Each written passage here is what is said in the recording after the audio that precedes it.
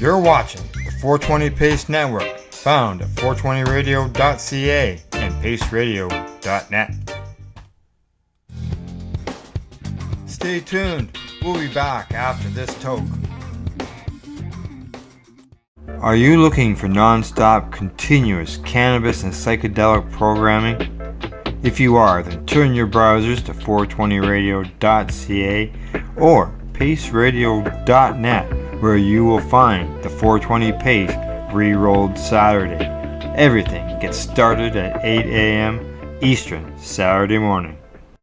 You're listening to the Pace Radio Network here at paceradio.net.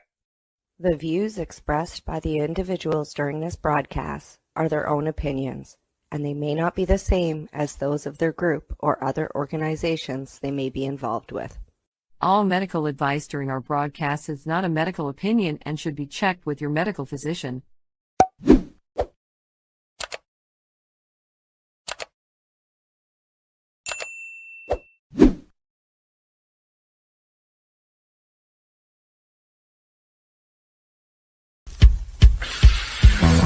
Oh yeah, baby, that's lovely.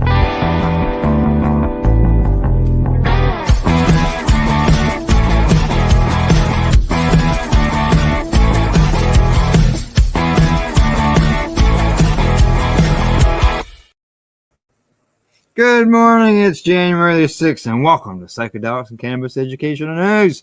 Good morning, Rev Cindy, and Happy New Year. Happy New Year, Al. How was your holiday? Good. I got to visit family, got to do some things around the house that needed to be done, and a few other things. It was good, yeah. And yourself? My holiday was fantastic. I turned off work a couple of days before Christmas and just turned it back on this morning. Exactly. I did the same thing. Our last broadcast was the last time I had my computer turned on. Yeah. It was a good break visiting with family and doing just fun things. Correct. Yeah, exactly. And get caught up on a few things that, that weren't getting done. And, everything's good now and we're caught up. So wicked. All righty. Oh, I see I got messages. I'll check them afterwards. We got news to cover, and we've got, there's been so much news over the last 2 weeks. I'm posting it on the Facebook page, so everybody can still follow along with the news.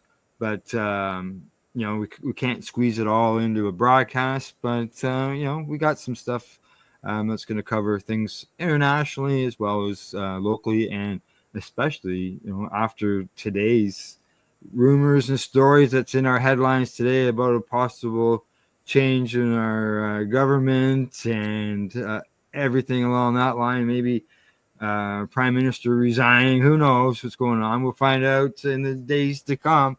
But what's the possibility? What's going to happen down the road when it comes to cannabis fall? So let's just start the new year off with the story from there. There you go. Yeah. Coming to us from StratCan, what could an early election mean for the cannabis industry and pending regulatory changes? Yeah, with an early federal election looking increasingly likely, really likely now, there are several issues those in the cannabis industry should be keeping an eye on in the coming months. Given the current and ongoing polling and national mood, this article is written with the assumption that the next government will be a conservative one led by Pierre Poilievre. Yeah. If an election is called, it can mean changes to several ongoing issues the industry is focused on. Here are a few worth watching. Health Canada delivered a large package of proposals and changed the federal cannabis rules and regulations in 2024, lowering fees and regulatory requirements and increasing the amount of cannabis that micros can grow and process. Since they were first proposed, the changes have been expected to come into force in early to mid 2025. Now, if an election is called at any point, these regulatory proposals will not immediately stop as they would if they were legislation. But this would mean that the work would be primarily paused until the end of the election. The new government could then choose to continue that work and pause it indefinitely or even scrap it entirely.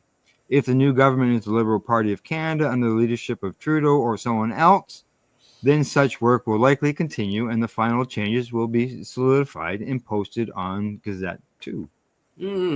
However, if the new government is, as expected, the Conservative Party of Canada under the leadership of Pierre Poilievre, then it is possible the work will be shelved, possibly indefinitely, or even scrapped entirely. The Conservatives would likely not lose much political capital in doing so and might even gain some capital among specific sectors of their base.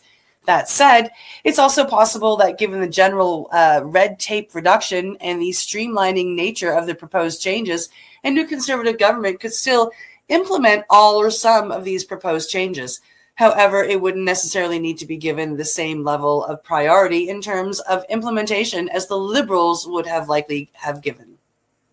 Now, as far as the excise tax, they say the federal government also recently said it's considering possibly moving from 13 separate cannabis excise stamps to one national one, something the industry has been asking for. The timeline for this consideration was next spring, similar to the issues relating to the proposed regulatory package. A new government would not necessarily need to keep such a promise. An election could, at best, slow down the process of investigating the issue. Now, as far as Conservatives and cannabis, the above issues relate to ongoing work that the current government has done on the cannabis file. But what could a conservative federal government mean for the cannabis industry and the associated act and regulations in general? This is a very broad question that deserves its own in-depth analysis, and there are many layers to consider. But here are a few high-level considerations. The Conservatives have several known talking points related to the cannabis file that could signal the possible direction of a new Conservative-led federal government might take. Now, here's one: medical cannabis. The Conservatives in the past tried to make significant changes to Canada's medical cannabis access programs, repeatedly forced to manage the medical cannabis file by the courts in 2013. The Conservatives first tried to get rid of the ability for medical cannabis users entirely, with approval from a Health Canada provider, to grow their own cannabis or to designate someone to do so on their behalf. The patients at that time, it's not on here, but the patients at that time would know this at the time when they wanted us to put our cannabis in kitty litter and dispose of it. Now, their messaging since that time has not changed much, with a big focus from many Conservative MPs over the years to highlight how this personal and designated producer system at times abused for the purpose of diversion into the illicit market. So it's not much of a stretch to assume they will continue to focus if they again hold the reins of power in Ottawa. Homegrow. Not only do Conservative Party members have a track record of trying to get rid of medical homegrow, but many in the party have long expressed concerns with people having the right to grow their own cannabis. This was one of the many aspects of cannabis legalization that the Conservative Party outright opposed on principle, with one famous Conservative MP suggesting that young kids would be getting high with their parents' homegrow, utilizing toaster ovens. Yes. Another Conservative MP compared homegrown cannabis to being able to make fentanyl at home. Like, seriously. It was a Conservative Senator, Vern White, who proposed an amendment to Bill C-45, the cannabis legalization bill, that would have removed the allowance to grow up to 4 plants at home. The amendment was defeated 40-33. Then another Conservative Senator, Claude Carnagan proposed an amendment that would have allowed indoor cultivation. That was also defeated in a 40-31 vote. So you can see by those numbers and just by those 4 paragraphs that we just gone through, the Conservatives are not for medical patients growing at home, and they're not for recreational grows as well. Yeah. Now, after legislation or legalization, the Conservative shadow minister of health at the time, Marilyn Gladu, told the Globe and Mail in 2019 that the party would seek to ban home grows and further restrict personal and designated home grow licenses while supporting larger publicly traded licensed producers. It's all right there, folks. So it's not a stretch to suggest that this could also be within their sights. Yeah. I've been saying this for months. I'm Yep. glad to see it in writing. A less diverse industry. The coming into force of the Federal Cannabis Act and cannabis regulation represented a significant shift from the previous medical-only status quo. Not only did this mean more broad access to a regulated cannabis supply chain for adults in Canada, it also meant new production regulations that were much less one-size-fits-all than the previous conservative government's medical rules had established. While legalization itself was built around the basic foundation of federally licensed producers, first created by Health Canada under Harper's watch, the MMPR, broader cannabis legalization simplified certain aspects of those regulations and the application process and created new license categories to allow for smaller and less capital-rich businesses to participate.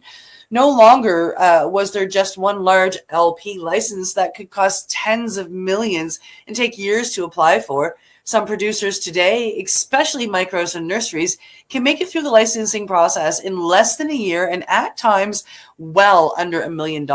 Some have even done it for under $100,000. Wow, that's the process itself, though, isn't easy. It requires a lot of time and resources to manage the number of licenses and license categories, but not only during the application process, but also once they are licensed. Staff must answer phone calls, respond to emails, and undertake inspections. Licensing hundreds of small micros is not cost effective, and a new government seeking to cut red tape and bureaucracy could view such an approach as insufficient. If you're working at or invested in a big licensed producer, this could be a win for you. But if you're a smaller business operating in or looking to operate in the cannabis space, this might mean longer wait times for service. If you think it's bad now, imagine if there were, for example, 25% fewer employees to respond to your requests. Yeah. Now, it's not necessarily all doom and gloom. There are arguments to be made for red tape reduction and streamlining of some of the more onerous aspects of the federal regulations. But given the Conservatives' overall resistance to the cannabis file in general, remember all but one Conservative voted against legalization itself, it's unlikely to see this as a priority. When it comes to the excise tax, Conservatives hate taxes, right? Well, sort of. Yes, the Conservatives, especially Pierre, have spent much time railing about the excise taxes in Canada, especially the carbon tax, verb the noun, as slogans go. But does this translate to excise tax reform for the cannabis industry? It's possible, but I wouldn't hold my breath. Any changes to the federal excise rate for cannabis means less money for the provinces, who bring home almost all of that money. That's not something many federal leaders would see much benefit in doing, especially on a file that most voters don't seem to care much about, if at all. What will a Conservative government of Canada mean for the cannabis industry? At best, I would prepare for less federal support, not more, and a delay in any ongoing regulatory changes, such as harmonizing excise stamps or the massive regulatory package proposal shared in 2024. At worst, the industry should prepare for a shrinking federal regulatory agency that will seek to streamline operations, which would most likely mean a redefined focus on a few touch points, a handful of big companies, not tons of little ones. This could be good news for the handful of big pubcos on the producer side, but for the little guys, it might be about to get a lot harder. That said, none of this is foregone certainty. While much of the above is negative, there's also the possibility that the right advice, Poilievre's government could approach this differently, unshackling cannabis from the overregulation of the nanny state. Some past statements in regard to edibles potency limits, for example, show some potential openness to this approach.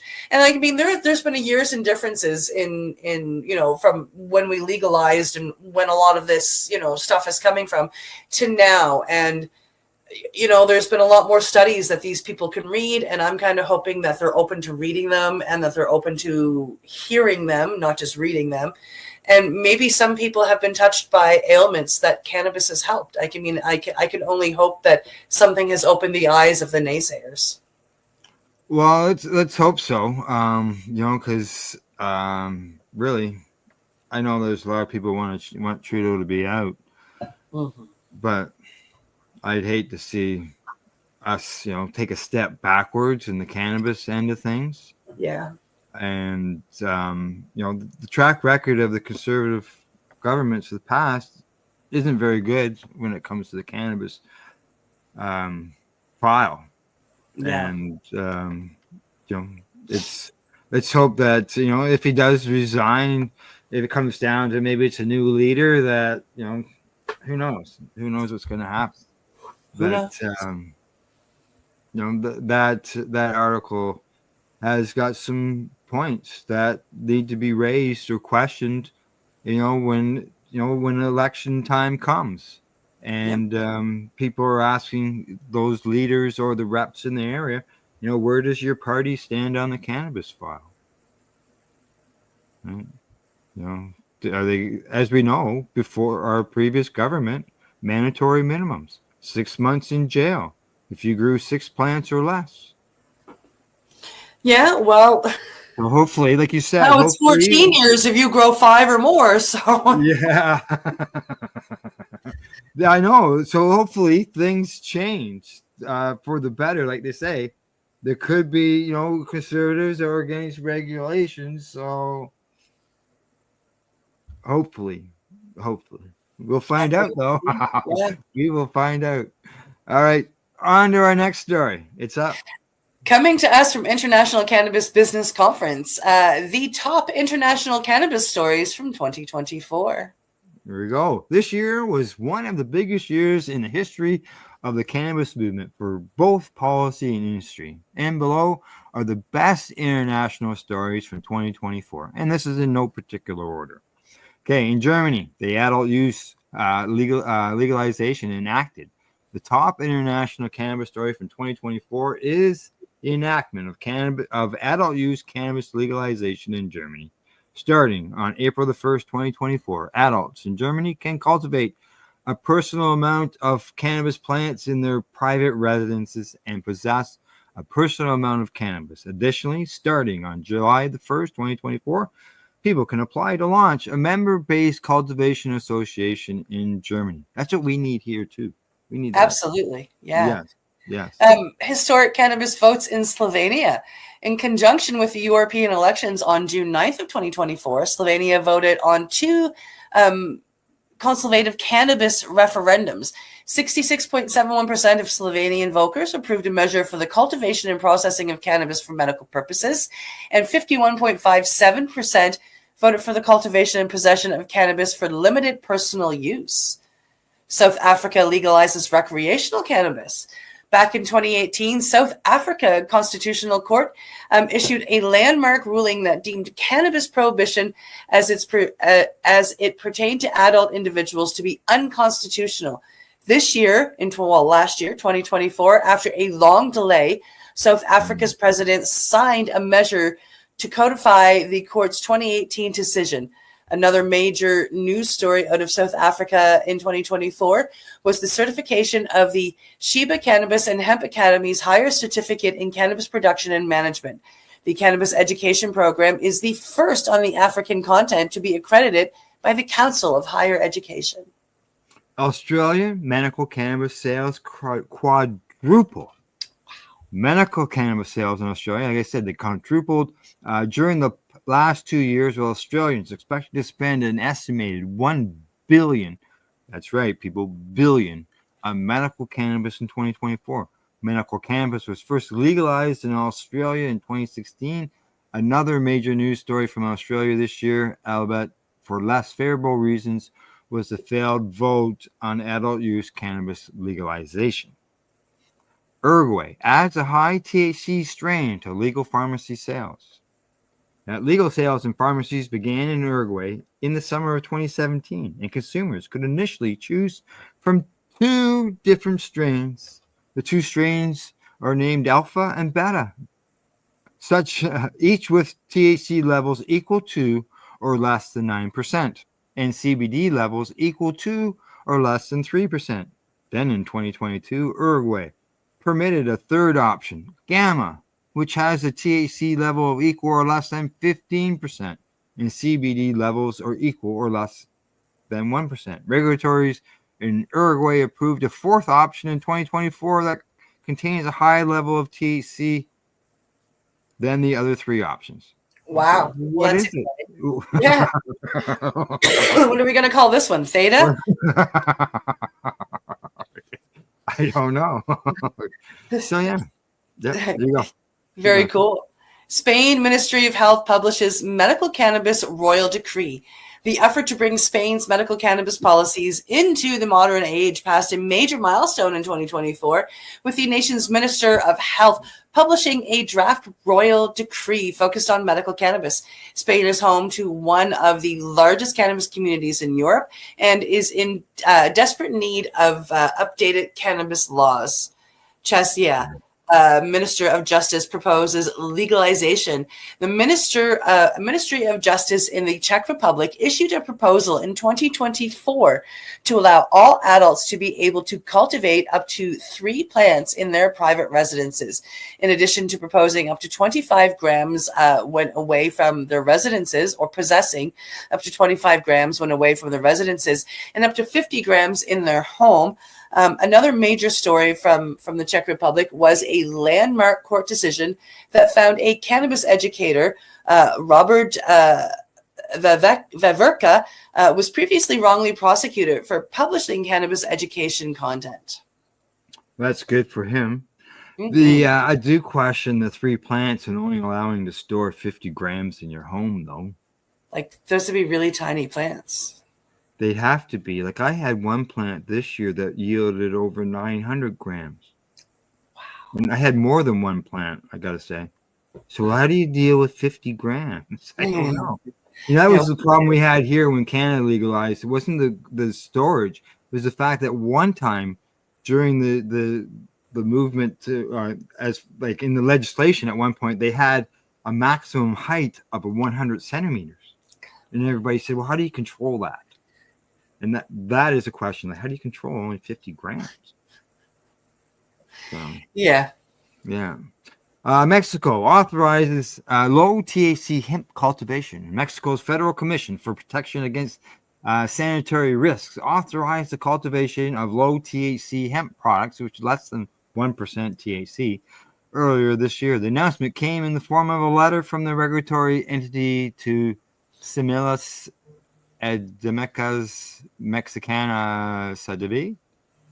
Now, Japan's cannabis market expanded 6-fold. A new cannabis law took effect in Japan in 2024, and market research has announced this year that Japan's legal cannabis industry has increased 6-fold in recent years. Japan's new law took effect in 2024, allows for the importation of certain medical cannabis products, which should further increase the size of Japan's legal cannabis industry going forward. Legalization is crushing the unregulated market in Canada. Health Canada released the results of its 2024 cannabis survey. And one of the main findings of this year's survey is that only 3% of consumers reported accessing cannabis through illegal sources, which is a decrease from a reported 16% back in 2019. I'm not sure how true that is, but I mean, like, I've in the last couple of weeks, I have been watching people that have said no to the legal cannabis market since it started. They now work in the legal cannabis market. They're showing off their purchases from the legal cannabis market. So I don't know how right those numbers are, but I see the swing. I have to agree. I do see the swing, but we did report on this survey before the holidays. Yeah. And there was a breakdown of it. And the numbers of consumers that did the survey was low. Yes. There was more non-consumers or very light consumers who did the survey versus people like you and me and the people that we know, right? So I wasn't once we went through that article and read it, and that made it easier to understand why it only showed 3% of consumers are going to the illicit market, because there wasn't it wasn't an everyday consumer that was doing the survey. Yep. Yeah. Yep. And finally, France's medical cannabis trial receives another extension. Health authorities in France announced this month, I think we're talking December, that the nation's medical cannabis trial experiment will be extended until July 31st, 2025. The announcement is welcomed news to the reported 1,800 suffering patients estimated to be currently participating in the trial. So there you go. All kinds of news around the world on cannabis. Exciting. Yes, it sure is. And it's good to see, changes and laws being improved, but there's still people out there that are still being, subject to life sentences and still to death. So changes still have to be made. So Yep. We're not done yet. So Not done yet. no, not done yet. Just because it's legal in Canada doesn't mean that we just stop for everybody else. We still got to keep the fight going, right? That's right. All right. Next story is up. Coming to us from Health Day, psychedelics may boost mental health of people with cancer in recovery. Good news. Yeah. Mind-opening psychedelic drugs can provide a needed boost to people dealing with cancer or struggling with alcoholism, according to a pair of new studies from New York University. One study found that psilocybin, the active ingredient in magic mushrooms, significantly reduced anxiety, depression, anger, and other mental health problems in people with cancer when combined with therapy. The second found that psilocybin can reduce depression, impulsiveness, and other unhelpful feelings in people being treated for alcohol use disorder. Our findings suggest the mental health benefits of psilocybin therapy for cancer patients may reach far beyond what we have previously understood. And this is coming from Dr. Petros Petrids, who is the lead author of the first study of a clinical assistant professor of psychiatry, New York University Grossman School of Medicine. And he said this in a news release from the school. Now, for the first study, researchers analyzed data from 2 previous clinical trials that used psilocybin-assisted therapy to address anxiety and depression in nearly 80 men and women with cancer.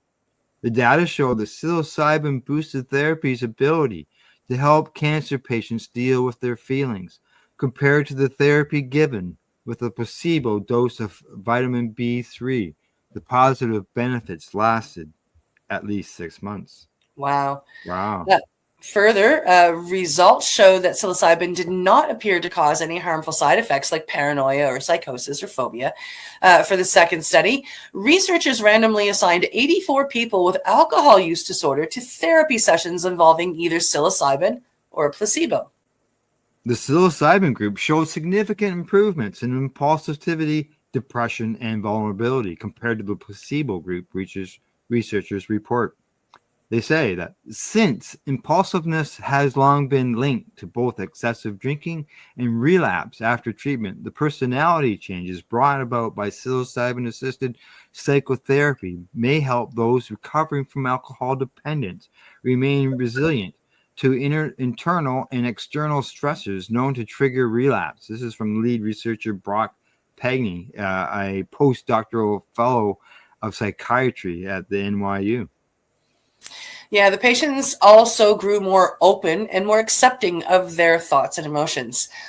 Men were more likely to experience a boost of positive emotions, while women were more likely to have an increase in openness, researchers said. However, researchers noted that these studies occurred in controlled therapeutic environments and that psilocybin is best used under doctors' supervision. So there you go. There we go. Good. It's always good news when you can, read about a report or about a study on that. That's people dealing with depression, people dealing with alcoholism, and cancer, which is throwing a lot of that stuff. I'm sure when, patients get cancer, depression, people can have negative thoughts. I had cancer, and I was able to have it removed, but a lot of people can't. Yeah. Yeah. Right. So. Yep.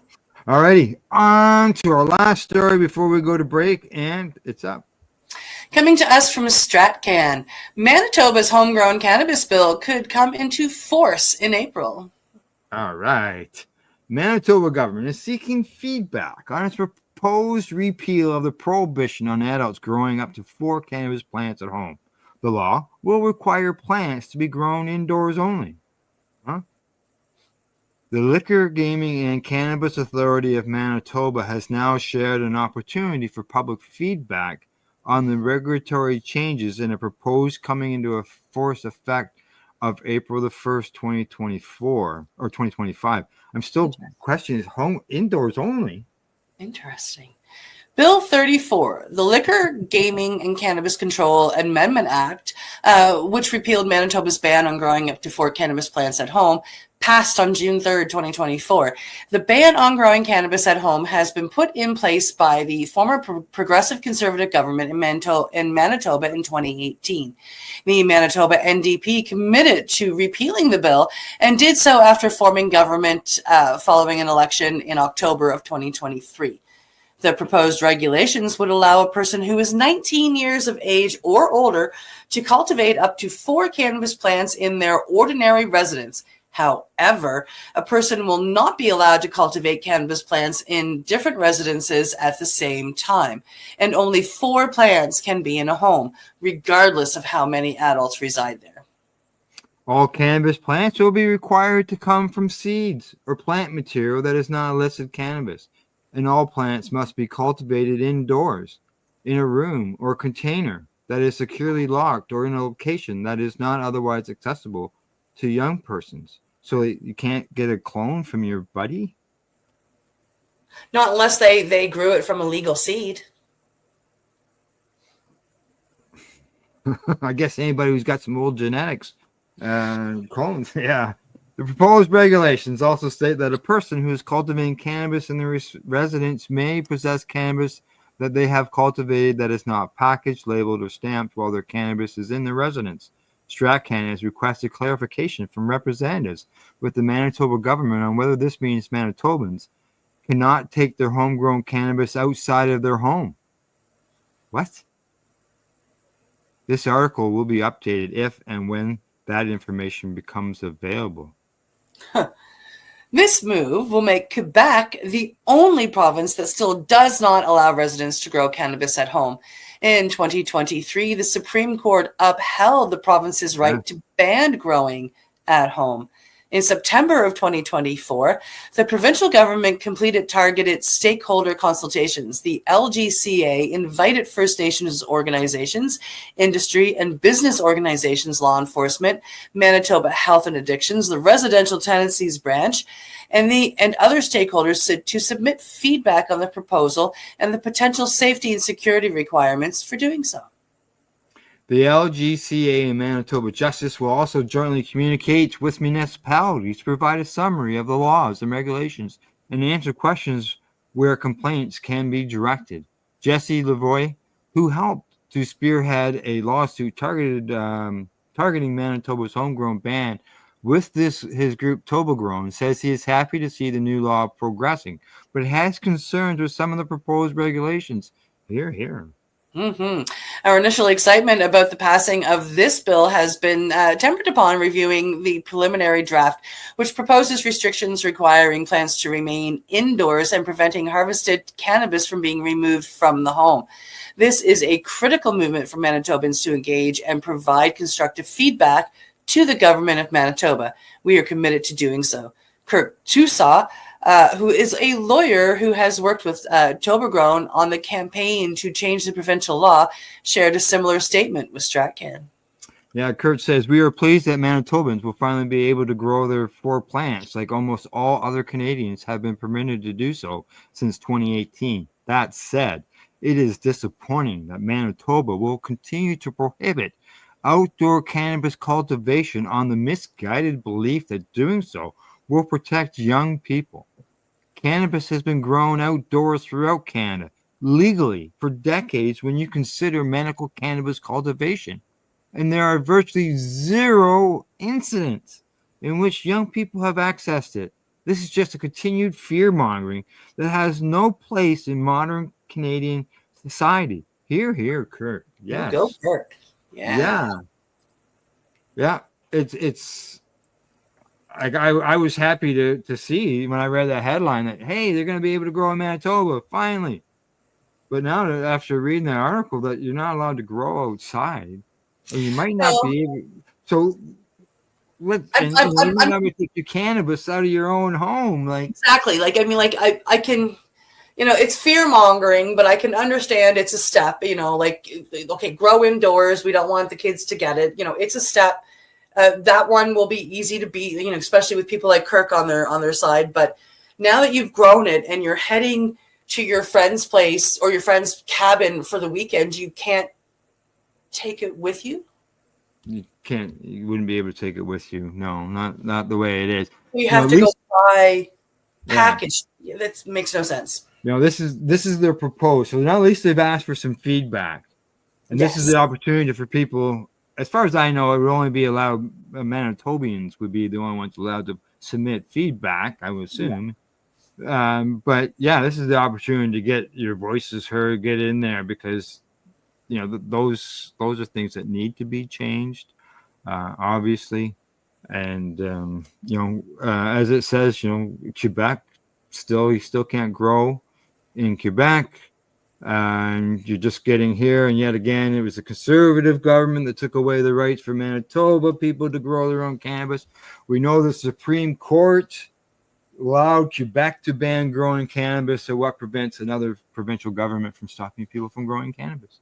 Nothing. Absolutely nothing. All right. Time for us to take a break because I don't want to get into that too much. We'll be right back. You're watching. Time to go medicate that last story away, Al. Yeah, really. You're watching Psychedelics and Cannabis Education News.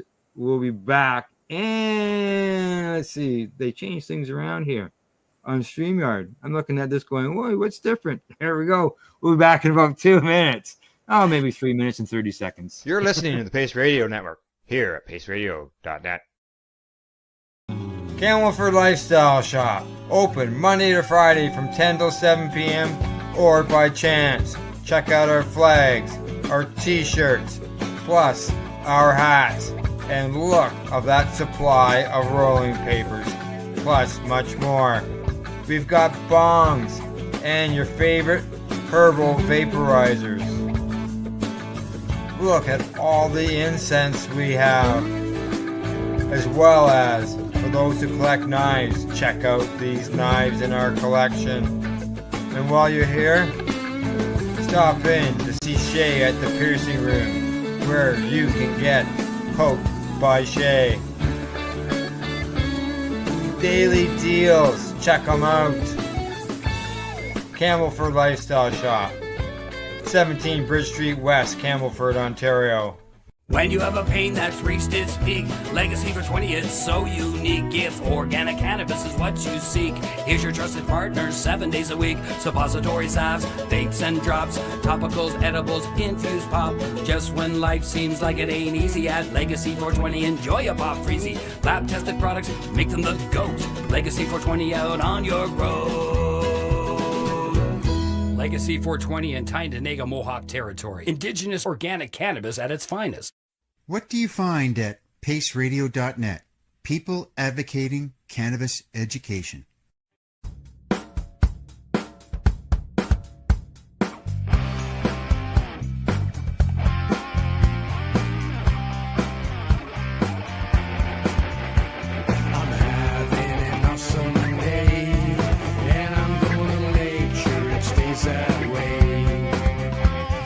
having an awesome day, and I'm gonna make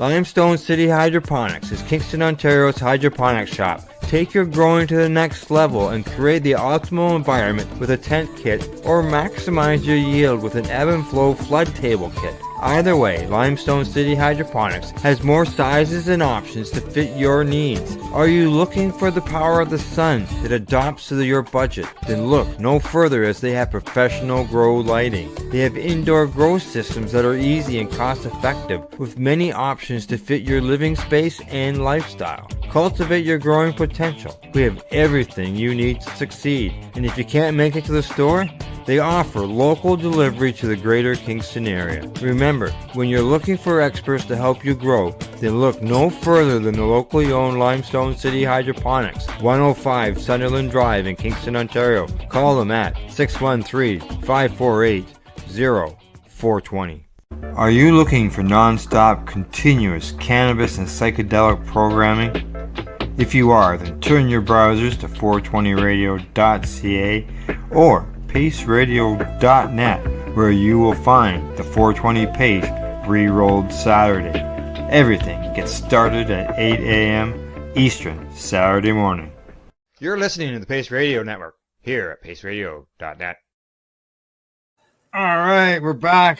Cindy's finishing her medication session. All righty, let's get into the news. Here we go. First one's up. Coming to us from the Marijuana Herald, Colorado, applications for psilocybin treatment centers are now open. Yes, they have approved by voters in 2022. Proposition 122, which is the Natural Medicine Health Act, allows regulated use of psilocybin for conditions such as depression, PTSD in those 21 years of age or older. And as of today, January the 1st, which is a few days ago, licenses for treatment centers are now open for those interested in applying. Although it will take months for services to commence, this marks a significant milestone in the 2022 law being fully enacted. Yeah, that's exciting. The move has sparked heated debates, particularly in conservative areas like Colorado Springs, notes the Associated Press. Local leaders have imposed restrictions on psilocybin healing centers, limiting their proximity to schools and other locations. Despite objections from the veterans advocating for access, the City Council passed a measure extending these restrictions, citing safety concerns. Veterans like Lane Ballon have been vocal proponents of psilocybin therapy, emphasizing its potential to address the lingering trauma of military service. This is an opportunity to support veterans, says Ballon, who credits psilocybin with helping him manage anxiety and reconnect with life. While psilocybin remains federally illegal, Colorado's program is far more controlled than the state's recreational cannabis market. The therapy will involve strict oversight, including risk assessments, monitored sessions, and regulated psilocybin production. Advocates argue the urgency of addressing mental health crisis. This is a tool we can add to our toolbox, says Tyler West of Healing Advocacy Fund. Mm-hmm. With promising results from early studies, Colorado's program could pave the way for broader acceptance of psychedelic therapies and similar programs being enacted in other states. Proposition 122 also allows for the possession of psilocybin, DMT, ibogaine, and mescaline, excluding peyote, but doesn't establish regulated distribution of these substances. Yeah, we had that situation where we were allowed legal cannabis at one time, but Terry didn't have any spot to access it, and that sounds sort of familiar. All right, let's get the next one up. We're going to be counting by the numbers here because of the next story. Yeah. Yes, Really? coming to us from Cannabis and Tech Today. By the numbers, top 5 health conditions women are treating with cannabis. Right, and you let me know whether these are the top 5 or whether you have some that you think should be added to it. And it says I began watching in the cannabis space over 20 plus years ago when we were all activists. And the main point of cannabis policy reform was ending criminal prosecution. In the years since, and as the industry has grown, cannabis has become a symbol of issues greater than itself.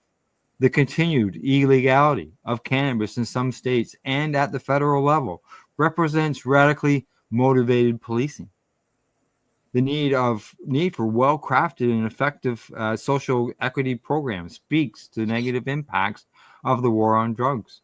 Yeah. The focus on testing and product safety shines a light on balancing regulation and personal freedom.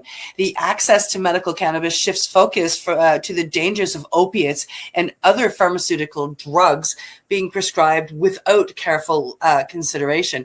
A majority of Americans, including those from both sides of the aisle, now favor cannabis legalization. The most impactful discussions of cannabis during this election will not exist in a vacuum, but should be tied to issues that impact most Americans. Now, according to the 2023 New Frontier Data Consumer Survey, the top 5 health conditions women are treating with cannabis are painful periods, heavy bleeding, menopause, irregular periods, and PMS. Would you like to add anything to that? Oh, we're coming directly from women. I think those are beautiful, painful periods. Menopause, PMS can all be helped by cannabis. I would throw in osteoarthritis on top of that because women are very prone to osteoarthritis, and fibromyalgia. I fight both of those. Now it says here the top 5 health-related symptoms women are treating with cannabis are back pain, mood changes, sleep problems, headaches, and bloating. Absolutely. And they can, all of those can fall into, most of what we just saw. All of that can fall into painful periods, into menopause, PMS. It's the symptoms of what we go through. And I would have to absolutely agree with that. Yeah, you can see how I understand where you're coming from, where they could be all connected for sure. Oh, 100%. Yeah. 55% of women surveyed use cannabis products with THC and 18% use products with CBD. The top 3 product forms that women use to treat their symptoms are we smoke cannabis. Absolutely. Edibles are very much up there. And vaporization. I think we are missing topicals. If you're a woman out there and you suffer from back pain, if you suffer from sleep problems and headaches and perimenopause and menopause, topicals and soaking in cannabis are definitely they should definitely, I would put them above vaporization on that list. Yeah, so soaking, you mean like bath bombs? Bath bombs, absolutely. Yeah. Now they say that 96% of women who use cannabis to treat a woman's health problem say it is effective at managing their symptoms, with 40% saying it's very effective. So there you go. Yeah.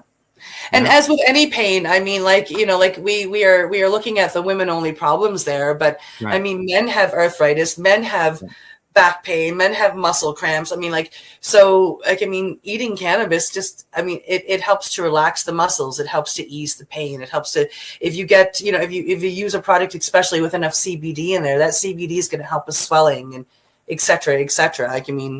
We all know. Yeah. All righty. Here we go. On to the next story. Coming to us from MSN.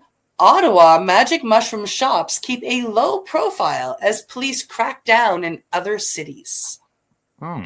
Ottawa magic mushroom shops openly selling the illegal drugs say they're hoping police have more pressing matters than cracking down on their stores, as retailers and other municipalities are raided and shut down.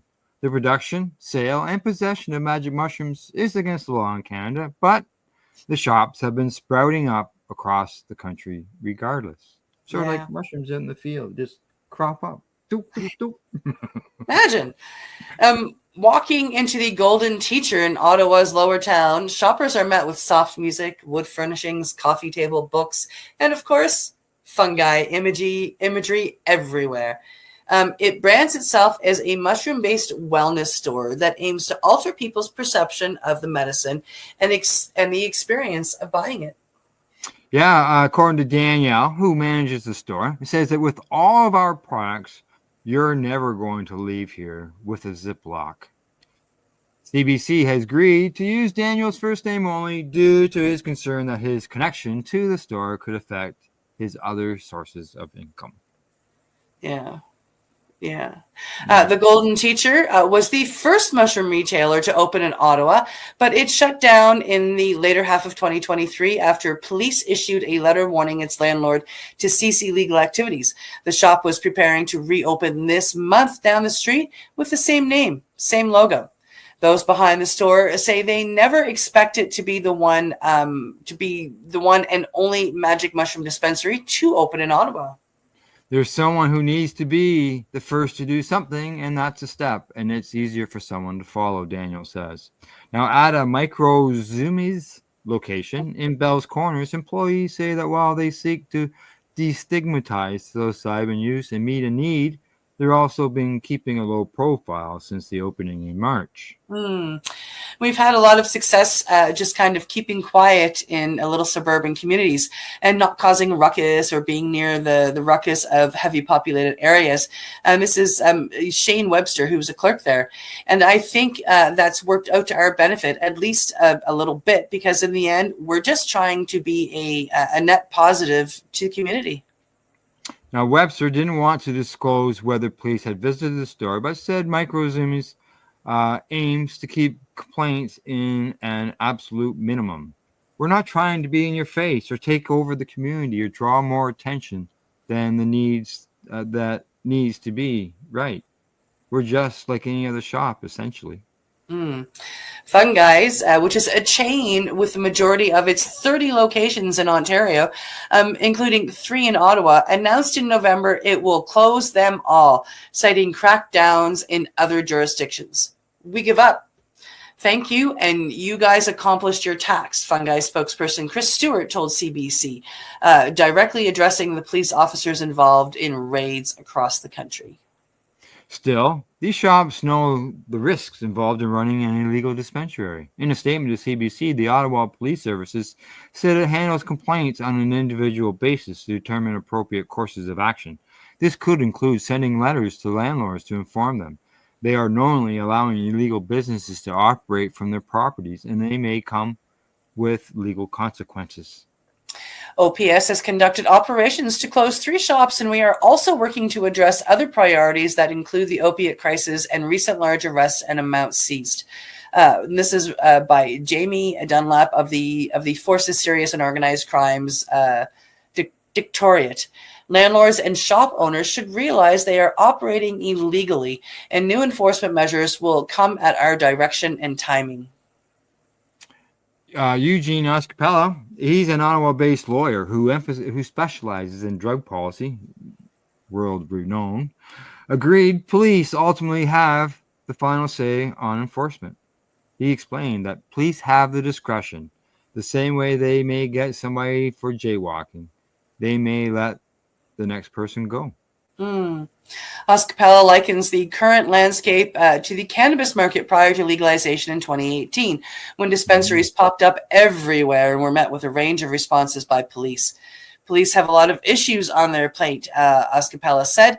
I think in the past 15, 20 years, we've seen a bit of shift away from just going after people because they're using drugs to saying, look, what harm is this? Should we be devoting our resources to something more problematic like drug overdoses?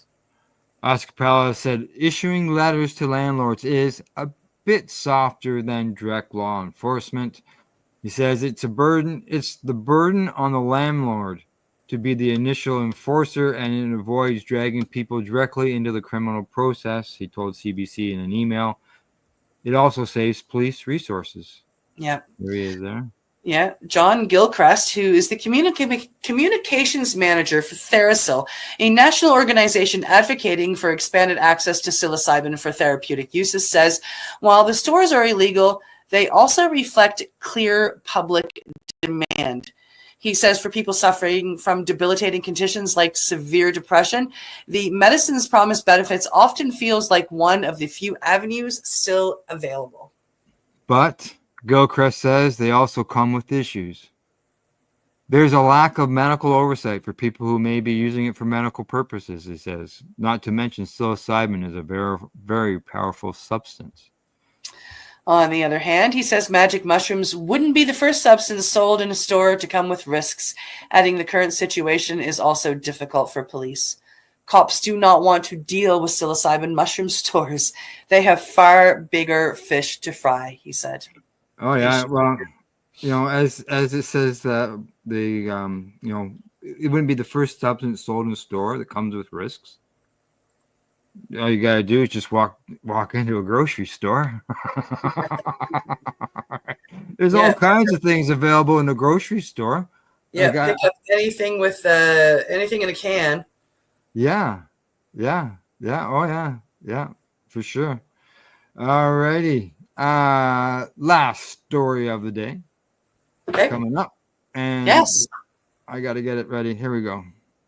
Coming to us from MJ Biz Daily, Canadian cannabis operator Entourage inks deal to go private.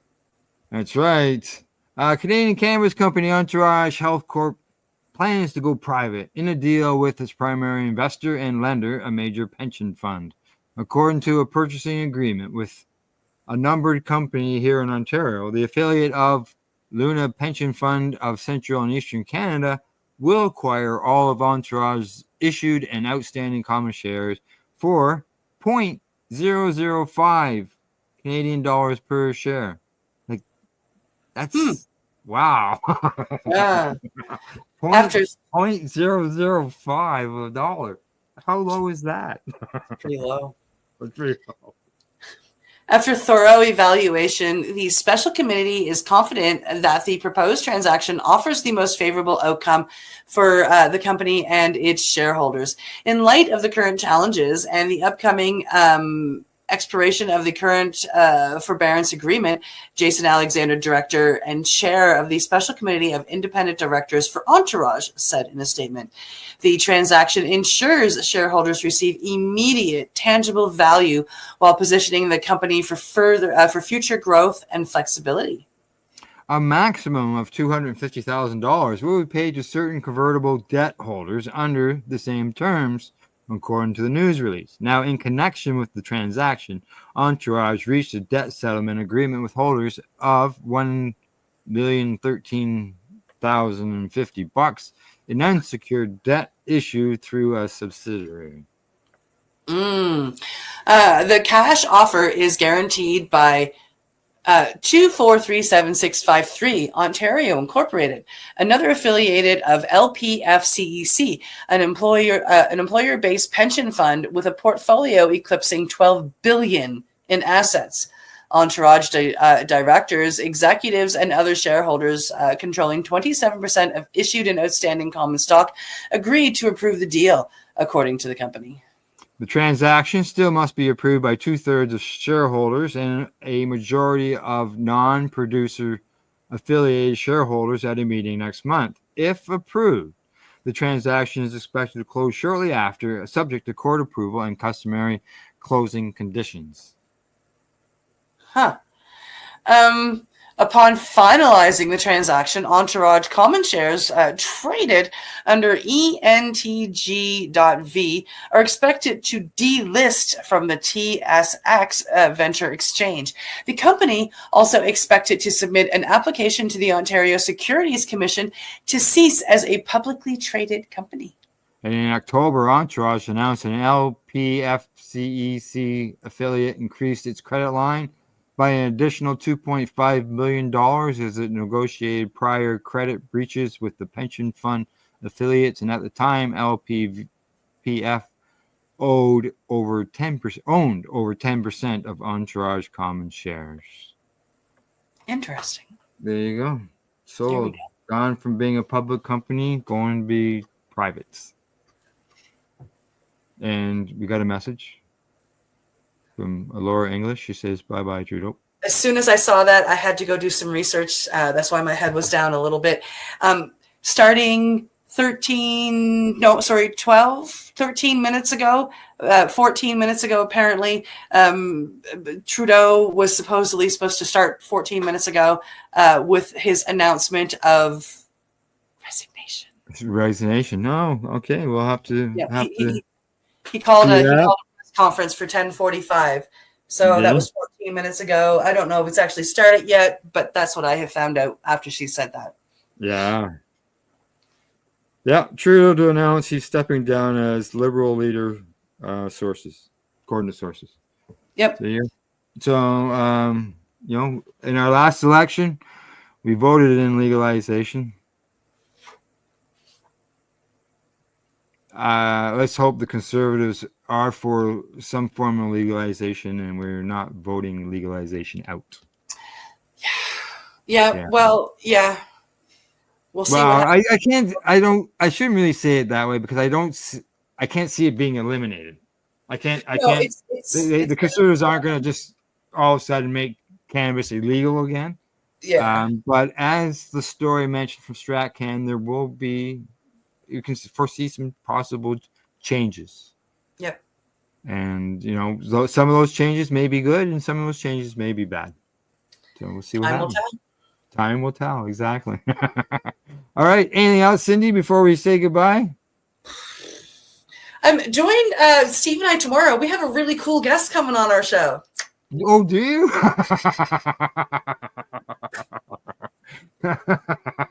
Yeah, you can join me and Cindy and Steve. Over that way. This way. Yes. Yeah. Tomorrow. 3 o'clock? 3 o'clock your time, yes. That's right. Okay. I look forward to it. Me too. All right. Other than that, from the Legacy420.com news desk, that's our Pace News report for today and our first one for 2025. Thanks to our buds at Camelford Lifestyle Shop, Legacy420.com, Limestone City Hydroponics.ca, and atease.ca. And in closing, I'd like to say thanks for tuning in, everybody. And don't forget to educate, medicate, and do not incarcerate. You're listening to the Pace Radio Network here at paceradio.net. The opinions of the individuals during this broadcast are their own, and may not be the opinions of their group or other organizations they may be involved with. All medical advice during our broadcast is not a medical opinion and should be checked with your medical physician. When you have a pain that's reached its peak, Legacy for 20, it's so unique. If organic cannabis is what you seek, here's your trusted partner 7 days a week. Suppository salves, vapes and drops, topicals, edibles, infused pop. Just when life seems like it ain't easy, at Legacy 420 enjoy a pop freezy. Lab tested products make them the GOAT. Legacy 420 out on your road. Legacy 420 in Tyndonega Mohawk territory. Indigenous organic cannabis at its finest. Enjoy the buzz of legalization with Campbellford Lifestyle Shop. From lights to plant nutrients, books, consumption accessories, and more, we've got all your basics to grow or consume cannabis. Visit our info center or take a look at our piercing services and body jewelry, now available in-store through Campbellford Lifestyle Shop, 17 Bridge Street West, Campbellford. Limestone City Hydroponics is Kingston, Ontario's hydroponics shop. Take your growing to the next level and create the optimal environment with a tent kit or maximize your yield with an ebb and flow flood table kit. Either way, Limestone City Hydroponics has more sizes and options to fit your needs. Are you looking for the power of the sun that adapts to your budget? Then look no further, as they have professional grow lighting. They have indoor grow systems that are easy and cost effective with many options to fit your living space and lifestyle. Cultivate your growing potential. We have everything you need to succeed. And if you can't make it to the store, they offer local delivery to the greater Kingston area. Remember, when you're looking for experts to help you grow, then look no further than the locally owned Limestone City Hydroponics, 105 Sunderland Drive in Kingston, Ontario. Call them at 613-548-0420. We are people advocating cannabis education here at paceradio.net. This, guys, is a BT bottle with a little straw on the end of it, okay? Back in the day, we used to have glass bottles, soda pop in glass bottles, okay? Soft drinks.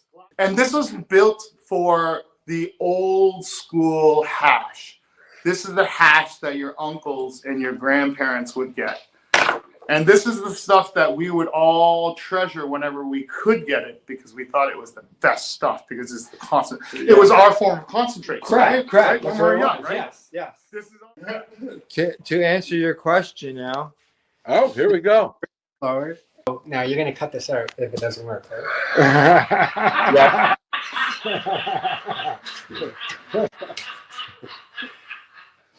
You just cut it out now. These are the 3 tools I use to form and shape the apples.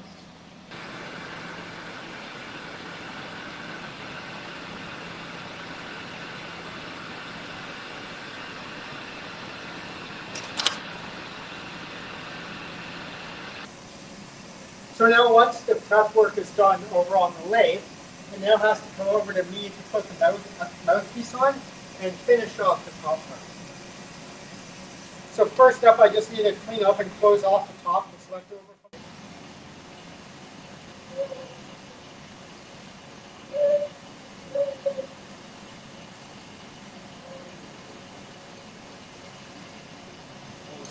First thing I'll do is I will heat up the corner and I'll push in the Maria, which is the circular lump that acts as a stopper.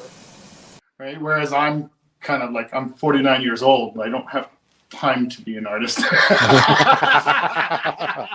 You know, but each one is individual, though. There's only one of each. So it does make it art. Oh, stop it. Okay.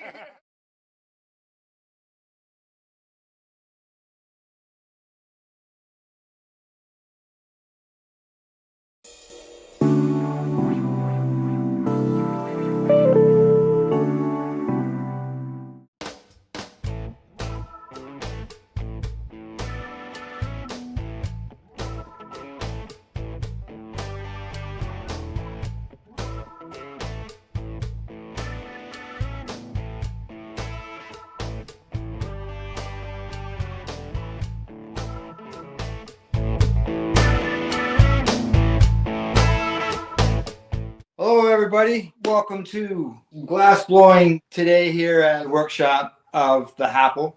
The creators of the Apple, Dave and Masta, are here with me today. We're going to watch them create some glass products, including we're going to go through the steps of the Apple with Dave.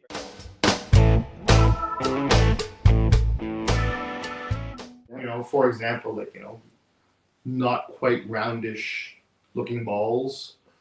That can't be called oranges because oranges are circular, so you're reduced to looking at it going, you know what? It's kind of a pear. No, you know what? It's an apple. It's an apple, right? Right? Because guess what? Nobody actually has a definition of what an apple shape is. That's right. Right? Yeah. And there's thousands of different breeds of apples, right? Correct. And so a little bit interesting. The only reason why they're apples is because of the fact that I got away with making oblong shaped circles. That's like literally the why I do it that way. One day he said, "Hey, that looks like an apple."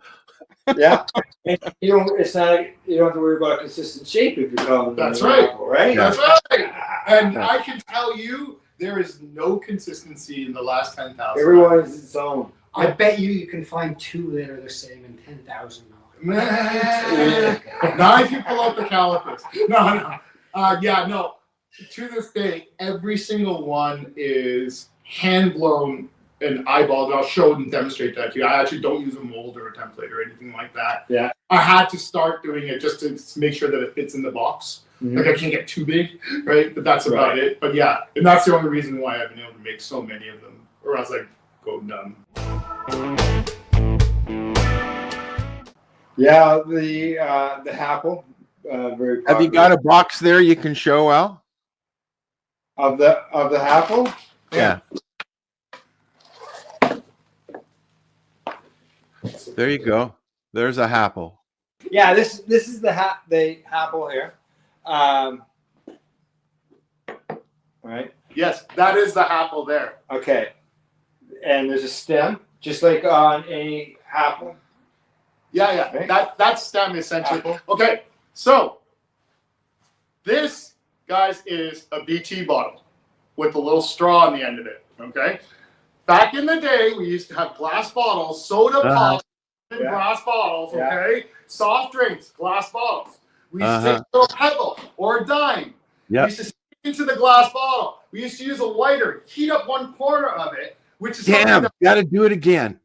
Evening out the wall thickness in the kiln, right? Correct. But we heat up one little corner of it, stress out one little spot And it of breaks. the bottle, and then if we do it in the right way and do the right tap, the pebble or the dime that's in the bottle will pop a hole out of the side of the bottle, and then therefore you can take your bottle, stick your joint or your cigarette with a little bit of hash on it into the bottle, and it was called a bottle toke. Yep. Yes. This is a bottle toker. This is your cigarette. Yep. But you don't have to use a cigarette anymore. You can just place your hash on here and put it into here. It fills up, and then you just pull it through there. Now, part of the reason why this has been great is for so many people who used to use this old style technique, but you can really only do it with cigarettes. Yeah. Right? Right, During bottle time. yeah, You couldn't do it with joints. People claim that they can do it with joints, but they're lying. Okay, it's not possible. It was always tobacco, right? And then so as guys got older and you had to quit smoking, you weren't able to do bottle tokes anymore because you were smoking. You just didn't want to have cigarettes around, right? So a lot of people had to give up hash because of the fact that they couldn't do any of it. So when we came up with this, it allowed more of the original old-timey smokers to be able to experience and enjoy hash for the first time without having to dilute it with tobacco, dry cannabis. Yeah, and I'm a person that doesn't smoke tobacco, so I wouldn't want tobacco. No, and so you never would have had a bottle toke. Yeah, like that would never have been something that you would have appealed to you, right? You're like, no, I don't want the tobacco. And when I did have one, it was And then with cannabis, then you've got your cannabis included in your hash, so then you're not getting that. Just if you want just that hash taste. Well, what you're doing is you're making your cannabis a little stronger, but you're making your hash a lot weaker because you're just adding. It's like no. And here's an interesting development within the legal market that's kind of it kind of dovetails nicely into the hash devices. Is right now within the legal market, there's such a competition between the stores to attract and keep customers.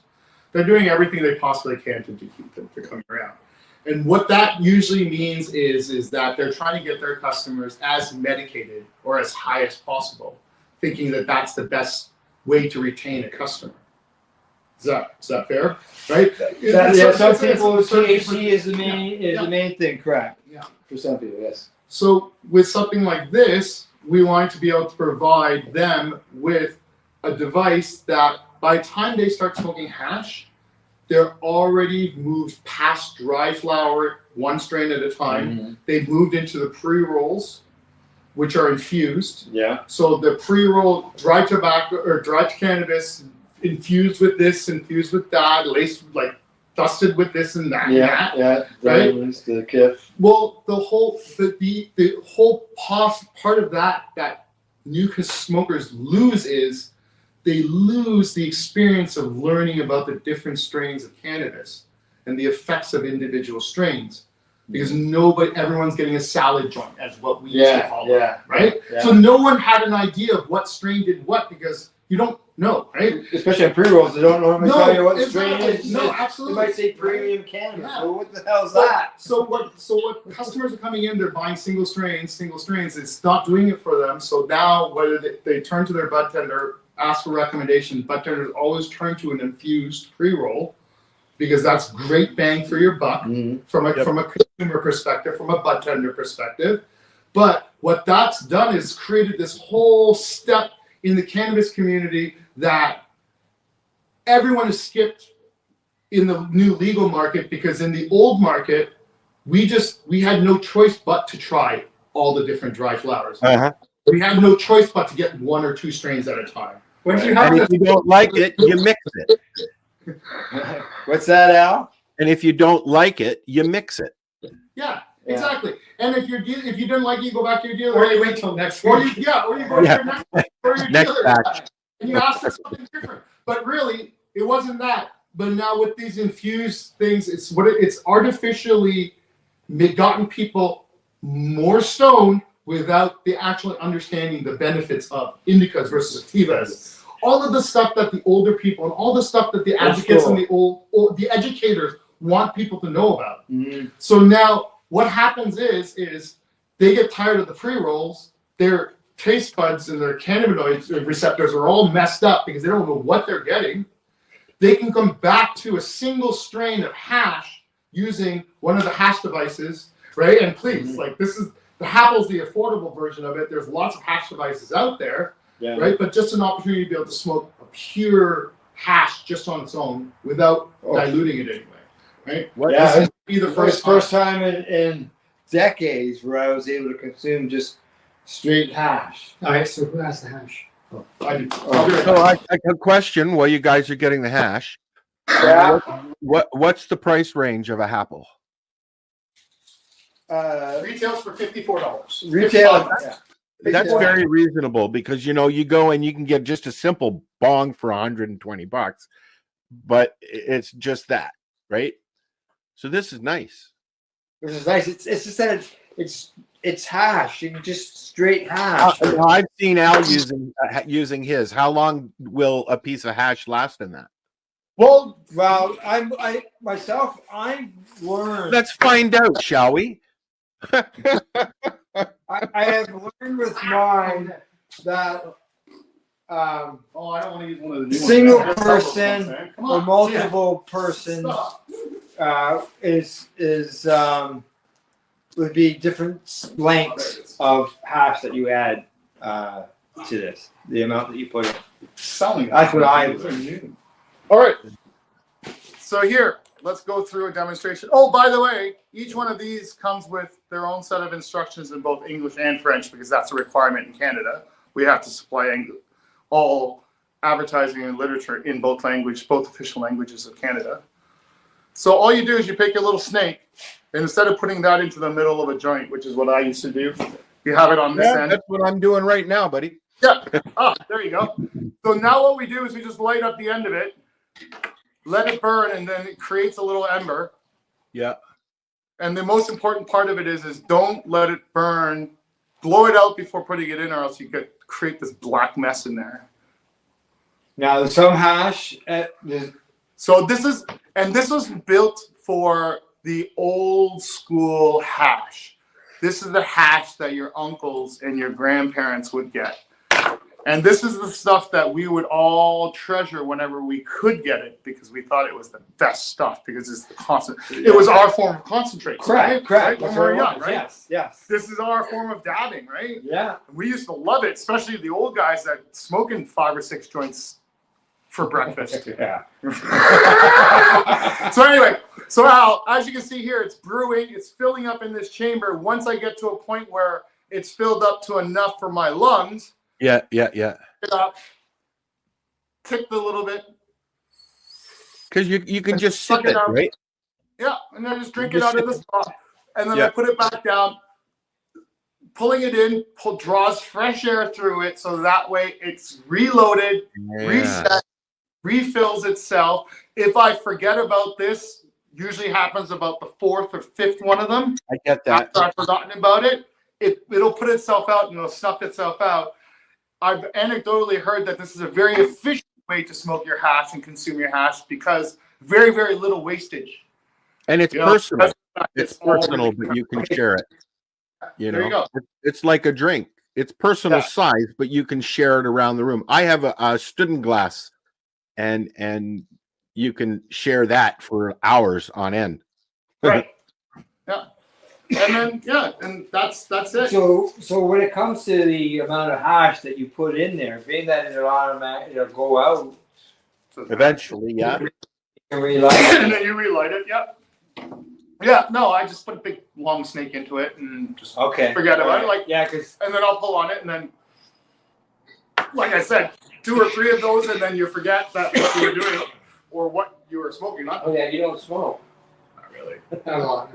No. That's right. Yeah. He doesn't share with his underlings. I think a joint smoker would like that. What's that, Al? I think a joint smoker would like that. Oh, well, yeah, I smoke joints all the time. There you go, Master. I'm going to drop that into there for him because, he's a special one. Oh, he needs the fresh one. Of course he does. He's Master. But look how beautiful that waterfall is. Yeah. It's yeah, that's one that didn't cross quality insurance, by the way. It's a little right on the side.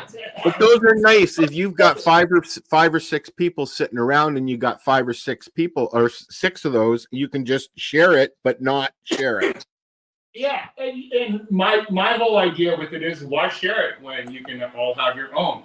And to your point with the party size one, any bigger than the chambers that we make is too big. Too big. The smoke, yeah. the hash smoke just gets stale and old, right? Like that old bomb smoke. Don't make sure you clear the bomb out. Yeah. Right. Yeah. You know what we're doing, right? Same thing, right? right? Like, oh, look at that. So That's super cool. Look at that. Look at that. Look at that. Look at that. Look. That's hash smoke. Hash smoke falls. Yeah. And this is why you should clean your apples. Wow. Oh, hey. For your audience. Hey. For your audience. Okay. I highly recommend that if you drink coffee, get one of these things and you fill this with ISO. Yeah. Right? And then when you're done with your apple for the day and night, drop it in there, close it up. And when you wake up in the morning, pull it out and you give yourself a little rinse in the water and then you have a brand new apple for the day. Right? It'll always be clean, right? And then you just keep the lid on this and then your alcohol will never That's really a cool idea. There you go. A tip. A Dave tip. An official Dave tip. Dr. Martha Stewart.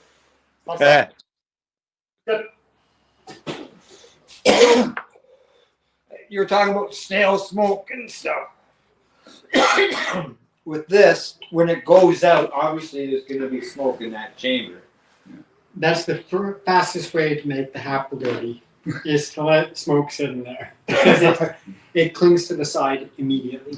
Yeah. And otherwise it just dissipates. Because as you can see, once it spills up, I don't know if you can see it on the camera or not, once it fills up, it starts to overflow.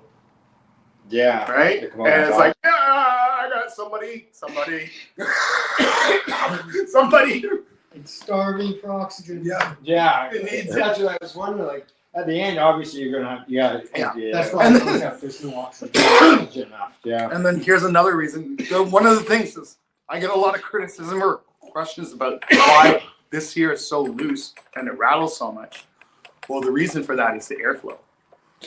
Because if you had it sitting tight and not rattling, it just completely choke out and it would never stay lit. You gotta keep some air in there. You gotta have it. So that rattle has to happen only for it to work. So it's kind of one of those, which is a little contrary because people don't like glass rattling with it. So well, you were just it's gonna break, right? And then where would you get another stem? If you break your stem, yeah, or you message me. Yeah. Right. Yeah. So what I'll do is I'll do a call out and I'll encourage people to message me whenever they have a broken stem. Yeah. Mainly because of the fact that I'm doing impromptu quality assurance. Right. Right. The number of stems I have to send out as a replacement would generally tell me whether or not this is a viable product. Right. Yeah. And I give replacement stems out pretty much for free. And I can still do that because I only get 1 in maybe 1,000 every few months. And it's never, but it's always because of negligence, right? Now, people can lose them. Yeah. Or drop them. Yeah, and as far as for someone to replace that stem, they'd have to get a hold of you. Very careful, unless you've got them available in the store. They are available. Separately? Yeah. Okay. Yeah, they're available individually, but realistically, it's so hard to put a price on that little stem. Oh, I'm sure. Because that little stem, in my mind, that's the secret to it. You can take that stem and use it wherever you want to. Mm-hmm. So the value of that stem is actually quite high towards the whole value of the whole piece. but I'm hard pressed to charge $25 for a replacement set, right? It just doesn't make sense. Right. And then at the same time, like, I don't know. I have no idea. It hasn't, like 1 in 1,000 every few months is probably like, that means I'm sending out 10 or 15, right? It's not a big deal at all, right? So anyway. Crap. Half shit's different. So it does. Yeah. This is the point of the video, Al, where you start recording faster, maybe. Jump. Yeah. Use that 30 frames per second George Miller shit.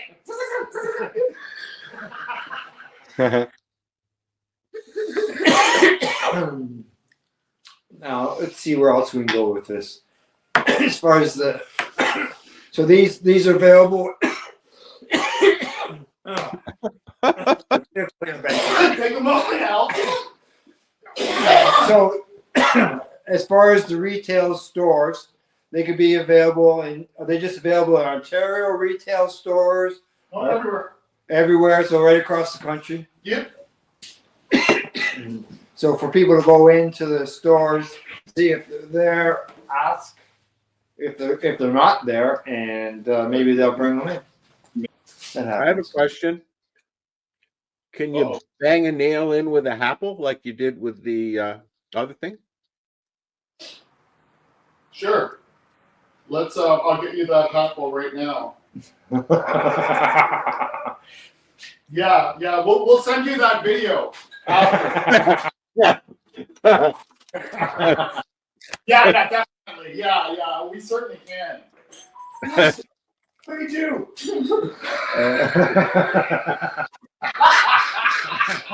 I think he's looking for one. Oh, maybe. I know that I've taken my Apple on the road with me quite a few times. Have you? So what's that? Now I know, and I know how I did the full-on block when I said I didn't want to talk about this, but I will talk about it a little bit. The next iteration that both Master and I are working on our own versions of it. Water filtered hash devices. Oh. So water filtration. Yeah. So this is particularly my design. It's called the Drew Dot. And it looks a little bit, it's supposed to look like an egg in honor of the egg farming that happens here, but nobody sees the egg. I know. I'm pretty. And then I like that with the egg. With the good black drop. Yeah. Drop, you know, you gotta use the black drop. Did you think you would be modeling today, Dave? It's got the percolator in the bottom. It's got the percolator in the model. And the whole the secret with this one is that this chamber here acts as the internal Apple. Right. So that chamber is where the smoke fills up, and then you put water in the bottom so that it filters through. And bubbles. Yeah, I found it very smooth. Yeah. Yeah, we were trying it. Yeah. Well, when I received it, I waited 5 days before I used it. So my first toke, everybody got to see the first time I used it in the video when we did the broadcast. Oh, good. And it was very smooth. Oh. Man, don't hurt yourself, please. Here. Let's try this. Okay. To answer your question now. Oh, here we go. Forward. No. Okay, hang on. I'm going to turn this. Okay. No, you're going to cut this out if it doesn't work, right? Yeah.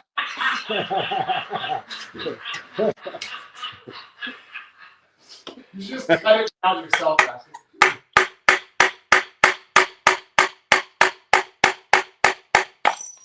Oh, no. Okay, all right. It broke, but how many times? How many times did you hit that for something that wasn't designed to do that with? Oh, those weren't test taps before? Didn't he just tap, tap, tap? Well, tap, any tap. Any tap. You know who's really good at those stuff? I'm going to try it again. Here we go. All right, I'll do it once more, and this time I'm only going to hit it 5 times. Five. Okay, we're gonna hit an apple. Apple on the nail. Yeah, that's way more. Yeah, all right, that's great. Holy Jesus. How do you know what? You need to learn to count, mister. There you go. Yeah. Okay. All right. So I mean that it's nice to see that because a lot of people, one of the reasons they don't use pipes is because you drop them and they break.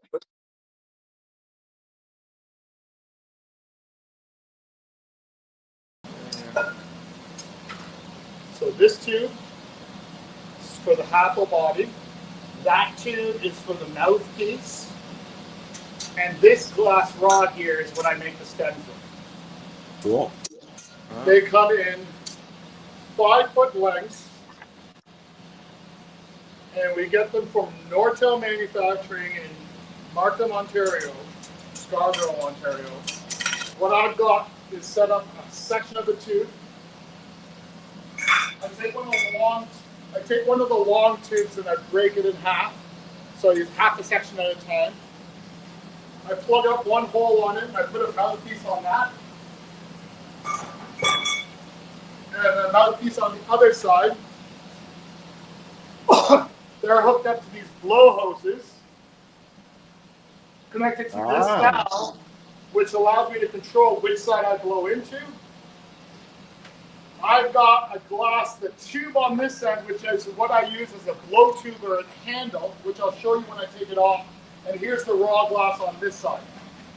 Now,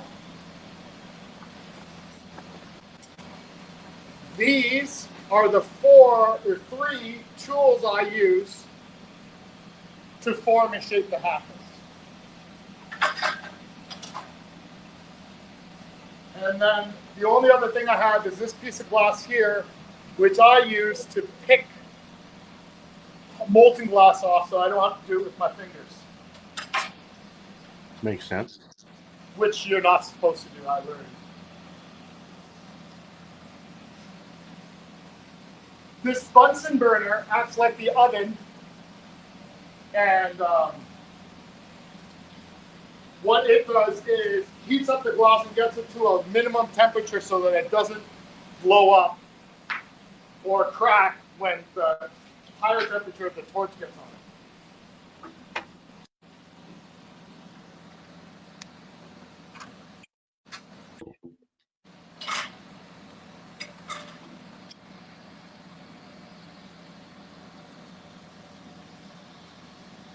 First thing I've done is open up a hole on this main tube so I can connect it to this smaller tube. At this point, the glass is heated up enough, so I'll turn the Bunsen burner off. Connect the 2 pieces of glass together. Once it's fused, I'll puff into it to make sure that it doesn't collapse on itself, because as glass heats up and becomes molten, it wants to condense on itself. So it's always collapsing. So one of the things I'm doing with the blowing into the blow hose is to keep it from collapsing and closing itself off.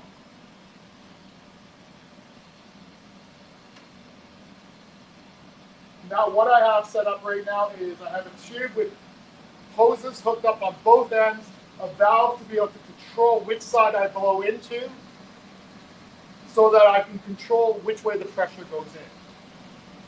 Not as big a deal on these pieces. Becomes more important as you get into larger, complicated pieces like the dewdrop. In our shop, sometimes when we turn our bigger flame on, it creates a popping sound, so we have a tendency to say fire in the hole, fire. And I didn't create a pop, which is great. You can edit in the sound effect later. I say Roger Rabbit. Wow.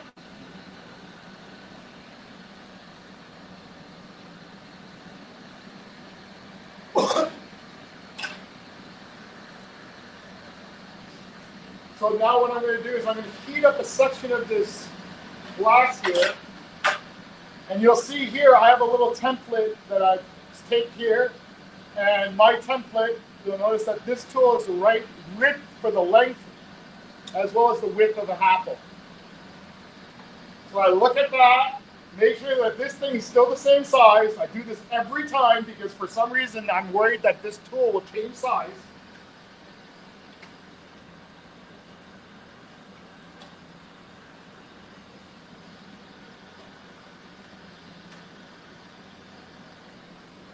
Once I've gotten it hot and molten enough, I'll start puffing it out to shape and form the bottom of the apple, of the first apple.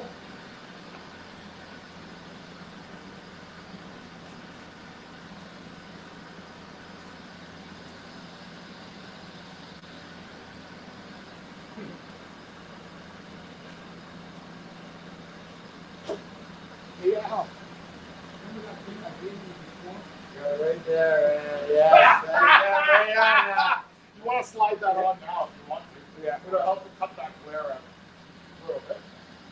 There you go. Yeah, what Dave was mentioning was this device right here. I got it in my hand, and what it allows me to do is to watch the flame. Because that can filters out the yellow. Filters out the sodium. Yeah, which can be end up where you get. Well, I guess it's not like a welding flash or anything.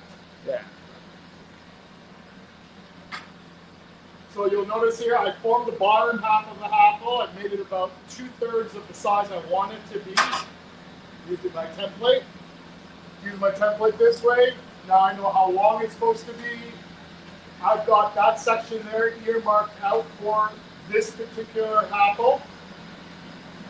And then now what I'm going to do is heat up the whole piece.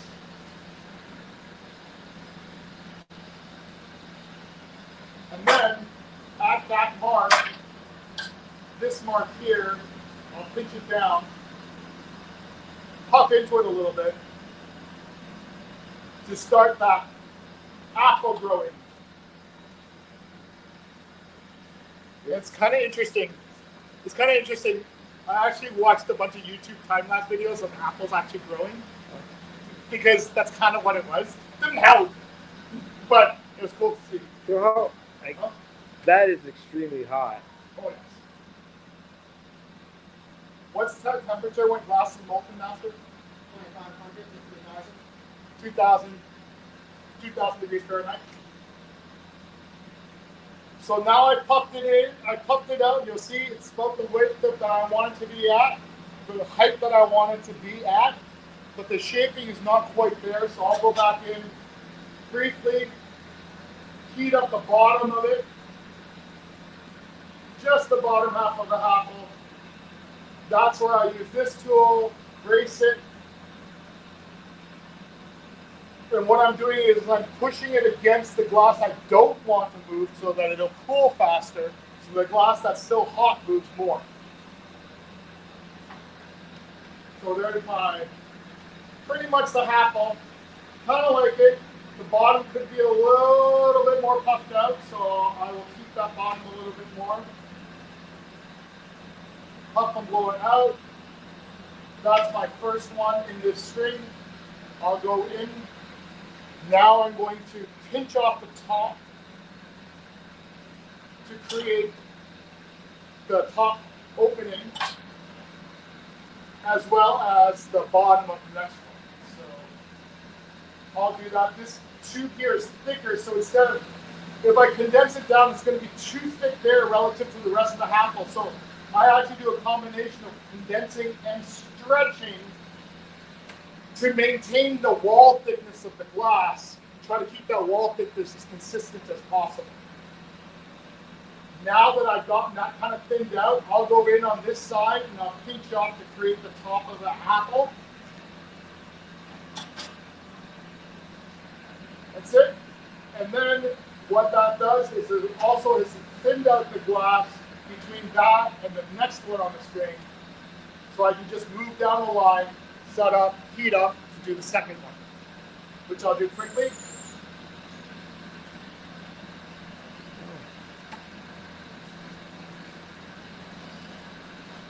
See it swelling as I watch it through this lens.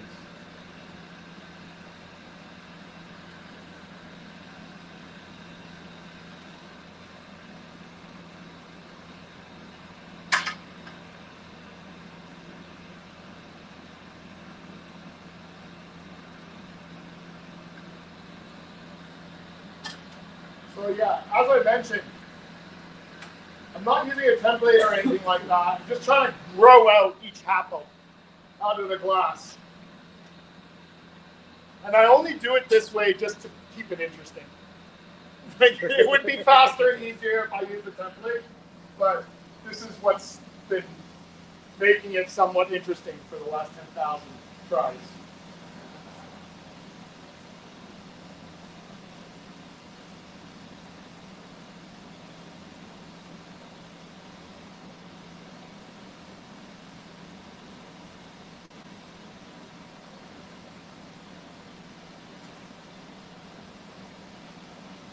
I turn down the heat and the flame size to a smaller flame because I don't want to heat up too much of this glass.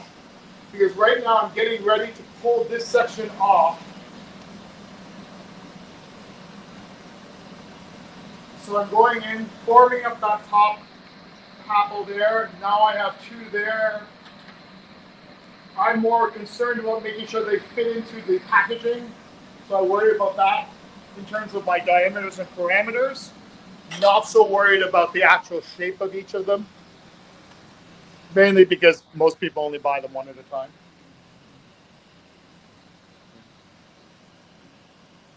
And as I said, I challenge anyone to find two apples. They're the same. No, they're the same. Now, what you'll notice I just did there was I really thinned that out, made it nice and thin, and pulled it apart so that when I rip it off and separate the two tubes, there's minimal amount of glass that's there. I'll do the same thing here. This is something that Master has asked me to do, which is to thin out that section in between the apples so that when he's working my hand, it'll be easier for him to separate out. Whereas I'm working on a machine, and essentially it allows me to take coffee breaks. Or dad breaks. So I've gone in and I'm trying to thin out that as much as I need to so that that way when in the next stage when they're removed from this string, it'll be easier to cut. Finally, I'll go in on this end. I'll keep this section up here. I'll let that condense down. So it's two bottoms against each other. Two top. Well, no, that's the bottom. Oh, okay. See? Apples.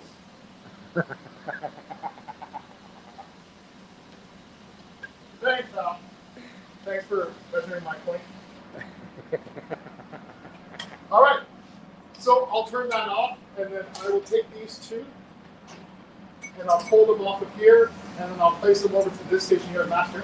Okay, so now they're full. So we're coming over here, and we're going to come over here on this side.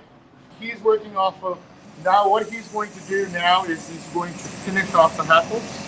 I'll talk it through one. You'll talk it through one of them. I'll talk it through one of them and then do the other one. Does that make sense? Yep. Right? And then that way, kind of gives you both, right? Correct. So now once the prep work is done over on the lathe, it now has to come over to me to put the mouthpiece on and finish off the top part. So first up, I just need to clean up and close off the top that's left over from the lathe.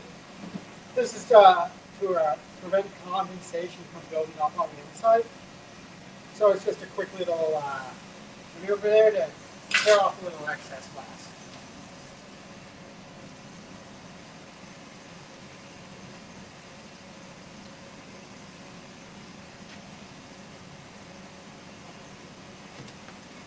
Blowing into the glass, I've popped a hole out there, and they're using graphite.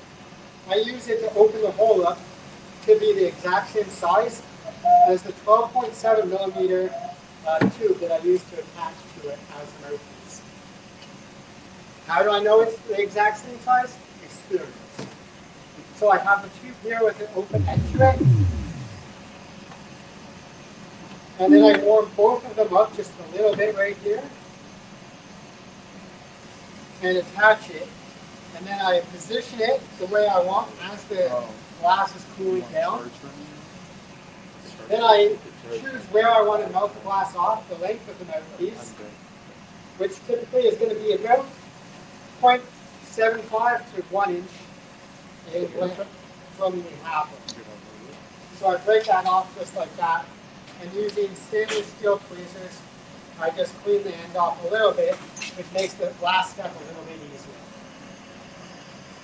Now I need to make that mouthpiece fully melted in and homogeneous with the rest of the apple. This creates the strength in the apple. Okay, fast.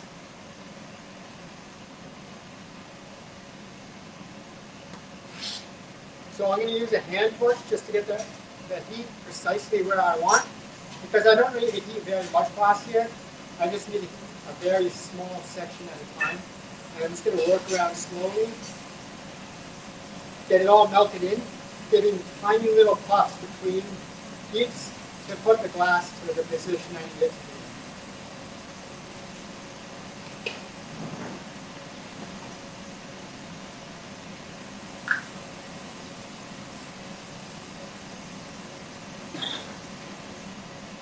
To melt the borosilicate glass, we use a combination of propane and pure oxygen to create the temperatures that we need. So I'm just warming the glass up just to make sure that it's all the same temperature again. This is just to prevent cracks from forming. We have a Bunsen burner in front of me here. That keeps will heat the glass up to about 1200 to 1300 degrees.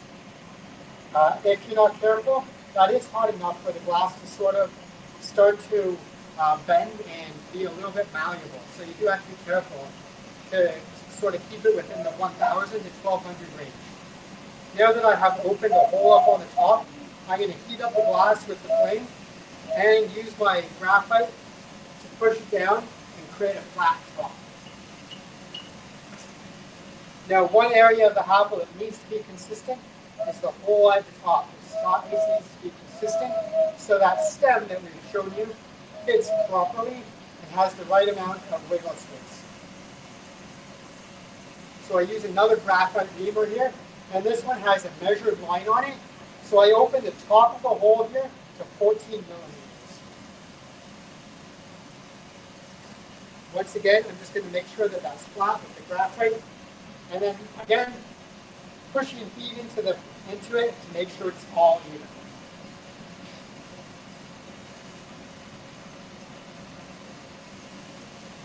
Now, what I need to do is open up the mouthpiece and make it functional.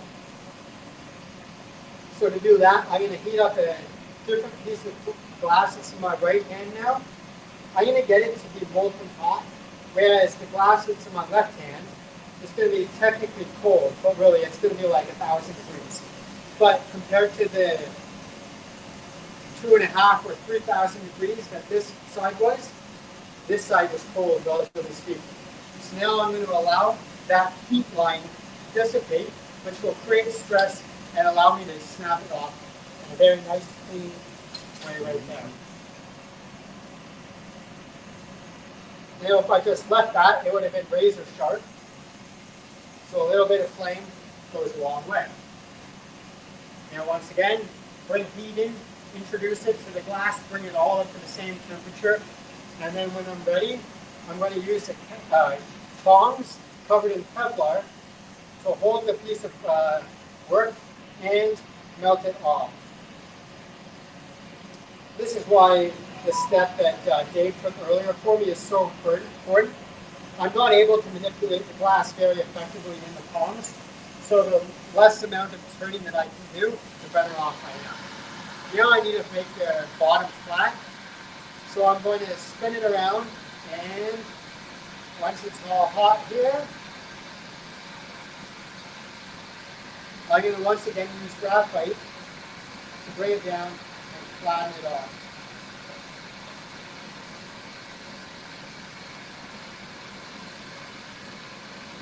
And there you have it, a finished apple.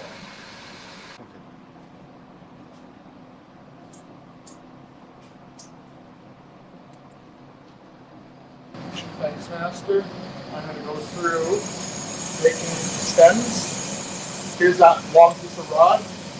8 millimeters in diameter is the one I like to use for the stems for the apple. Just going to break this down really quickly in half. A little bit more manageable for my short little arms. First thing I'll do is I will heat up the corner and I'll push in the Maria, which is the circular lump that acts as a stopper. So I'll get a section of it hot like this and molten, pull it out of the flame, and then I'm squeezing it together to make that rounded disc. Okay? Second step after that is I will take and pull off the end that I'm going to form the little wedge side of it where you attach your hash. And what I'll do with that is I'll rip this off, set this aside for the next one, use my handy trusted butter knife that forced my wife to have to buy a whole new set because she was missing a butter knife. And I'll just take it and I'll press in that little wedge in that, or as has also been described, a little butt crack. And that little butt crack there will sit in there, heat it up a little bit just to quickly even out the temperature on that. Switch hands, place this, have these tongs here. I bent them, especially made them so they'll grab the piece. I will heat up this end, which is the end side that I will use, and press into a leaf. And it turns out that Master had bought this little neat pair of tweezers that have a little pattern on them. And I've been using these for every single half of them. Take it, do a half of them, and that squishes it up to form that leaf pattern. There you are. Set that down, and then I can make 10,000 more of those. And Awesome. Awesome. And that's the steps to making a half of them. Excellent. Thank you very much. Yeah. Do you make colored ones, Dave? Yeah. Yeah. We do. Okay. But Cool. the colored ones and the colored ones, we don't make very many of them because of the fact that the price point changes. Yeah. Right. And it's just you see the process. We're doing this all day long, every day. Yeah. Yep. 300 a week, right? So that's just all we do, and hey, can't complain about it. At the same time, it's definitely not quite. This is not the glassblower's dream, but yeah. But I mean, really, you're producing these in your shop out back. we waited till we hit 10,000 before announcing the licensing agreement because you know what? At 10,000, I think I'm allowed to do whatever the fuck I want. You've sold 10,000 then. We've made way more than that, but we've sold out the door. Correct. 10,000. That doesn't even account for Masters, hash kettles, and hash lanterns. We're only talking about the nugs haffle. Right. We're not even talking about the haffles before the nugs. These are strictly just the ones Just for the overlord. the haffle. Just the ones for the overlord. Right. Which is wonderful, right? Mm-hmm. Love them. I love my overlords very much. Overlords. And as we haven't really mentioned, as you can see, you can use. Well, this is the dewdrop. You can use it as an E now. With an E now. A dab rig. Yeah. And the point of the dewdrop was to provide that option for the consumer who doesn't dab very often. Right? It's for those people who prefer hash, prefer joints, but they'll do the occasional dab and things like that. That's why we built this and that's why we released this, is because we want to give that option to people without having them having to outlay a lot of money. Now, did I see a video as well that you can do hash in there? Yep. You can do dabs. Yep. Now, did I see you put a banger in there as well as a bowl? Yeah. For smoking herb? Yeah, but sure. But I argue you're going backwards. Sure, you can smoke flour out of this thing. Oh, why? When you can smoke hash. But it's the multi-tool. It's the Swiss knife. we're trying to make it to be that way, Yeah. right? It's just a daily driver, but most people have a preference, right? They have their preference on how they like to consume, and the whole idea, as we talked about earlier, about the idea about glass being one of the cleanest delivery devices for cannabis, or for really a lot of things, right? For anything, really, right? We're really hoping that this the Drew drop is going to be something that gives that person their regular option in addition to all of the other things for once in a while, right? Because very rarely do people smoke flower, hash, and dabs out of the exact same piece. Well, because yeah, the taste exactly. is really weird. Like it tastes really and weird. if you're doing it in a vaporizer, there's, especially some of those old style ones, that was a mess. Right, it's a mess, and so therefore, right, so that's why I'm like, no, you don't want to. But yeah, this gives you the base. People have to have their own adapters. Is it the ideal dab rig? Possibly for the right person, right? But there's so many different designs out there. This is really just meant to give, like, you know what? In a pinch, here you go. This is your daily drive. It's your daily smoker. That's what I was going to say. Yeah. Right. It's going to retail for $100.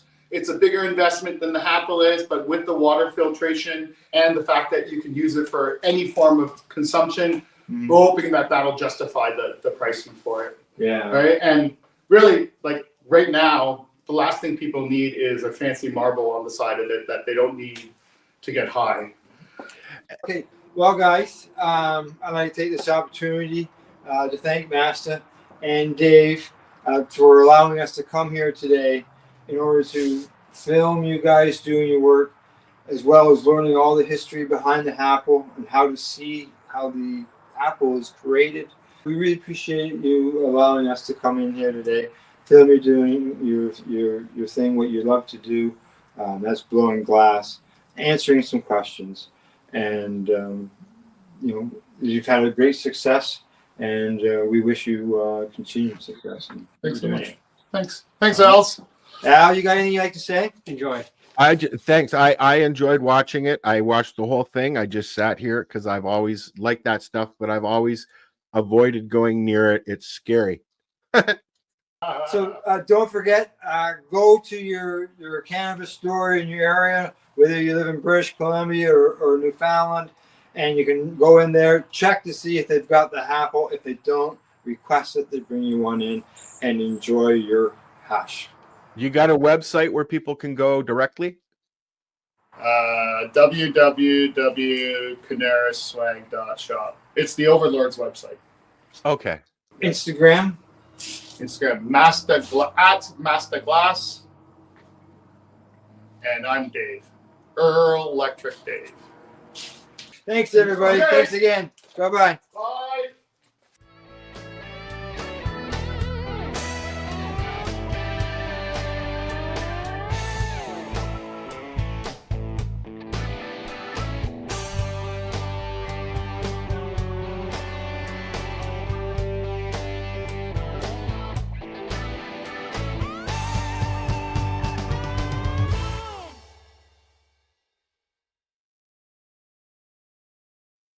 You're listening to the Pace Radio Network here at paceradio.net.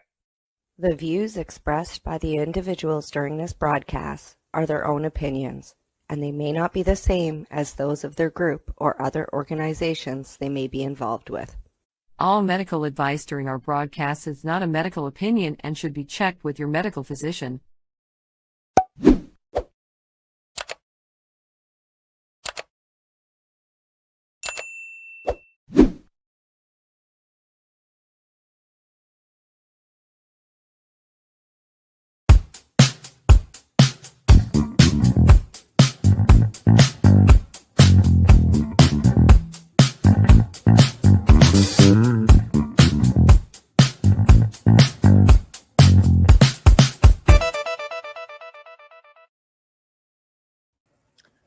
Good day, and welcome to the Mushy Moment with myself and my awesome co-host, Reverend Cindy. We're live today on Tuesday, January 7th, 2025. 2025. 25. I was making bets with myself too if you were actually going to say 25 or 24. You know what's funny is my piece of paper says 2023. Maybe I should update it. That's funny. What's funny is I don't actually really use the paper. It's just that thing that if I don't have it, I'll scramble and then I'll screw up. But if I have it sitting there, then everything just flows nice because I know it's sitting there in case I,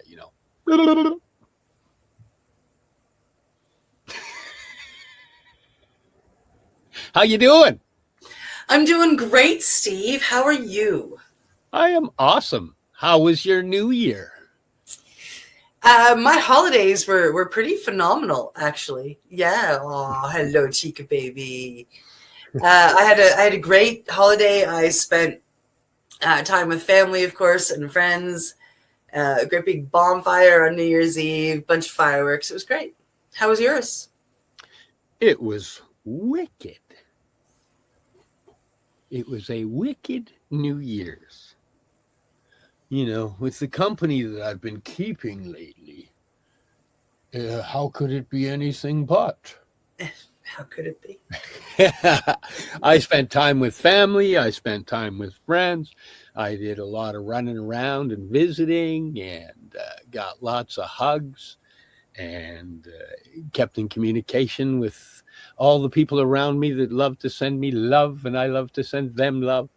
And here we are on the 7th of January, 2025 already. Wow. Yeah. So how long have we been doing the podcast? Because this says 2023. Yeah. I think we started, well, we'd have to take a look. Al might know when we get him on, but we started early-ish in 2023, didn't we? Oh, I don't know. I never look back. Come on, keep running forward. I think it was early in 2023, not the whole year, but a lot of it, I think. Yeah. Oh, no. It's at least year 3, obviously, on the calendar. That's pretty cool. First show of this year. We should start what you want to do. We should start actually numbering them this year. Should we ask Al if we can do that? We should. Bring him on up. Come on down. Ladies and gentlemen, please put your hands together and welcome to the stage the man who allows us to do this, the man with a mission. Come on in now. And nobody's hitting the button. I can't find the mouse. The mouse wouldn't wiggle the arrow. I was like, wait, too much space. Click, damn it. I thought, geez, am I supposed to be hitting this button? I'm that or all hitting it at the same time and it's not doing anything. See me come on and off. How are you doing? Yes, to answer your question, by all means, if you want to number them, I've actually while you were talking about that, I'm seeing you've got 95 episodes on YouTube. As far as the number of shows, and I've got a February 2023. It looks like is the first show. Yep, early 2023. Wow. So you'll be 2 years. You're just a month short of 2 years, guys. Wow. Yeah. So that note there of 2023 is accurate then. And Steve, I completely understand what you mean by blah blah blah blah. You don't have them nearby.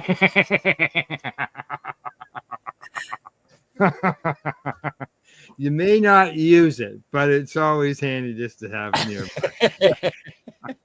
Yeah. Yeah. Wow. How long have you been doing shows? Myself? Let's see.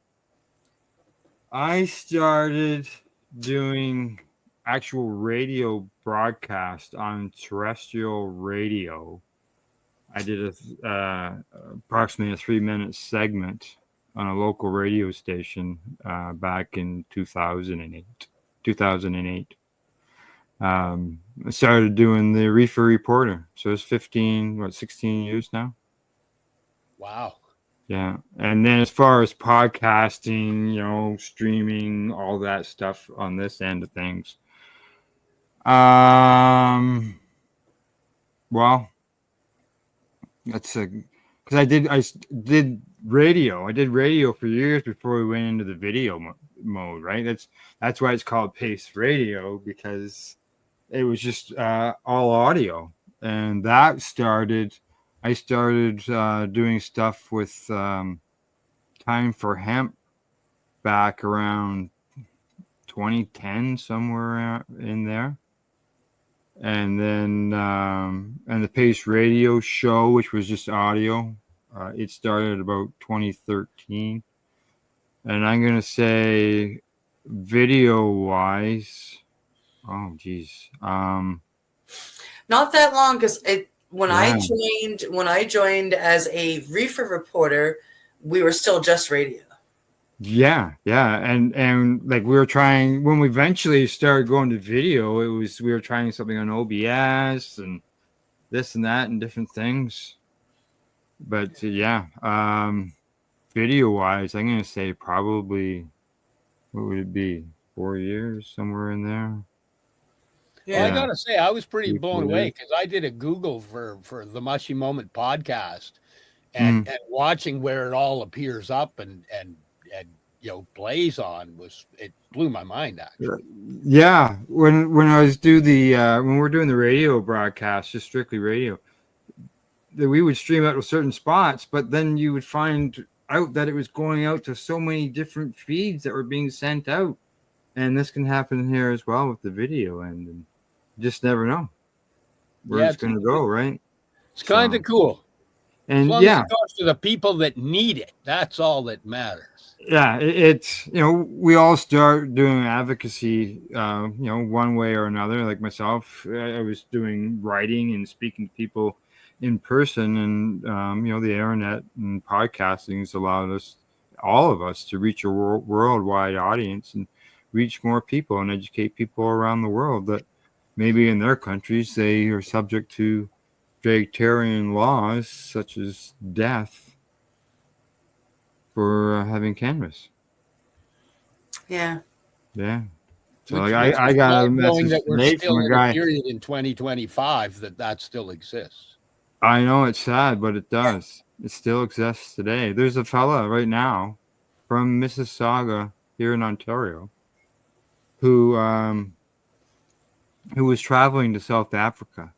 He had a stopover in the UAE, the United Arab Emirates, and he had a stopover there. And at the stopover in the airport, they found he had 118 grams of cannabis, including oil, in his possession. Why he was traveling with it, I haven't got a clue, other than he's a patient, and people who travel with cannabis should know that even if you go to a friendly country, it's not friendly to travel with cannabis very often, unless you found out ahead of time. Like here in Canada, you can, but when you go to an international thing, that's a whole different scenario. And so this fella, Maurice Kevin O'Rourke, he is sitting in a UAE jail cell. On Christmas Day, he was in front of a judge seeking an appeal on his life sentence. No one deserves life for cannabis. No. Or to be hung or in. And why he had it on? Other than I know he was dealing with the Addison's disease, which is a rare disease, and now he's in jail for life. As far as the results from the appeal on the 25th, that was pushed over to the middle of January. to find as far as what the verdict was going to be on all that. So I'm keeping an eye on it to find out what's going on. That's crazy. Yeah. It is. It is. You know, nobody patient otherwise. Just deport him back home and don't let him come back to the country, right? Yeah. Yeah. Kick them out of your country. You know, and let you know, sometimes they have different agreements, right? Sometimes they'll say, well, you got to serve your sentence in your home country. Sometimes they get retried. Sometimes it's just sent home and done. Yeah. Sometimes they use them for trading for people that we have locked up as well. Correct. Yep. Exactly. Well, hi, William. Hey, nice name too, by the way. That's my first name. Oh, is it? Yeah. I go by my middle name. Well, isn't that interesting? Yeah, it's because I'm named. My first name is the same as my dad's first name, and they didn't want two Williams in the house. Right? Gotcha. It's confusing, right? So. Yeah. So instead of call you Bill, they called you Al. Correct. Yes. Yeah. But I did have some friends when I was in school. They did call me Bill, temporarily. That's all. Did you ever get Junior? No juniors. No juniors. Dad didn't throw Junior out every once in a while? Yeah. I see William, he goes by Will. I think another way of going with William as well is Liam. Oh, yeah. You see it in there? The last four, yeah. Yeah. So you just never know, right? Yes. So. See, you can have half a dozen podcasts going and be a bunch of different people. Correct. Oh, yes, you can be. Different name, but the same name. Well, I had a school teacher. His first name was Alan. And we figured out that there was 10 different ways to spell our names. Liam is, there you go. William says that. Liam is Irish for William. And hi, Carolyn. How you doing? Hi, Carolyn. But yeah, there's you can always play tricks with names, right? Yeah. Like Tessa is short for, or is a different version of Teresa. I found that Cindy is short for Cynthia. Yeah. See, we named Tessa after auto white flowering Tessa, cannabis strain. And then someone says, "Oh, you called her Teresa?" And I said, "No, Tessa." Yeah, with Steven, you get Steve. Yeah. Do you get Cindy? Sin? I do. I get Sin or Sid. Yeah. Oh, Sid. Oh, yes. Yeah. Even though Cindy is the actual nickname for my name, which is Cynthia. Right. Like, how does Bill get out of William? How do you get they don't even tradition? I guess. I don't know. I haven't got a clue. Well, Senior answers to Will, so we're just going to switch the first letter on yours to a B for now. Even though with your William, we'll make it a B. So you answer to Bill, you answer to Will. We don't have to have both around every time we say Will. Yeah, well, actually, they did end up. That's what they did call my dad, Bill. Yeah. So, but yeah. Other than that, Christmas was good. We got together with family over Christmas time, and I got to see all the grandkids.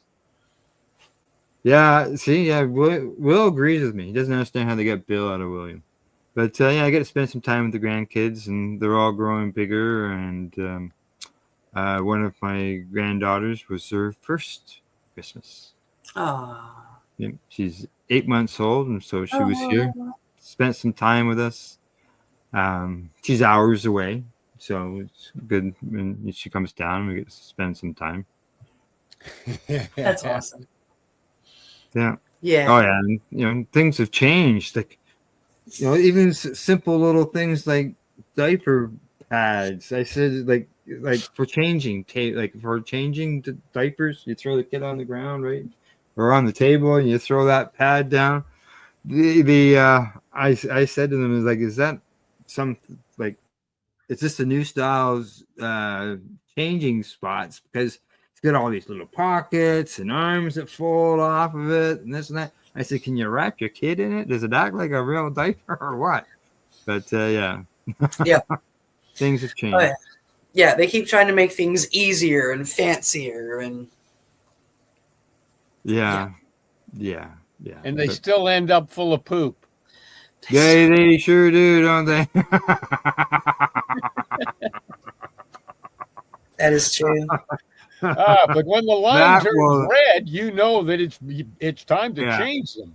Yeah, that's one thing they never discuss a lot of the time is the smell containing. They talk about it so it doesn't spill out, right?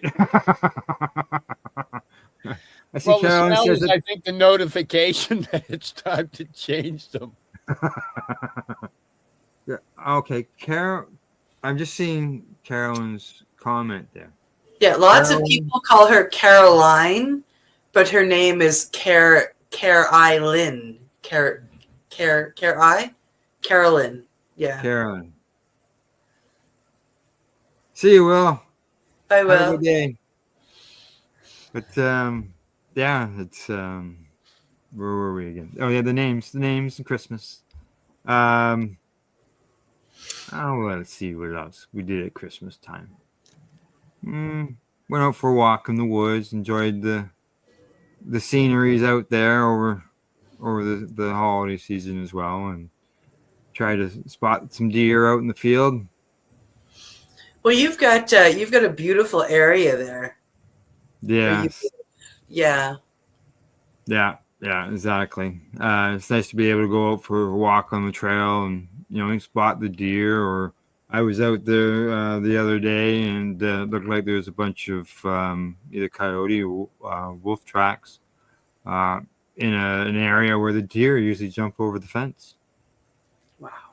So I don't know what was going on, but I didn't. There wasn't any signs of a confliction between a deer and a wolf or anything like that. So who knows? Just to have, maybe it was just a day to hang out there out of the weather or something. Celebrate New Year's together. Yeah. Celebrating New Year's. Party was going on in Al's backyard. Yeah, exactly. Yeah. There's no cannabis back there. It's a little frosty at this time of the year. So. Yeah, and if there was, then the deer would be there partying for sure. Actually, when I have seen that in the past where I've shown up to a gorilla grow and you see the moose tracks. and it's been nicely trimmed to the ground for you. Yeah. Thanks, guys. Me and my buddy Mikey one time at Gorilla Grow, we'd gone out first and we'd taken it all out, got it all in buckets. We placed them all around the mountainside, got it all ready, got stuff. We were coming back the next week, going to put them all into the ground. We come back the next week and we can see that all of them, there's like 100 plants have been demoed. Oh, yeah. And we're like, oh man, who would do this? And we buried a bunch of stuff in a duffel bag over by a tree, and we come over and it's been dug up and the duffel bag's kind of torn apart. And I pick out this stack of buckets and the claw holes through the buckets. I could fit like 3 fingers through. So we just kind of hopped in the 4x and got out of there. we would find the freshly clones that we had just put in there on the ground beside the hole, and we always suspected it was the skunks and stuff coming in looking for the grubs. Oh, that's funny. Yeah, because it's fresh soil, right? Because we had a portable road killer, throw it on the bike, right, and away we go. Like the shovel. Oh man. And so we would go back just to check and put them back in the ground again because they get dug up overnight. Yeah, we did a little bit of guerrilla learning there. You know, we probably should have done a little more studying, but we found this nice low level area, had a nice creek going through there. We planted them all down there. Yeah, where the animals come to drink and eat your plants. Yeah, exactly.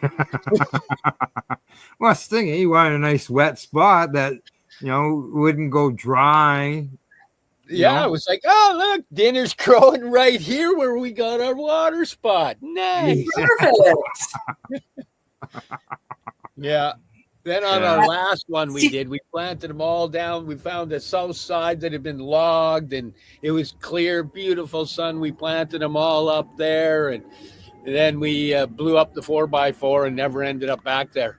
Who knows? Could be a whole field of dreams back there now. Yeah.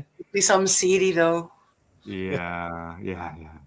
I had one year where I returned, and they're still on the ground. The only problem was that they're only like this tall and had little spiked tops on them. Somebody come along and chewed on them. Yeah, whether it was a rabbit that came along and ate them, I'm not sure, but they cut them all down. I'll have to try and get out one day to where we went and did that, you know, because Yeah, if you have anything to. did grow or go to seed, that was Nanuska Northern Thunderfuck. It was the original Stank Romulan, and it was the original hash pot that we planted back there. So if any of it actually went to seed and grew, it's old strains that you don't find. Yeah, and now, after it's been sitting there, it would have been ready for harvest months ago. It would be. Oh, it would have just been doing its loop of seeding and generating. Oh yeah, I guess like you don't have a cold spell out there where it would freeze. Oh, the seeds would still generate the next year. Oh, I guess yeah. When the plant dies, the seeds fall to the ground. Okay, yeah.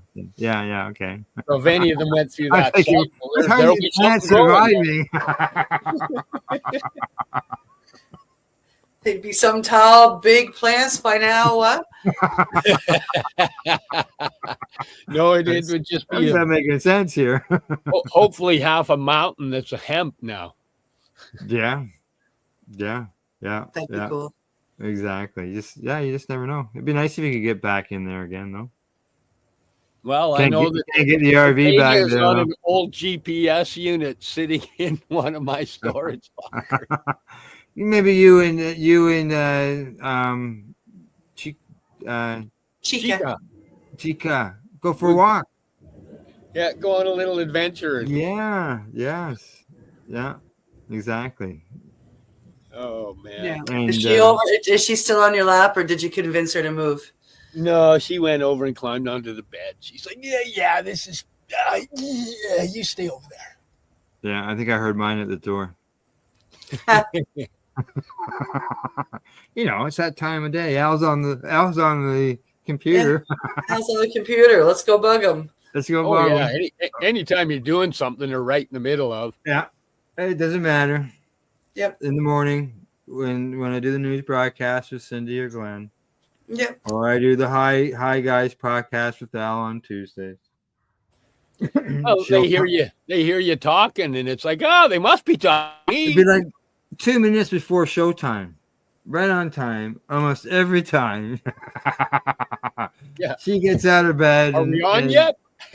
Yeah, he gets out of the stairs and looks at him. It's time to go outside.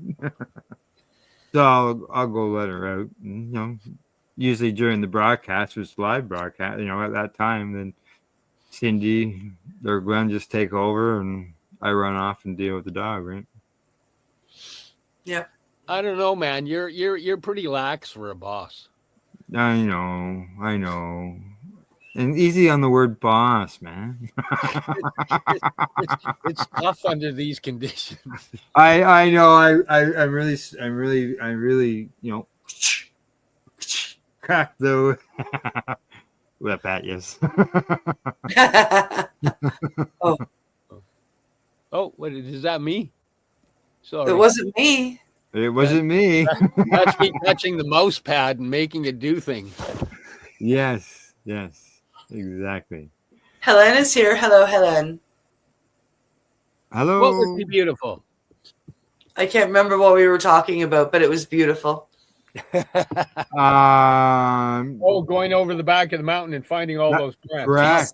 Yeah, exactly. That's what we were talking about that time. And she's right. It would have been, go back there.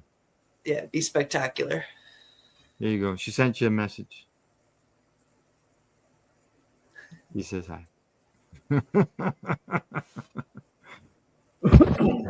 Wow. Is it like would you be able to walk into it? We did a driving for about an hour on an old logging road up the backside of a mountain heading up to Squamish. Oh. So I'd actually have to GPS. We never went back because we needed a 4x4 to get there. Yeah. It was an old washed out logging road from way back that was ruts and grooves and Sounds like a good time. It was a lot of fun. It was, but I used to be a president of an off-road club. So yeah, it'd be a good time. He had a tracker, so it had the short wheelbase, and we were able to get through. A bigger vehicle wouldn't have been able to get through. A little Chevy tracker. Yeah. Yeah, I had a Suzuki Samurai, which was the trackers were based off of the Sidekick, the Suzuki Sidekick. The trackers were like a at one time was a joint venture between Suzuki and Chev. At one time. It was a cute little thing. Oh yeah. Actually, I took the motor out of your tracker and put it in my Samurai. The same with your gears. Our line to him was too cheap for Jeep. Buy a tracker. I had a lot of friends. Should we go to that thing? It's break time. Time to check out our sponsors and pay some bills. You're here with us live on the Mushy Moment on paceradio.net, and we'll be right back. Hang out. You're listening to the Pace Radio Network here at paceradio.net. Camelford Lifestyle Shop. Open Monday to Friday from 10 till 7 p.m. or by chance. Check out our flags, our t-shirts, plus our hats. And look of that supply of rolling papers, plus much more. We've got bongs and your favorite herbal vaporizers. Look at all the incense we have, as well as for those who collect knives, check out these knives in our collection. And while you're here, stop in to see Shay at the piercing room, where you can get poked by Shay. Daily deals, check them out. Camelford Lifestyle Shop, 17 Bridge Street West, Camelford, Ontario. When you have a pain that's reached its peak, legacy for 20, it's so unique. If organic cannabis is what you seek, here's your trusted partner 7 days a week. Suppository salves, vapes and drops, topicals, edibles, infused pop. Just when life seems like it ain't easy, at Legacy 420 enjoy a pop freezy. Lab tested products make them the GOAT. Legacy 420 out on your road. Legacy 420 in Tyendinaga Mohawk territory. Indigenous organic cannabis at its finest. What do you find at paceradio.net? People advocating cannabis education.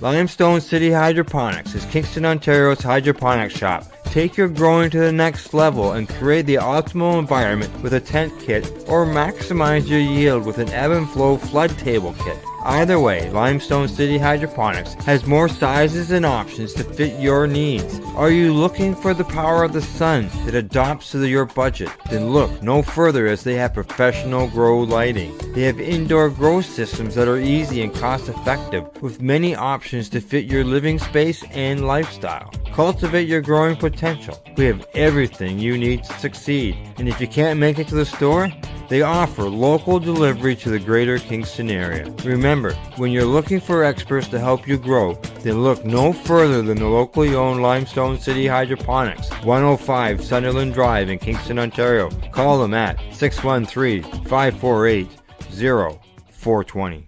Are you looking for non-stop, continuous cannabis and psychedelic programming? If you are, then turn your browsers to 420radio.ca or paceradio.net, where you will find the 420 Pace re-rolled Saturday. Everything gets started at 8 a.m. Eastern Saturday morning. You're listening to the Pace Radio Network here at paceradio.net. Welcome back to the Mushy Moment, streaming live to you here at Pace Radio Net and everywhere. We're here live with Al Graham. Hey! I was just sharing the broadcast. As you come back. Nice. I was kind of flipping through there while we were doing the ad, making sure it was showing. Make sure it's that it's up and running. That's right. Yeah. Let's see what else. Before because of the Legacy 420 commercial, they reminded me of before the break. We had an interview with Tim Barnhart of Legacy 420. Yes. And we talked about the history of Legacy, of the company, and how it started out, and how he sat there for 6 to 8 months waiting for customers to come into the store, and barely anybody was coming in the door, to the point of having 65 employees and $25 million worth of product going out of the store. Quite the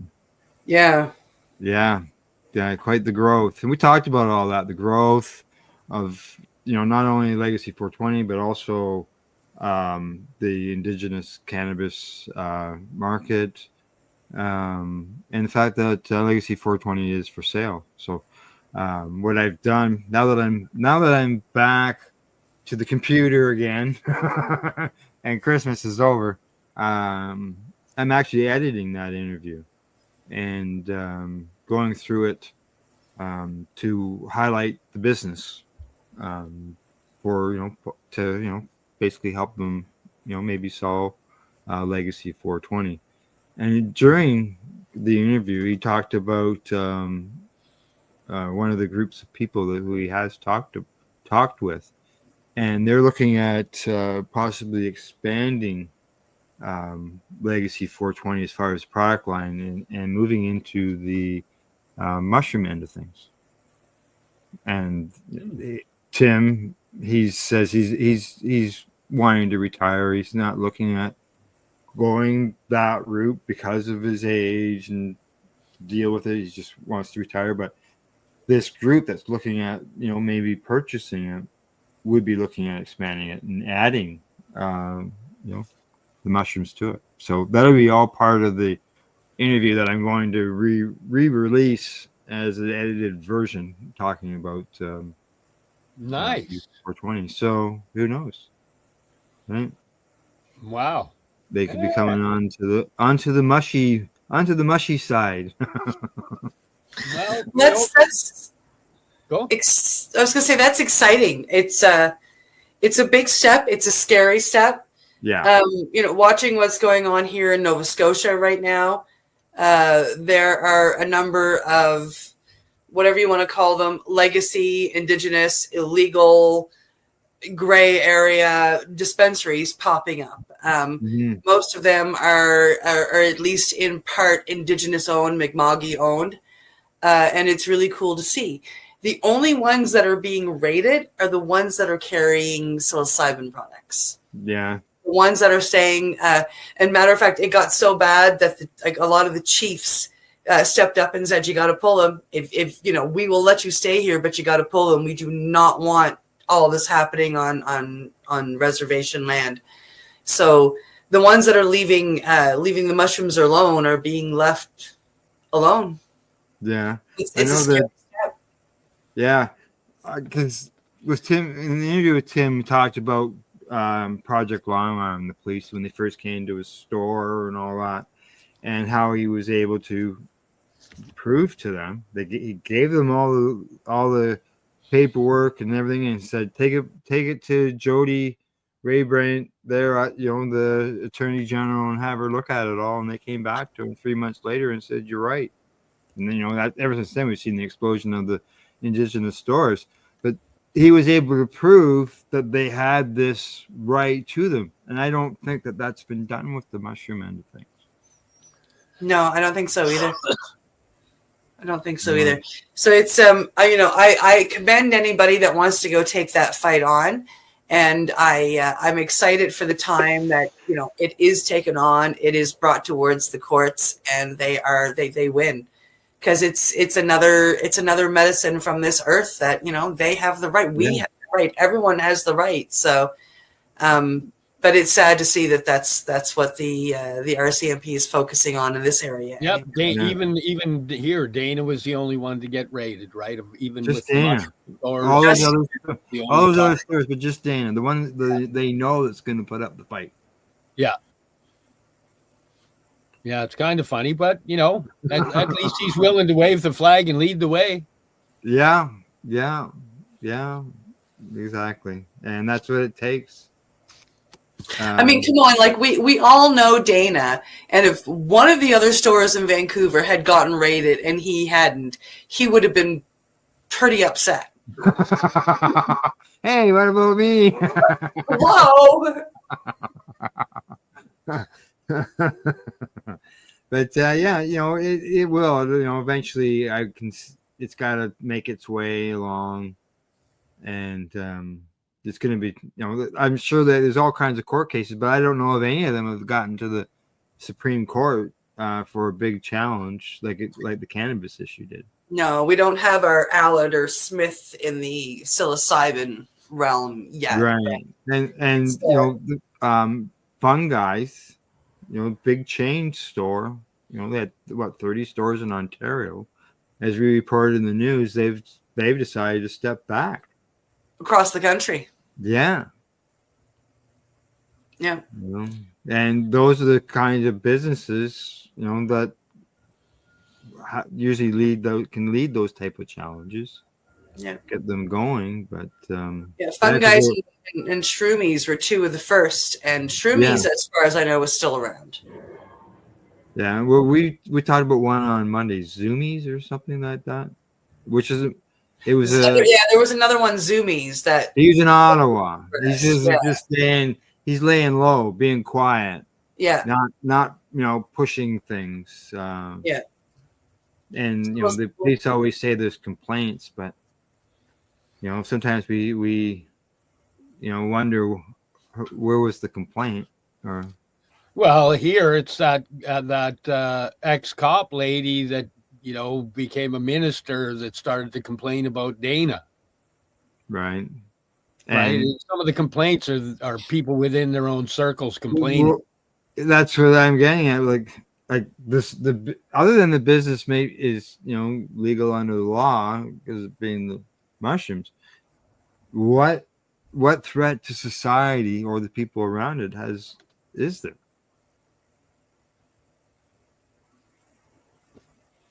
Exactly. There is no threat. Sorry, as you say that, I just get a scope of everything I see when I drive downtown here in Vancouver, and it's just fentanyl, meth, car fentanyl. You just go, but they're gonna handcuff me and haul me away for a mushroom. Yeah. And then she said zero threat. Zero threat, exactly. And it's it's something because it makes what do they call that? I'm looking. You gives you that euphoric feeling and can make your mind disconnected from reality. It can give you a sense of who you are, and it can give you the confidence in yourself to stand up for what's right, and that's what scares them.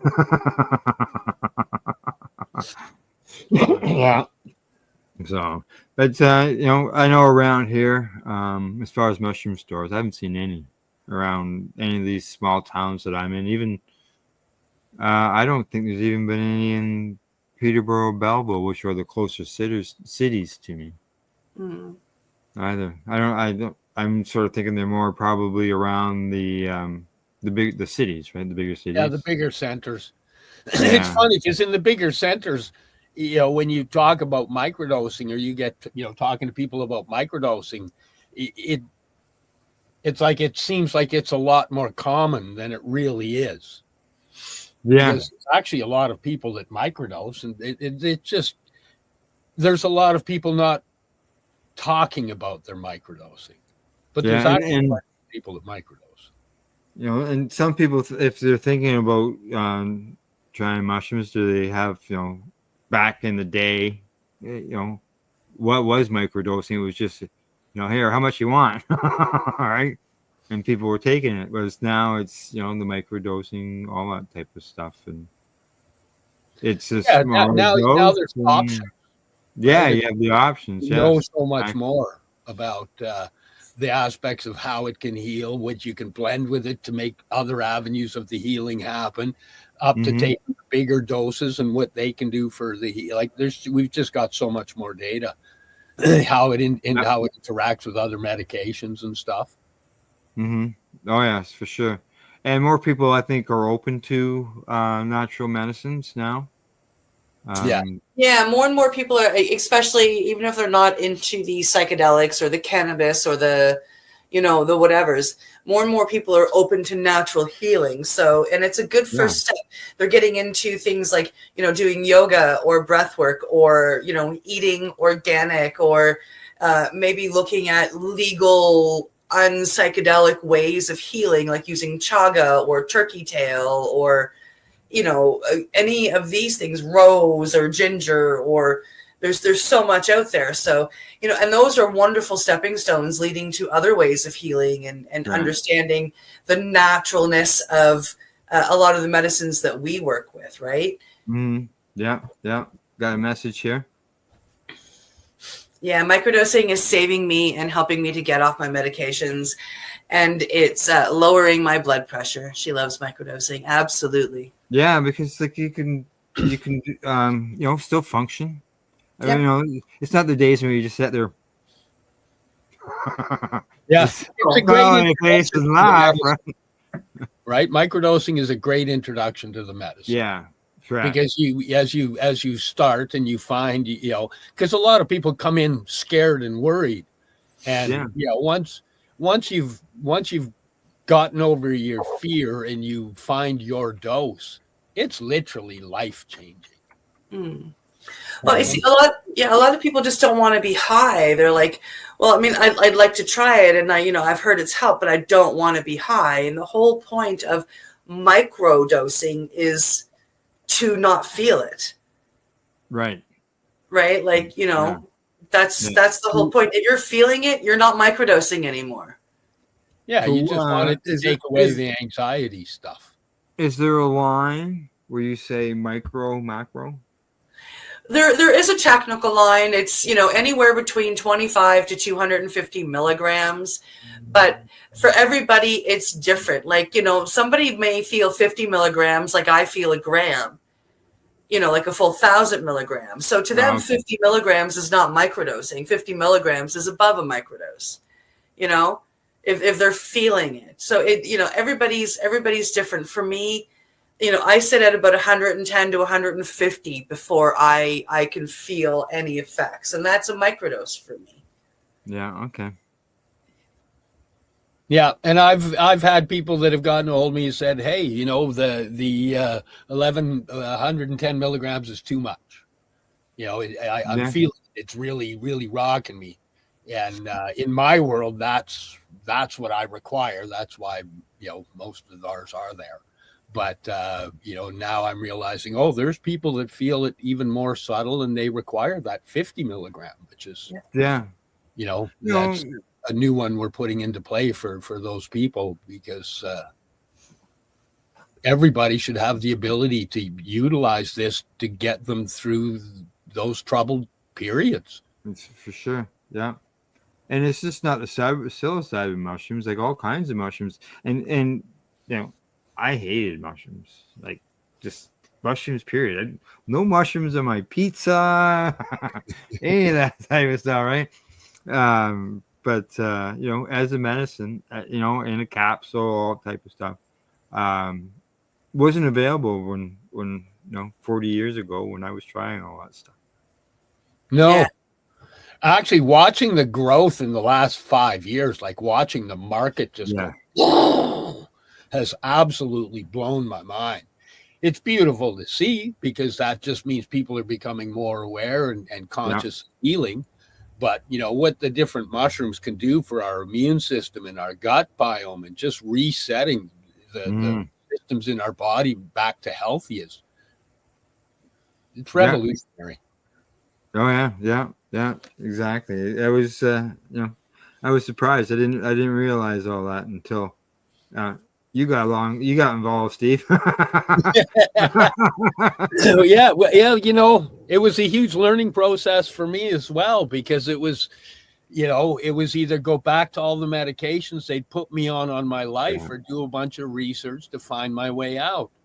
And the more research I did on microdosing, the more it came to mushrooms. And then it wasn't just psilocybin.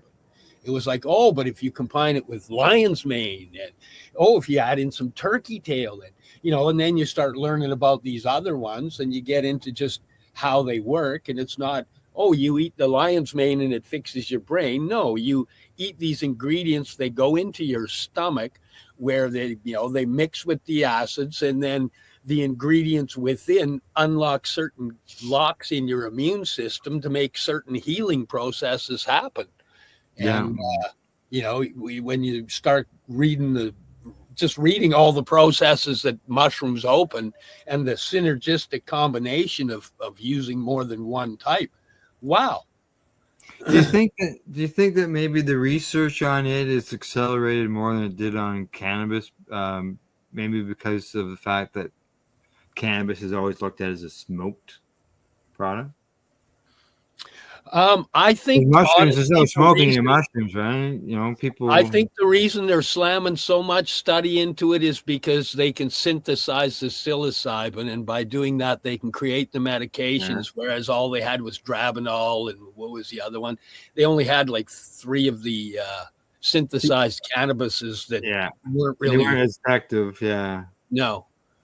So my own thinking is, I'm thinking that's what they're trying to do is find out how we can synthesize, stabilize, make it, use it in proper dosages, and fit it through the pharmaceutical end. Yeah, because I think my pathway, whole plant heals, extract medicates. Exactly. Because I think a lot of the reports that we cover on the news, when we start rhyming off letters and numbers, it is a synthesized psilocybin. There are some that we do read off that it'll say, natural mushrooms, but they usually say the full fruit of the mushroom. A lot of them that we read, though, where we think, when we think the bigger doses or the macro doses or the full doses, a lot of people think 5 grams or more. And when we read them on the news, they talk about 25 milligrams. And what they're talking about there is they're talking about 4-ACO-DMT, which is the synthesized psilocin that they have made. And that 25 milligrams is equivalent to 5 full grams of a penis envy mushroom. Yeah. So like a higher in psilocin mushroom, like a stronger mushroom, like the penis envy or something like that. So That's what they speak of with the psilocin. And it's actually called 4-ACO DMT.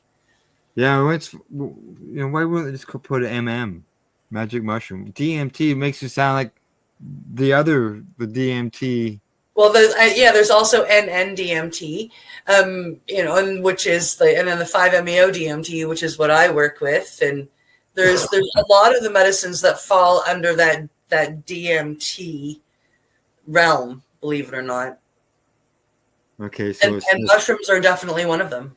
Yeah. Whether it's the fruiting body or once the psilocin goes in and transforms within your system, it becomes dimethyltryptamine. Yeah. Is that what it stands for? Okay.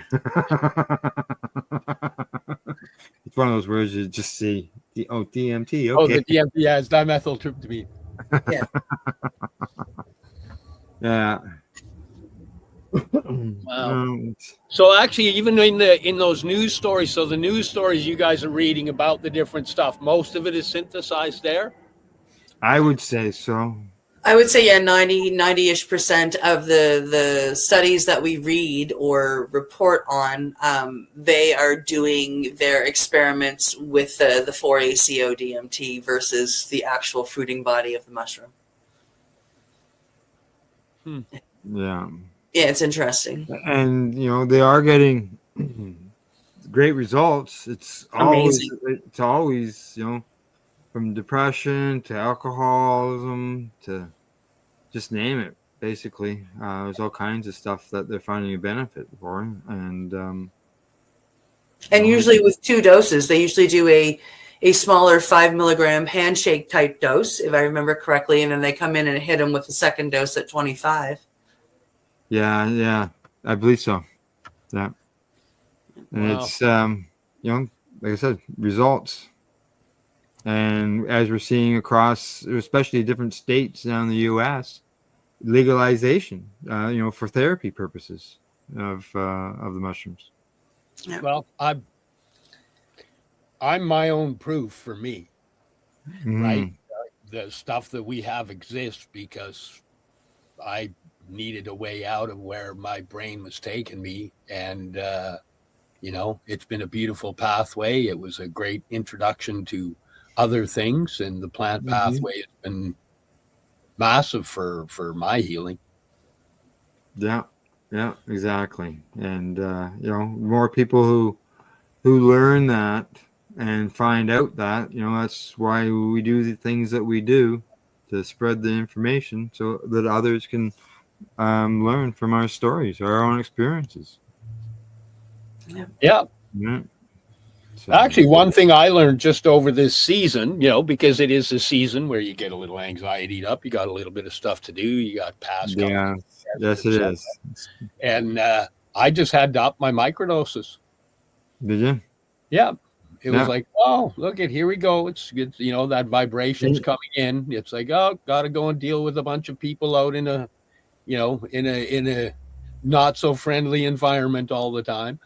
And knowing your limits, when when you got room to add that, and it's not going to affect you. It was actually quite beautiful, because I would tincture with some of the 1-to-1 cannabis CBD and drop a microdose, and I would utilize the Hape if things were riding a little bit high, just bring in a quick grounding and then get the medicine in, and boom, this is the I can honestly say this is the best I've been through one of these holiday seasons in a few years. Great. And you got to share it with your new friend on your lap. Yes.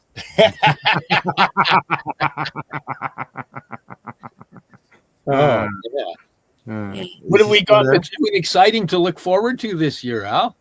What's that? What have we got that's new and exciting to look forward to? New and exciting. Let's see. Well, people might have noticed that the Veterans Action Council hasn't been running on Sundays. That was because we caught up with them. They have added more shows, so I'll be restarting that back on the network and getting that out. And it's always great to hear what they are doing in the U.S. And the last I had reported on them, they were trying to, they were how do you call it? Appealing a judge's decision to not allow them to be involved in the rescheduling of cannabis down in the U.S. Yeah.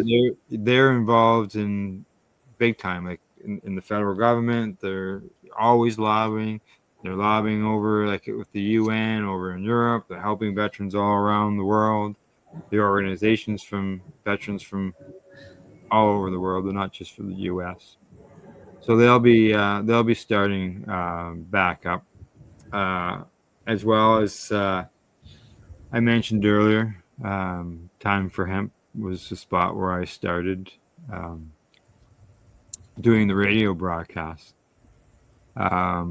This past summer, I was talking with Casper at Time for Hemp, and we've got him jumped over to the video side of things, and he is doing broadcasts now, and I will be adding them to our network broadcasts as well.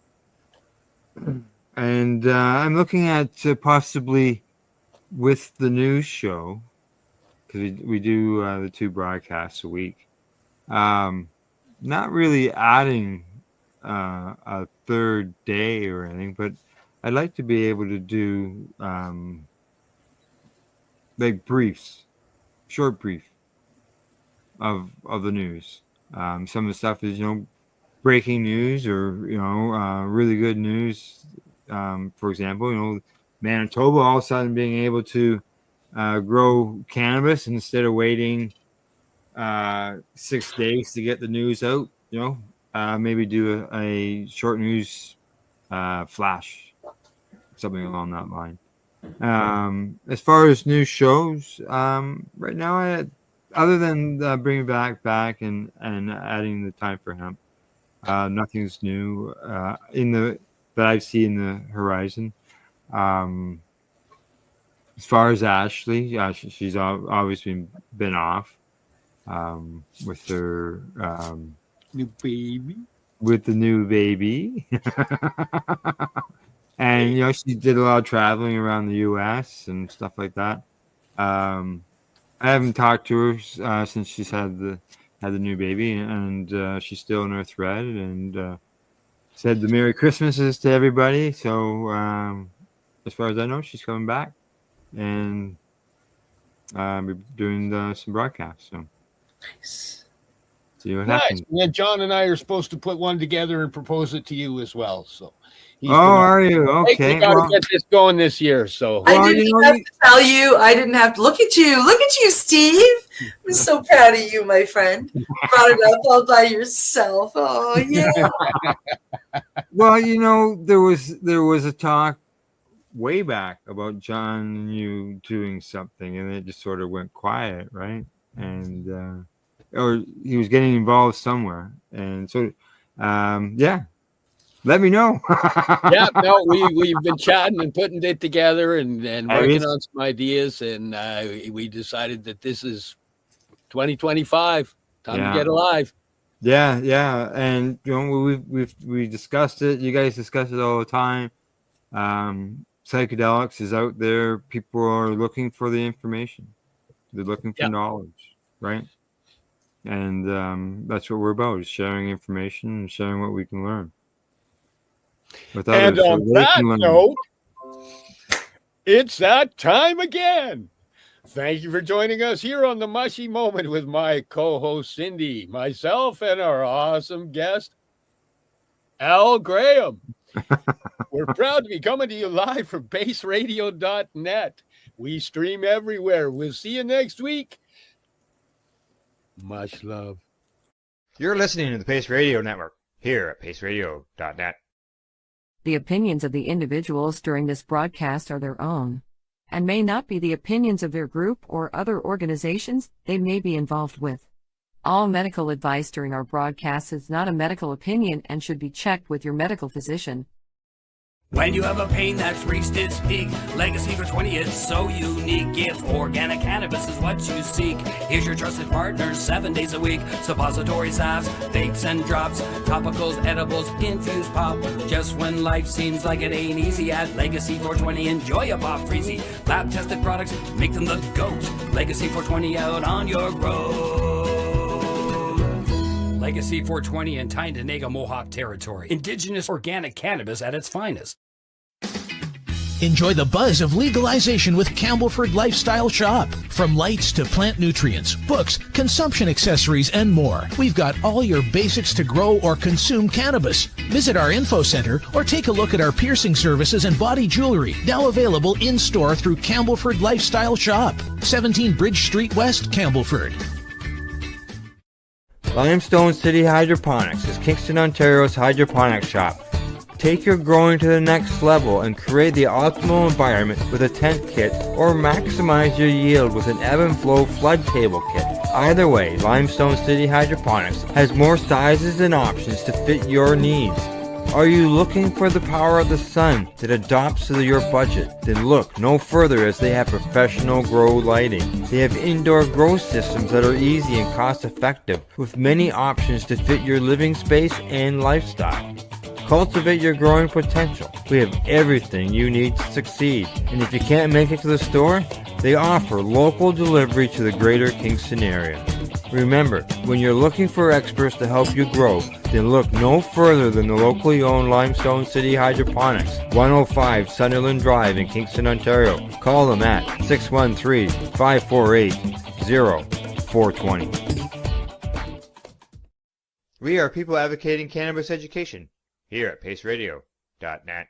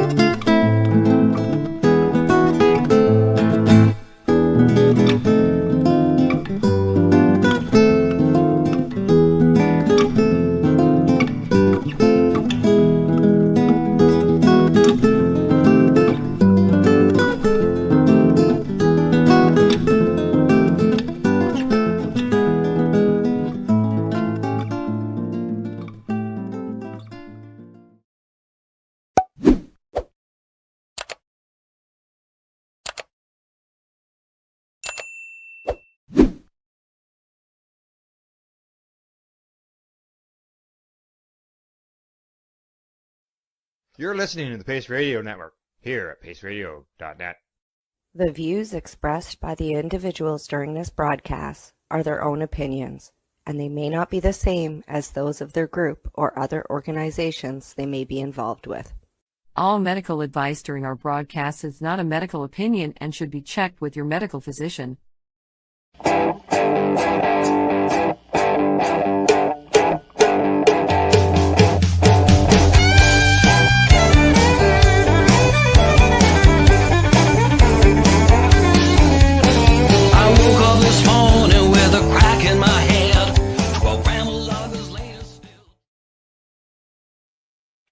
Good evening, everyone, and welcome to the Pace Radio Show. Hey, we're coming to you live from paceradio.net as well as on the 420 Pace. Good evening, Tamara. What do you got there, Doobie? It's been a day, so, I'm trying to stay awake. I don't know how well that's going to happen. The week's been kind of long. And, I do that quick turnover, right? Like where I worked last night till 9 and I was back at the store for 8 o'clock opening this morning. So it's been a day. And it was slow at work because it's January, right? So people are broke. They have no money. They're not buying snacks. January, February, March. Right. Yeah. So it makes the day really long. And we had no orders that came in. Usually we have Cormark or somebody comes in to do a delivery on Wednesdays. Nothing came in. Pepsi guy showed up and said, "Hey, we're just going to let this stuff roll because you haven't sold much." All right. So yeah, it makes for a really long day. And even though it's 6 hours but I don't get a break, right? I don't take lunch. I don't take 15-minute breaks. I get nothing at 6 hours straight. It's a long day when you just, like I was wiping Well, showers. hey, at least your lottery machine doesn't sound like it was busy then. Oh yeah, it was still busy.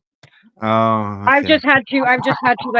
I've just come to the resolution that I have to do this, whether I like it or not. There's always something in life that you don't like doing, and this is one of the things that I don't like. Yeah, there could be worse things.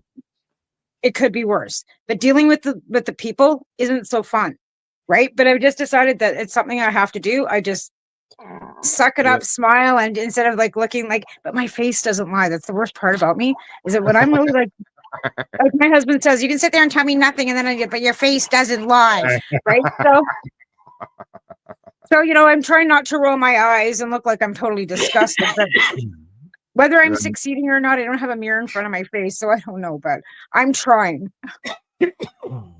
Since I had somebody try and get me fired because I was apparently rude on Christmas Eve. I saw that. That's okay. It's okay. It's funny because I remember exactly who it was, and she came in with a stack of lottery tickets like this, and I politely said, "Can I just put you off to the side for a minute? I've got these other people. I'll pull them through first because one had a loaf of bread and one wanted smokes. Like I'm not going to make them stand there and wait for 20 minutes while I'm dealing with this woman's tickets, right?"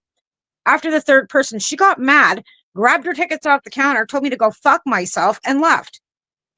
So how I was rude to her and didn't, Right. Yeah. But remember, the customer is not always right, and I will throw it back at you. But again, like my thoughts were, how does that person know that I'm not a single parent? How do they know that they weren't fucking with my livelihood? Like what kind of person actually does that? Unless you're being treated really unfairly or really poorly and being like racist comments and all kinds of rude stuff, I would understand. But that's not what happened. But she took the time out of her day to phone and make a complaint about something that really was out of my control. Some people. That's where we're at. That's where we're at in this world. Yeah. Well, let's see I got some stuff for us to go through today, and actually, StratCan got a big shout out to StratCan because they always have some good articles and some good information. So today we got some stuff from them, and we got some medical information as well. We got a study that here we're talking about before the show. We're talking about our medical conditions, me with Crohn's and you with colitis, and we'll have a study on cannabis and that coming up at some point. We were talking previously to the part of the show about some of my son's health conditions and how I was at the pediatrician for 3 hours yesterday with him. Right. And I didn't hide the fact that we are allowing him to use a vape pen.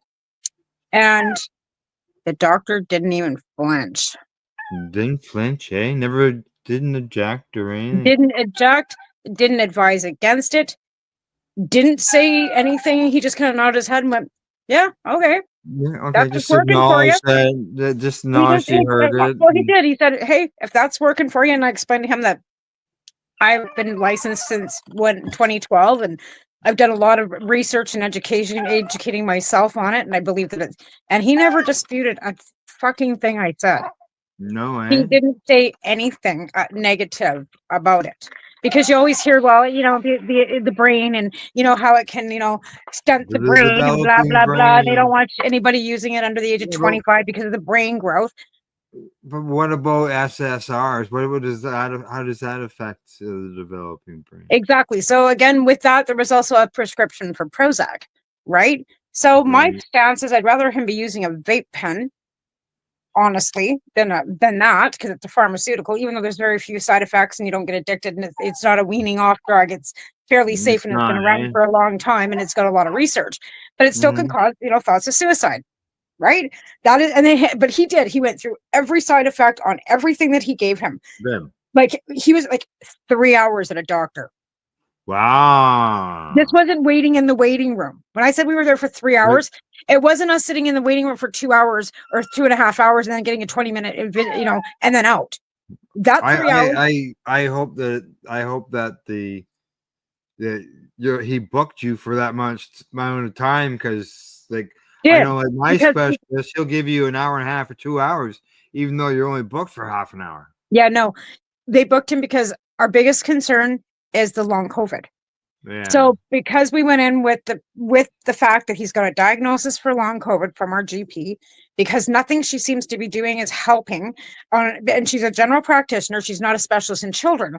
So she figured the best next thing to do is send him back to Paul to see if they could do anything. So what they're doing too is get a resident from the UBC working with him too, and they're doing a study on long COVID in children. Well, it sounds Hang like on. you got some.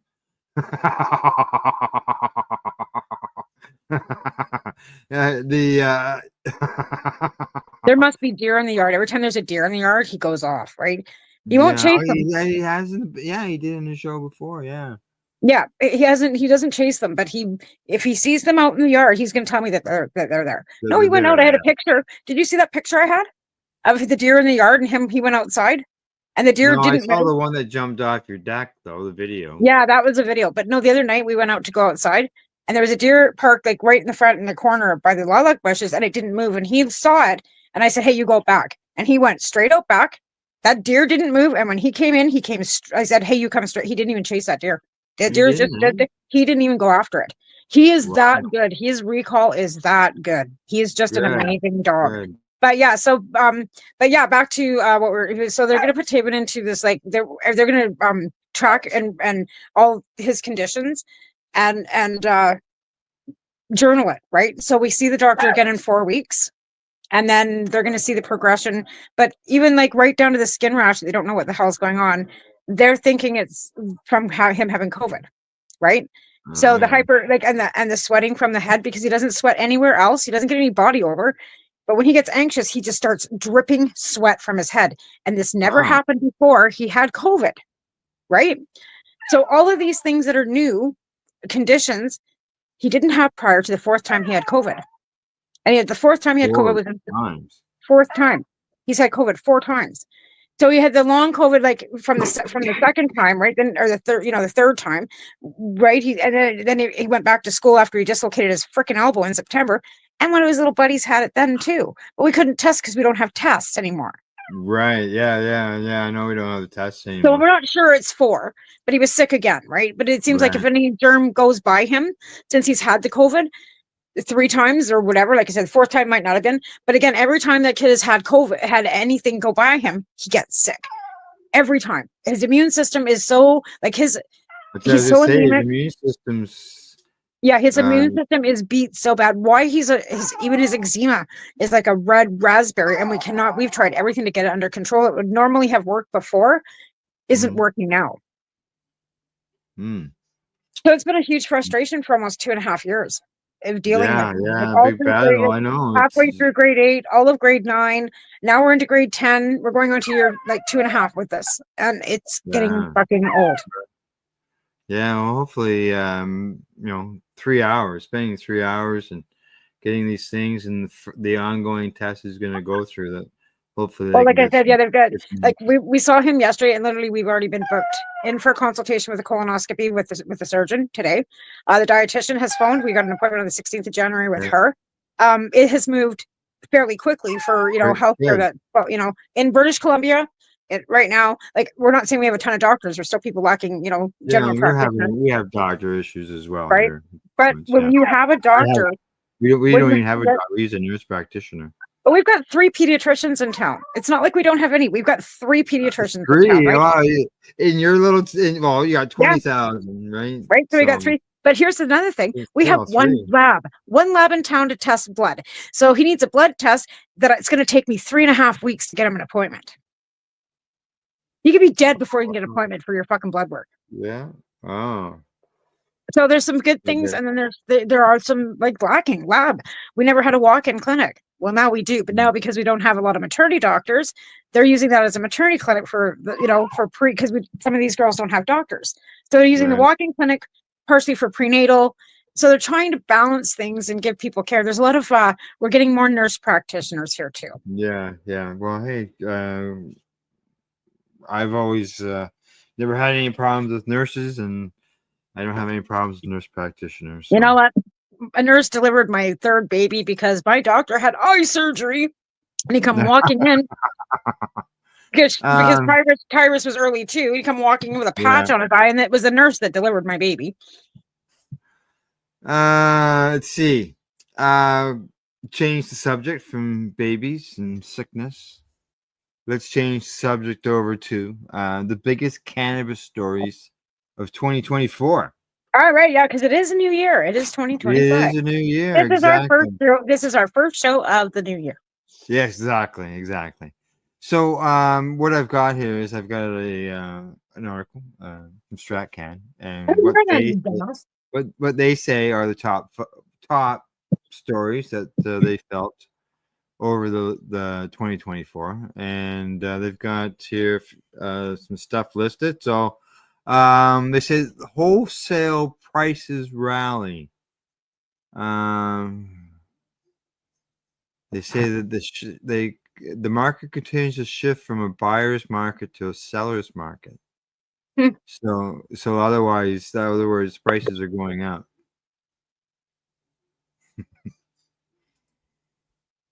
I don't buy it on. Trying to phone me. Who? My husband. Yeah, I know. Yeah. So there you go. They by what they're saying there, prices will be going up. Regulatory changes, they say, were some of the stuff that was going on. So they say that Health Canada's massive regulatory proposal in June. The proposed changes include regulatory amendments that align with the findings and recommendations from the federal government's expert panel's final report. Really? They say the final draft of those proposed changes is expected in sometime in 2025. But an early election could impact them or even cause them to die on the vine. And we can get into that later. I got some stuff on that too. Israel and the international markets. I could just imagine this one's going to probably be to deal with Israel slapped some tariffs or something. They said we were being bad people. They slapped tariffs on us. Well, see, no, they charged us. Oh, here it was. They opened an anti-dumping investigation against cannabis imports of cannabis into Israel.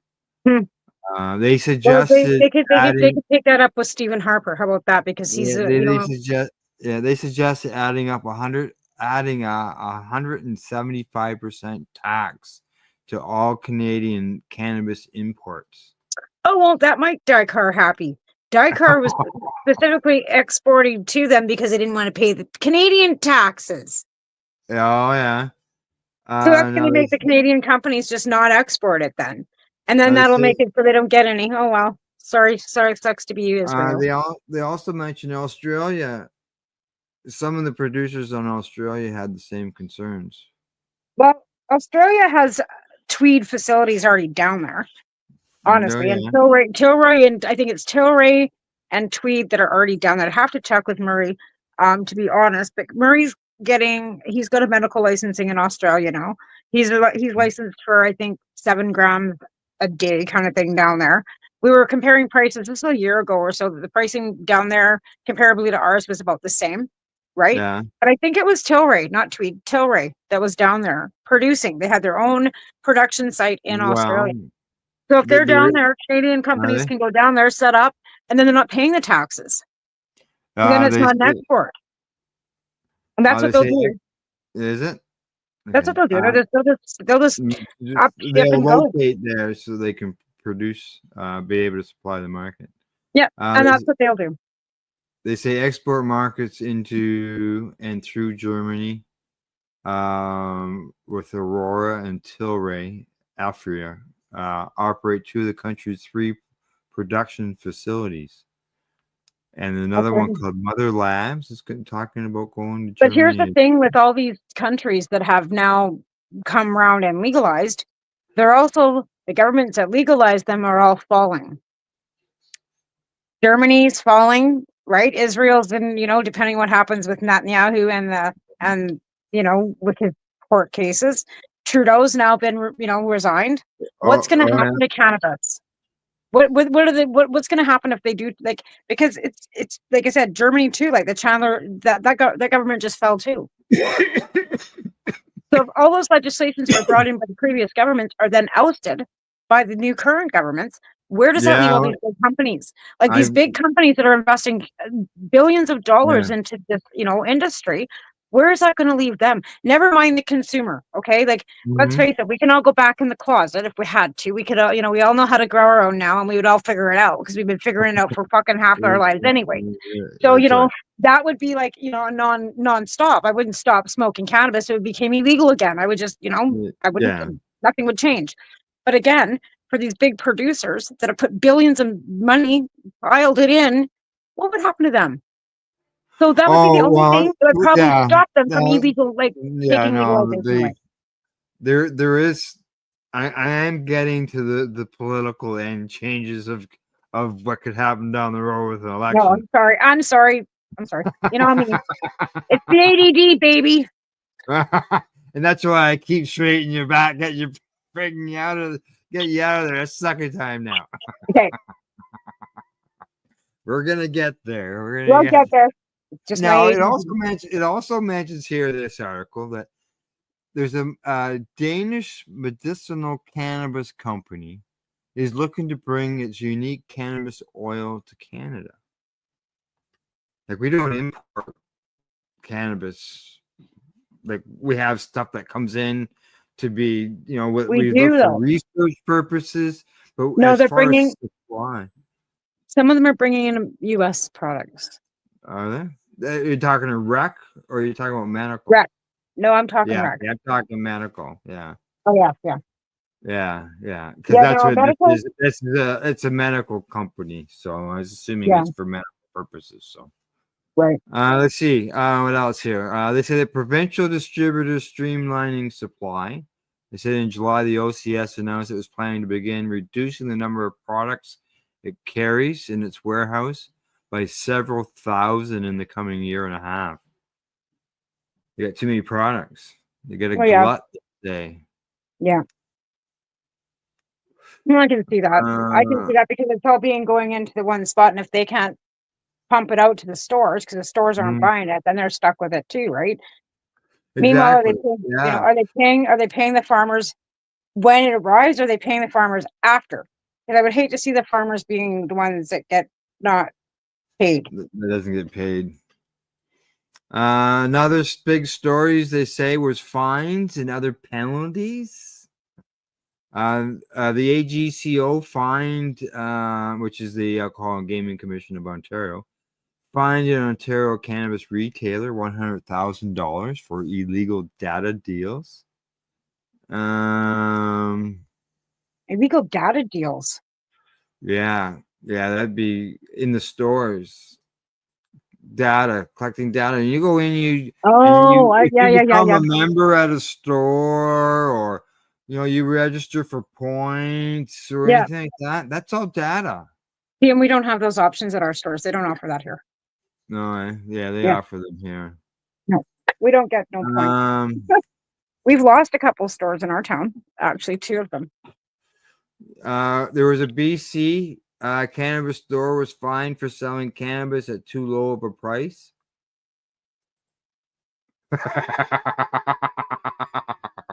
What? Yeah, I remember reporting on that.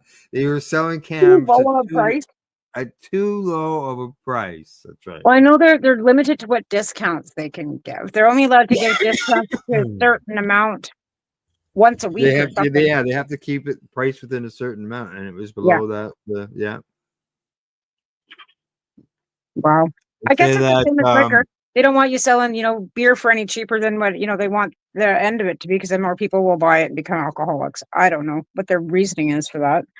They say that the AGCO, here again in Ontario, issued a notice of proposal to suspend the cannabis retail store authorization for Montrose Cannabis in Pickering, following inspections that reveal significant breaches of the Cannabis Act.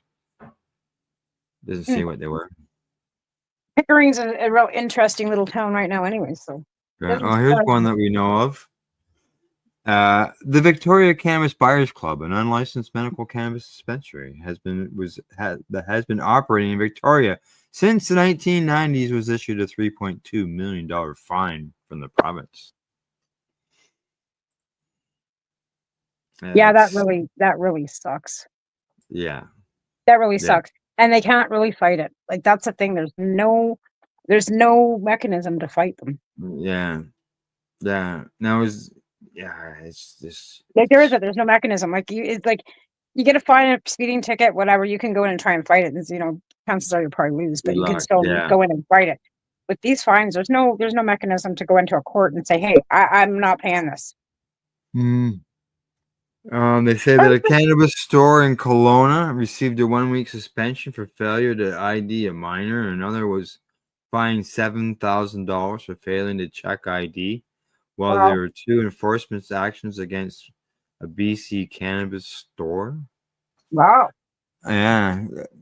Now, in federal politics, they say the industry was continuing to fruitlessly wonder if Trudeau even remembers that he legalized cannabis. Oh, he remembers. Let's see. Oh, The in thing June, is, when it came down to the politics, we'll get into more of this later, but it says here, in June, a Conservative MP said he would vote to recriminalize cannabis if given a chance. In November, Trudeau and Poilievre traded barbs over the latter's attempt to conflate cannabis legalization with the opioid epidemic. I'm going to chew my tongue on that one. I have nothing nice to say about any of that, because we all know that's a big fat lie. Propaganda being forged by the fucking right wing. Yeah, and the chances of Trump doing it and legalizing down there too is 0 now. Now the last big story they say is the black market making a comeback. Of course it is. There was a survey they did that they came down. It was the Canadian Cannabis Survey, and it said 3%. I think you and I did the report on it here on the show. 3% of the people said that they were buying cannabis from the illicit market. But then in the survey, it was something like 75 or 80% of the people were rare users or rare consumers. Yeah. Well, here's the thing. They consider anything being sold on the res black market. So all those, right? Even though it's sovereign land and whatever, but they still consider those black market, no matter how you slice it. There are still several dispensaries like running in downtown Vancouver that aren't legal. Several. Yeah, we have them in Toronto as well. Right. I've seen where they actually have said that they broke it down. There was 2% of the population was going to the reserves in one of the reports I read, and that was the only one that I've seen on it. And I always and all these reports and all these polls and all these things, who the fuck are they talking to? Right? Like, what dynamic, what demographic, like, and how many people, right? That report did explain some of that. I don't have it in front of me to answer your question, but it wasn't people like you and me. It was more like the person who consumes once a month. Yeah, and not like, where they sit, where they get it, where the polls, like, where are these questionnaires? It was they saying like more of the survey was filled out by beginners. Newbies. Well, that's fine too, but again, you're not there. Then it's not a real report, and it's not generated on real facts. Yeah, I think it's not intensive. It's not extensive enough. It's like it's fluff.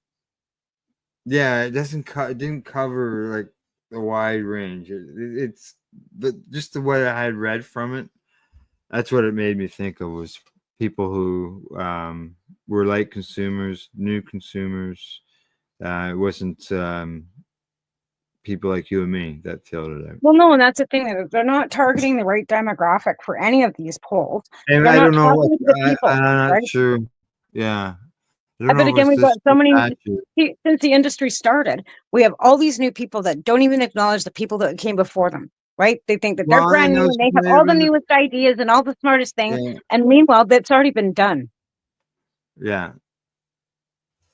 That's the Well, problem. yeah, well, things change. Just because you failed before doesn't mean you stop. You can still try, right?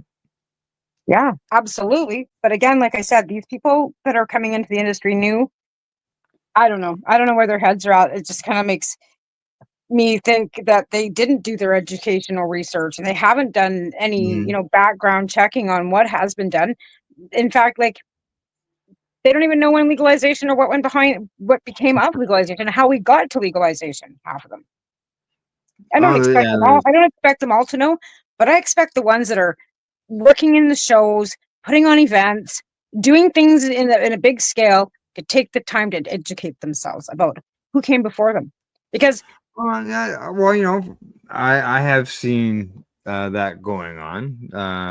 Can Expo, they've recognized people. Abby was recognized for her efforts and things that she did.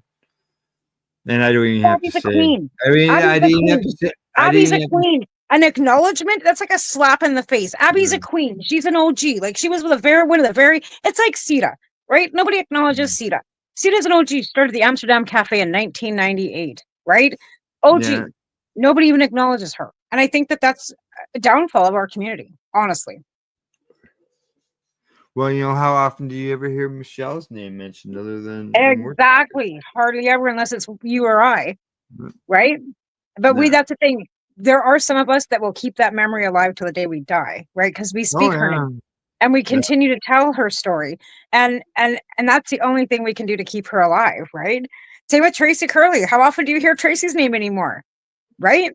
And she's the Correct. queen Yeah. too, right? But Yeah. unless we speak of them and make sure that these newbies are being educated, and I know they don't like to hear it. I know people don't, oh, you just got an ego. I don't have an ego. I think there's people, I don't even care about me. I'm talking about the people that actually need and deserve acknowledgement, like Michelle, like Tracy, Amy Brown too, for that matter. Like, sure, she's around and, but you don't see anybody acknowledging her much anymore. She's an OG. Sandra Petit, for God's sakes. These people went down, they were charged and arrested and did time, for working in a compassion club, helping patients. They went down in these raids, right? They were Oh, arrested. yeah. Like, there's how many people? Legalization, risking things, right? Right? And none of that's Running the compassion acknowledged. centers, having this compassion centers not reveal. You can't reveal where they were. And all Right? that stuff. And the security, like walking into COM the first time, Yeah. you have to walk through a caged door and have your papers and your ID like this, like, here's my license, my driver's license, and here's my Up to the paperwork. camera. Yeah, correct. Right? Yeah. Right? So it was very and you always acknowledge the fact that you could be in there at any time and they could get raided, right? For sure. Yeah. So the risk of that and none of that's acknowledged. And we saw footage of stuff like that at COM. When COM was Right? raided. Yeah. Right. But again, those people aren't acknowledged. Like Chelsea Fisher too. And there's so many, Naomi, like all of those people that we protested on Parliament Hill with. You don't hear any of these newbies acknowledging any of that. So that just says to me that they're in this for the buck. They don't care about the history. They're not really into the community. They're just in it for the dollars. Yeah. And we've got to go for break. Yeah, I got a nasty message coming through saying, you mean you call me? He doesn't remember. Like, I don't understand how he can't remember. I've been doing this for how long? I know. Oh, I'm just gonna, before I forget, I'm just gonna say that if anybody's catching us on YouTube, don't forget to hit the subscribe button. Subscribe button. Subscribe button. All right. After break, we'll go and return. Tamara and I will continue our talk. We got lots more discussion coming up, and some of it I just got some funny feeling it's gonna get heated. I will try and contain my rage. I took my meds today. Okay, good. All right. Well, you're watching the Pace Radio Show. We're live here at paceradio.net. You're listening to the Pace Radio Network here at paceradio.net. Legacy 420 have an awesome array of cannabis-infused beverages, from pop to Nature's Nectar's teas, all in amazing flavors. What a selection. We even have a delicious mango-infused juice, and let me tell you, it's delicious. Everything is infused in-house, so we buy our syrup from, the same place where everybody else buys their syrup for their pop, and the infusion is done in the lab. It's all canned here, labeled here, produced 100% on Tyndonega. We have 2 lines of drinks. One is called our Nature's Nectar. That was our original line that we came out with. And then we also have a line under the Red E brand. We have them in 10 milligrams, 30 milligram, and 60 milligram cans. What a great selection for a get-together with friends or after a long day. Remember, if you want to wet your whistle with on-site lab-tested products, come see your trusted partner. Legacy 420 out on your road.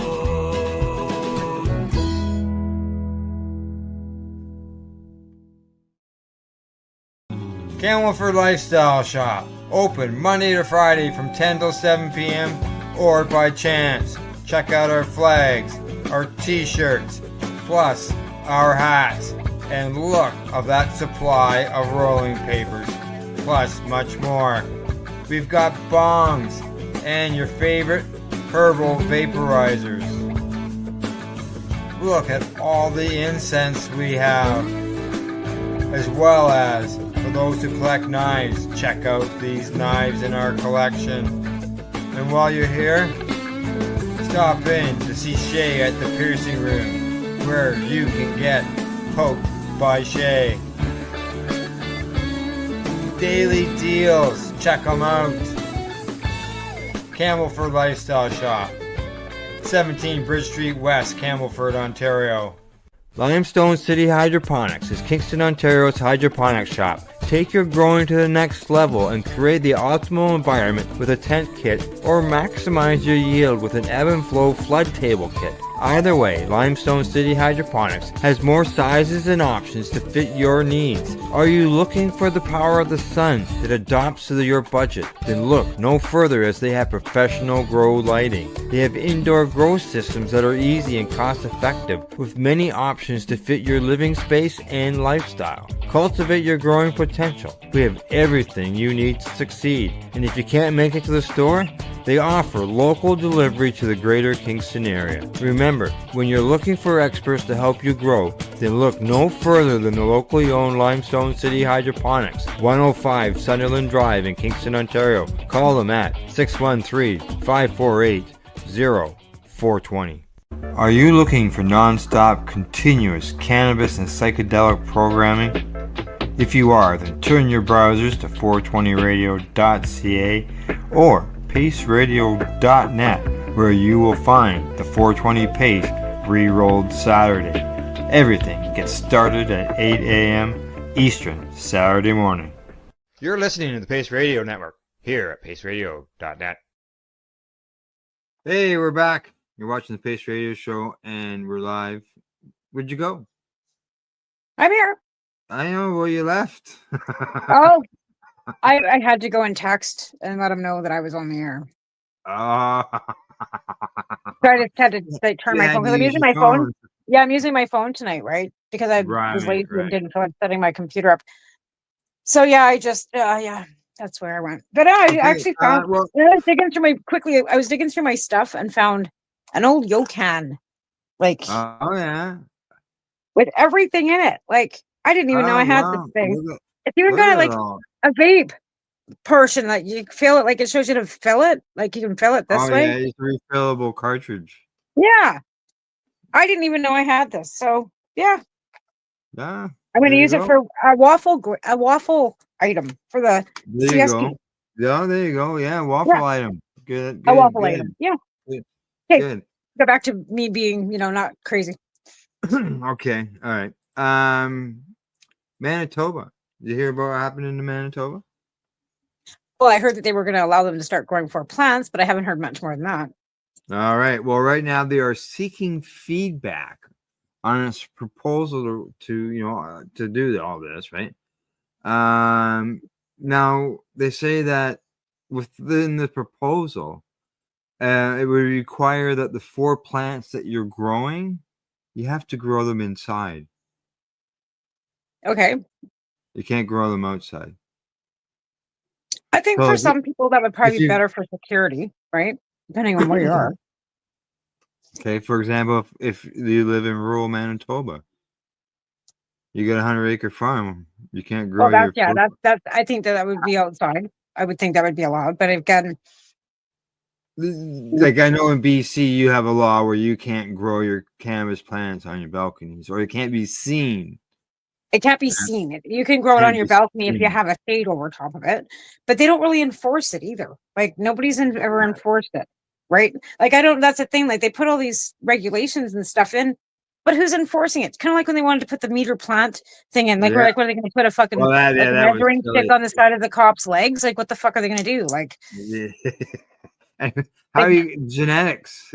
I was right? Like talking about and that the other how are day. you gonna be able to label like put a barcode on a seed? Like how are you doing that? So yeah, you have to grow your plants inside. So people have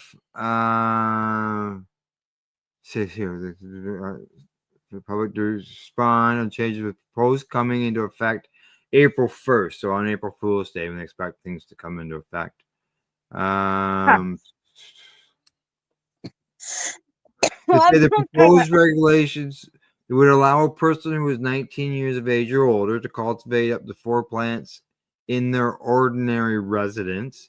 However, a person will not be allowed to cultivate cannabis plants in different residences at the same time, and only 4 plants can be in a home, regardless how many adults.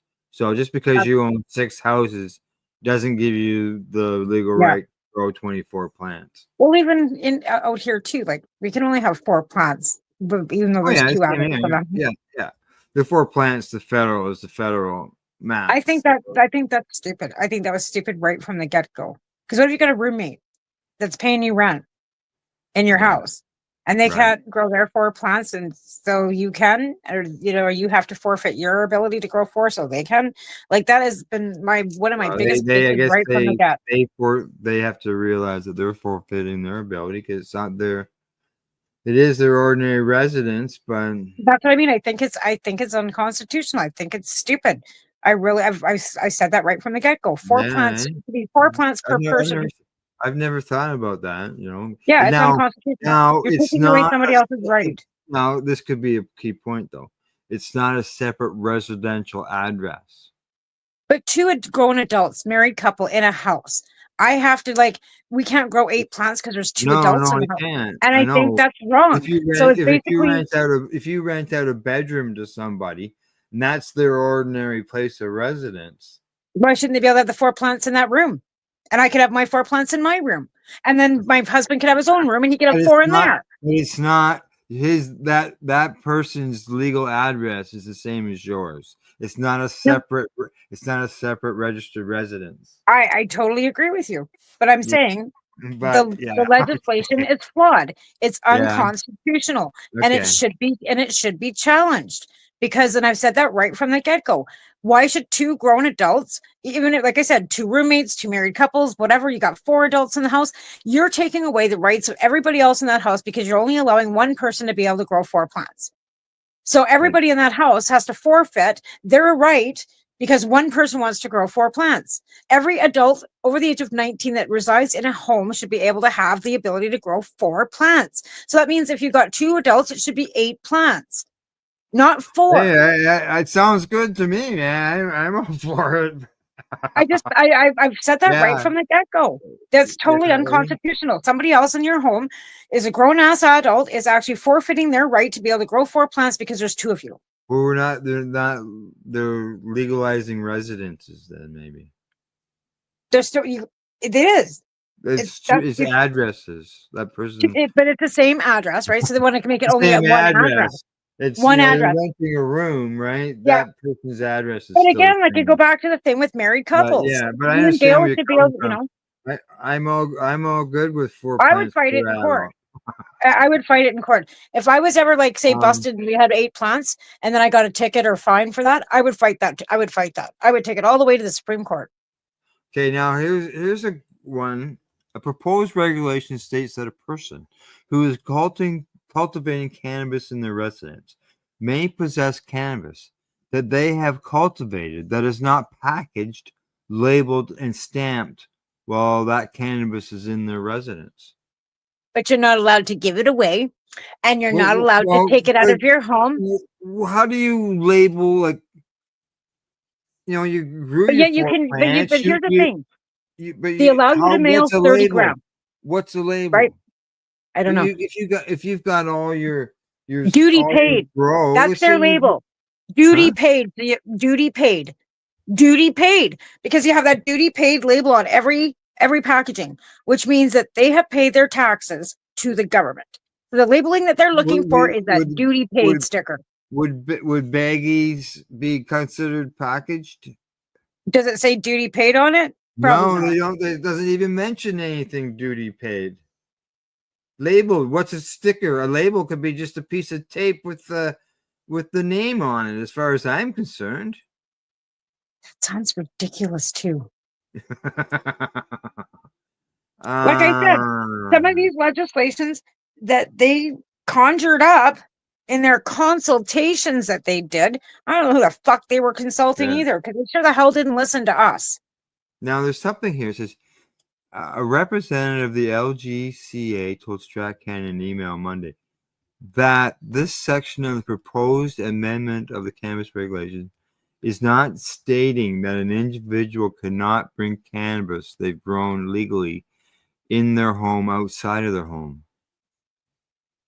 Okay.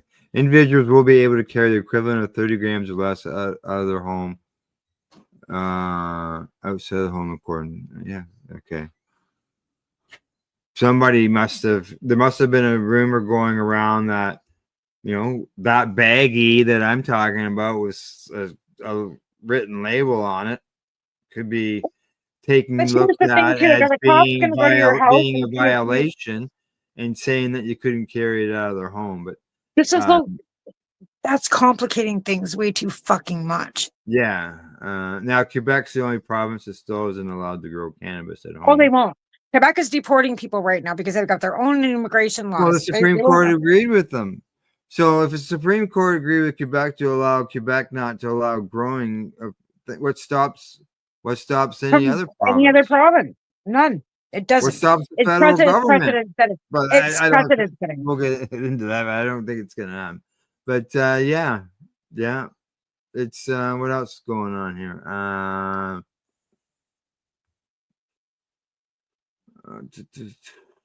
What else they got? I tell you, I will put my boots back on if we have to, and I will protest every goddamn day to keep the rights we got. Now Kirk and Jesse, Jesse's the fellow who took this on, and we all know who Kirk Tusa is. They all agree that it's a change. It gets things going. They're pleased with things, but as Kirk says, he says it's disappointing that Manitoba will continue to prohibit outdoor cannabis cultivation on the misguided belief that doing so will protect young people. Cannabis has been grown. We're not protecting the young people. We have gatewayed them right to fucking meth. Oh, I know. Cannabis has been grown outdoors throughout Canada legally for decades when you consider medical cannabis cultivation. And if I'm not wrong, I'm mistaken, I believe they always preferred us to grow outside. That way you didn't have that fire and the water damage. And the mold and all the toxins in your house and causing all the problems. Yeah. That we've debunked in court. Yeah, my biggest, like I said, we still have that injunction, and it's an injunction, right? Yeah. And I know for a fact that this was filtered during our provincial election, that if the cons would have got in here, they were going to appeal that injunction. Oh, really? Oh, yeah. On the federal end, yeah. Because I know I'm talking because that Allard is sitting in a British Columbia Supreme Court. It's not federal. Oh, is it? That injunction is sitting in a BC Supreme Court. It's not in a Canadian federal.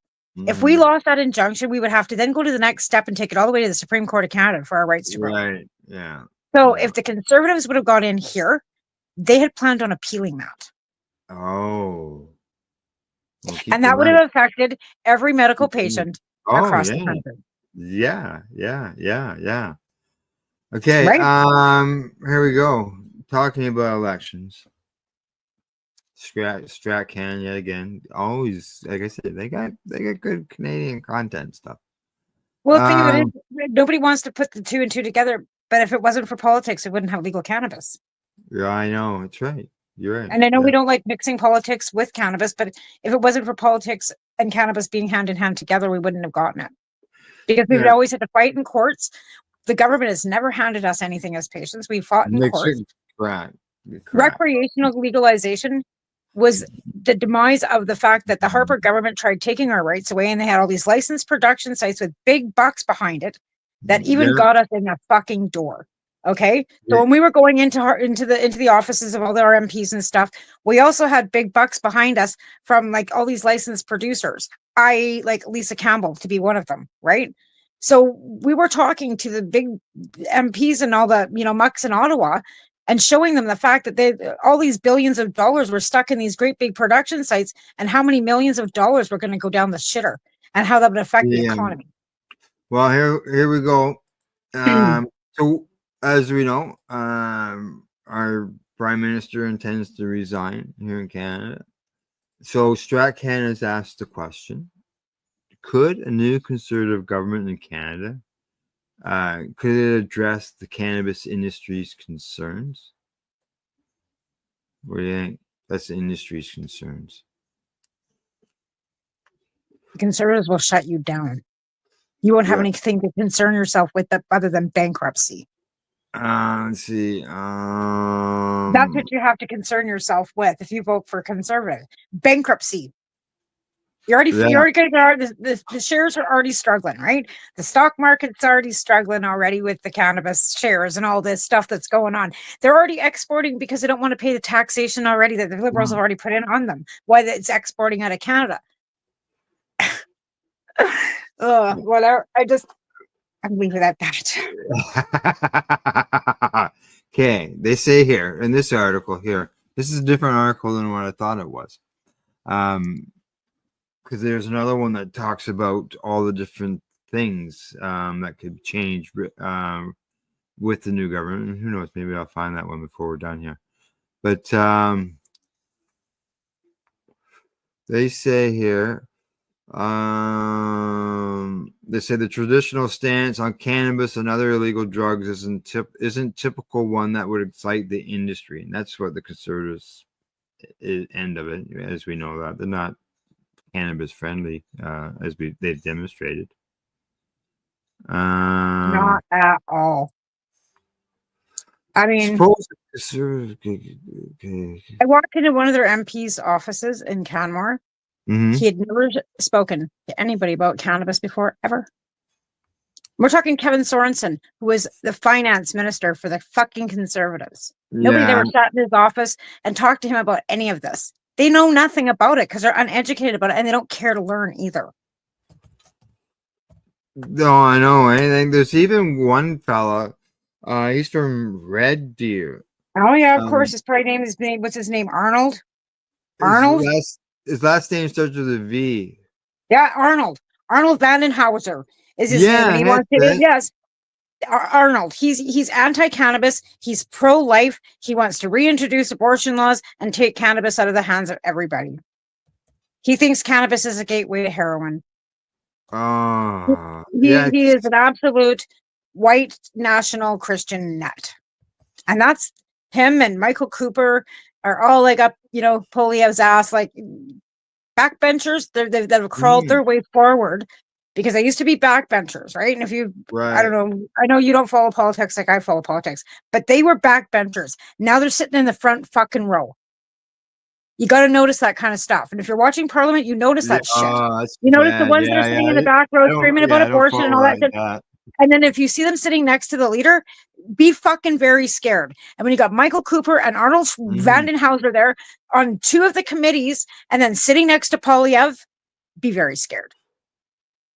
Now it says that now, as far as what could an early election mean for the cannabis industry and pending regulations, it talks about the regulations that we mentioned earlier, these new ones that have been submitted, and They wouldn't happen. They could possibly just die.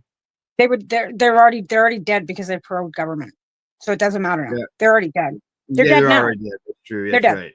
They're They dead. prorogued government, so they're dead. Anything Yeah, that was sitting in any proposals that were sitting like that one there is gone. It's dead. correct. So I'm just going to skip right on past all that stuff, and I'm going to get into the conservatives and the cannabis issue, and how they've been over the years, and what could a conservative federal government mean for the industry.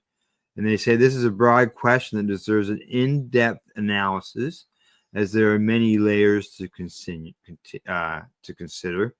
But here are some of the few high-level considerations, because the conservatives have several known talking points related to cannabis file that signal the possible direction that a new conservative federal government might take. How are they on the medicinal cannabis front? Kitty litter. That's what I always say, kitty litter. I was just thinking that, but I didn't. I was chewing my tongue because how you took the words right out of my mouth. Well, mine came used though. I sent mine used. Oh, I never got out the kitty litter, but I did. Dana Really, Larson. Dana Larson was encouraging us all to send 1 cup of kitty litter to Parliament box. So we all did. So I don't know, all of us, but I sure did. I sent 1 cup of kitty litter, used kitty litter, in a box off to Mr. Harper. Yeah, well, here it says under the medicinal cannabis file, they say the conservatives have in the past tried to make significant changes to their medical access program here, repeatedly forced to manage the medical cannabis file by the courts. Yes. And in 2013, the conservatives first tried to get rid of the ability for medical cannabis users entirely, with the approval from healthcare providers to grow their own cannabis or to designate someone to do so on their behalf. And look at the cannabis they were sending us. Look at the shit they were sending us. Like, that was medical, like it was swag. It was like, hey, into the goddamn fucking You got that gold envelope too from Prairie Plant Systems, did you? Lincoln, Alberta. Now they say they're Manitoba, sorry. Yep, I sure did. And then the seeds that I ordered, I never did get them because I didn't need them. I got the seeds. Yeah, I had to order them. You had to. I was advised. Yeah. If you were ordering from the government when you first got your license, you better order seeds too. If you had gotten a grow license, legal way you could get your seeds. That's right. Yeah. So I ordered those seeds and I never got them. And then the strain was Sativa L. We weren't supposed to clone our plants. No, we weren't supposed to. Okay, now it says here. Okay. Now the messaging, they say, since that time hasn't changed much, with the big focus from many conservative MPs over the years to highlight how the personal and producer system is at times abused for the purpose of diversion. So it's not much of a stretch to assume they will continue to focus their aim on that. They're always yelling loophole, loophole. Crack down on crime. We're going to build more prisons. Mandatory minimums coming your way. Yeah. Now, from medicinal cannabis, let's move on to recreational cannabis. And this, yet again, is under the conservative thing here. And now would be nice. Not only do conservative party members have a track record of trying to get rid of medicinal homegrowns, but many in the party have long expressed concerns with people having the right to grow their own cannabis. They say that this was one of the many aspects of cannabis legalization that the Conservative Party outright opposed on principle. With one famous, they outright opposed for us to grow our 4 plants. We're just lucky that when that legislation was passed in 2015, we had a full majority liberal government, and we had every one of those MPs on side. Carolyn Bennett was a huge voice for the cannabis. Hetty Fry and McConnell, those women stood firm, right? And I'm not kidding you. Like, Carolyn Bennett was a pioneer helping forefronted, right? Yeah. So again, you had to be Now- there, I guess. If you weren't at the convention in 2014 when the policies was put on the floor to be voted on, and when the Young Liberals brought that policy forward, if you would have heard the roar The of the people cheering. clapping and the cheers when that passed at a unanimous yes, unanimous. There was no, and that was delegates like myself that were able to vote from across the country. Yeah. A unanimous yes for cannabis legalization. Okay. The room just roared. Now, one conservative MP suggested that young kids would be getting high with their parents' homegrown using their toaster ovens. I remember that. Now, another conservative MP compared homegrown cannabis to being able to make your fentanyl at home. Seriously. Oh, okay. Have you seen how you make fentanyl? Did you see the pictures of that lab up in BC there where they have these great big green jugs that cost $100,000 each? You can't make fentanyl at home. It's not a product you can make in your bathtub. It's not acid, dude. Okay, now a conservative senator, he proposed an amendment when it went to the Senate, and he wanted to remove the allowance to allow growing at home. Yeah. They tried right down to the last fucking minute. Before it went to royal assent, they tried again. Another senator tried to make an amendment so that you could only grow indoors.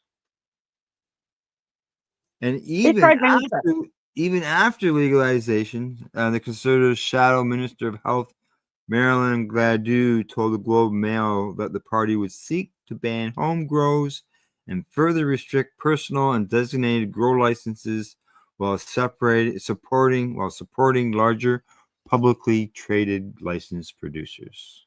They're corporate buddies. Well, that's what they wanted us to do as patients, right? Yeah, they wanted absolutely. us. They And the wanted us prices to too. buy from the big companies. And they forced us to for a while. Like they did. Yeah. They forced us to. Like we had no choice. They pulled our MMARs. They gave us the MN, what is it? I had one. MMPR, that's what it was. Medical marijuana production, not whatever it was, possession license. I had to buy from Broken fucking Coast to the tune of $13 a gram. Right? It wasn't cheap. It wasn't affordable. There was no patient's discounts. You were paying more than $200 an ounce. So it was cheaper to buy it from the street. But if you had that licensing, if you didn't purchase from your producer, they would yank your licensing. And that was a threat too, right? So they, again, not affordable at all. Yeah. There's more on to this that I'm going to get into when we get back from break. So we're going to take a commercial break. And I'll switch my cartridge on my vape pen and get myself a drink. And I think I have to do that too.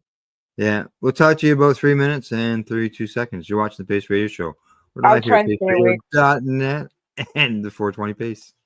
You're listening to the Pace Radio Network here at paceradio.net. Camelford Lifestyle Shop, open Monday to Friday from 10 till 7 p.m.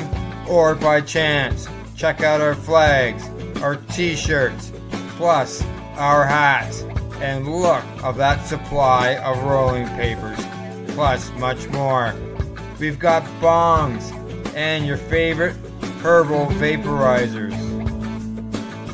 Look at all the incense we have, as well as for those who collect knives, check out these knives in our collection. And while you're here, stop in to see Shay at the Piercing Room, where you can get poked by Shay.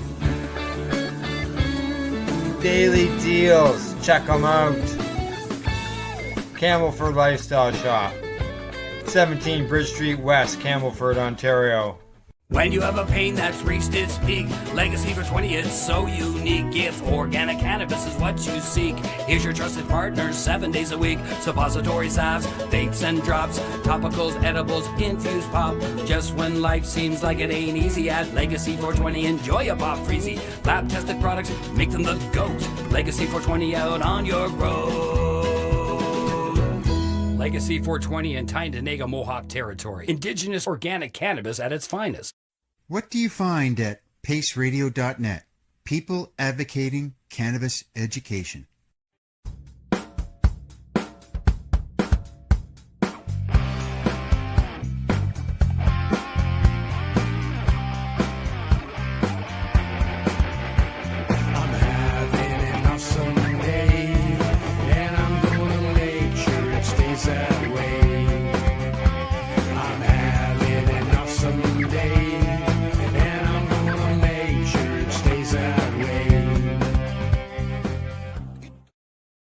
Limestone City Hydroponics is Kingston, Ontario's hydroponics shop. Take your growing to the next level and create the optimal environment with a tent kit, or maximize your yield with an ebb and flow flood table kit. Either way, Limestone City Hydroponics has more sizes and options to fit your needs. Are you looking for the power of the sun that adapts to your budget? Then look no further, as they have professional grow lighting. They have indoor grow systems that are easy and cost effective, with many options to fit your living space and lifestyle. Cultivate your growing potential. We have everything you need to succeed. And if you can't make it to the store, they offer local delivery to the greater Kingston area. Remember, when you're looking for experts to help you grow, then look no further than the locally owned Limestone City Hydroponics, 105 Sunderland Drive in Kingston, Ontario. Call them at 613-548-0420. Are you looking for non-stop, continuous cannabis and psychedelic programming? If you are, then turn your browsers to 420radio.ca or paceradio.net, where you will find the 420 Pace re-rolled Saturday. Everything gets started at 8 a.m. Eastern Saturday morning. You're listening to the Pace Radio Network here at paceradio.net. All right, we're back for the last segment of the night, and I'm just going to finish up that last tidbit there on about elections, with the elections coming up, and what effect could that have on the cannabis industry? To be fair, we're looking at it probably won't be till October, is what I'm hearing. But it could be quicker. I've heard May and June. I heard May, June too, but it depends on some things, because now Jagmeet's backpedaling and he wants that pharmacare bill to go through. And now that they prorogued, that pharma bill's not through yet. So if they go back and they topple the government, the pharma bill will not go through. Oh, all right. Well, to finish this off, I saw a report in the news that micro grows are huge. You know, they're very popular. They can be done much easier than a large LP. But they say here in this article here that, you know, that they're not efficient. They're not cost efficient, because it takes a lot of staff and stuff to operate things, to answer the phones, to do inspections of these smaller places, respond to emails, phone calls, and things. So what they're suggesting here, that is a possibility that you know, if it's not efficient, that they could be cut. And they say that if you're looking to invest in cannabis, they're suggesting to go to a larger company. I know it's hard to get their product out too, because they're not growing as much, right? They're not as they don't have the turnover that the big ones do either, because the big grows can grow several different strains at once because they have the room and the ability, right? Right. And then or micro can only do only you know, whatever, so many plants. They can only grow so many strains. They can only output. So to be honest, considering too the fact that they're not getting paid big bucks for a pound anymore. They still have to go through a light. No, they still have to go through a larger. They have to go through they have to go through the exact same process a big micro or big license producer. Yeah, but do they not? At one time, they had to go through a big LP to get through the Yeah, market. they had to get their product. The LP had to buy their product and then put the product to the Correct. boards, Yeah, right? yeah, They yeah. put that out now. Any producer can go directly to the store here in British Columbia. Like the micro crafters can go direct to the store, and they don't have to go through the LBD. Like they don't have to put their product through. They just have to have it approved by their they have to send, I think, samples into Health Canada, and the packaging might be done somewhere else, but they can go in and sell the product. And then the packaging and labeling is done in Nelson, I think is what I was told, because there's a production packaging site license there for the micro grows, right? Because they have to put the duty stamps and stuff and whatever, the proper labeling and whatever on them. And it's all like regulated packaging, right? And then it's taken to the stores, but they can go directly to the stores and sell their product. Like not in hand per se, but they can go and do the sales pitching and stuff. Whereas before they couldn't do that. There was actually like sales reps, like, you know, how I have sales reps for, you know, hair product and whatever. Like we got tobacco sales reps and whatever in our store, right? Cannabis was doing the same thing. They would have sales reps that would come to the stores showing them product. They weren't allowed to give them any samples. And I don't know if they were carrying samples. They weren't allowed to have samples themselves, I don't believe, is what I was told by one of them. And then they had to travel around to all the stores in the area and try and sell the product from this licensed producer they were working for. Yeah. Now, away from politics, on to studies. Educational information. And it's always a good thing because, you know, lots of people need it. that's right. Well, exactly. And this is the top 5 health conditions that women are treating with cannabis. What do you think? No, I would say probably, well, attention deficit, depression, anxiety, sleep, and eat. Okay. Okay.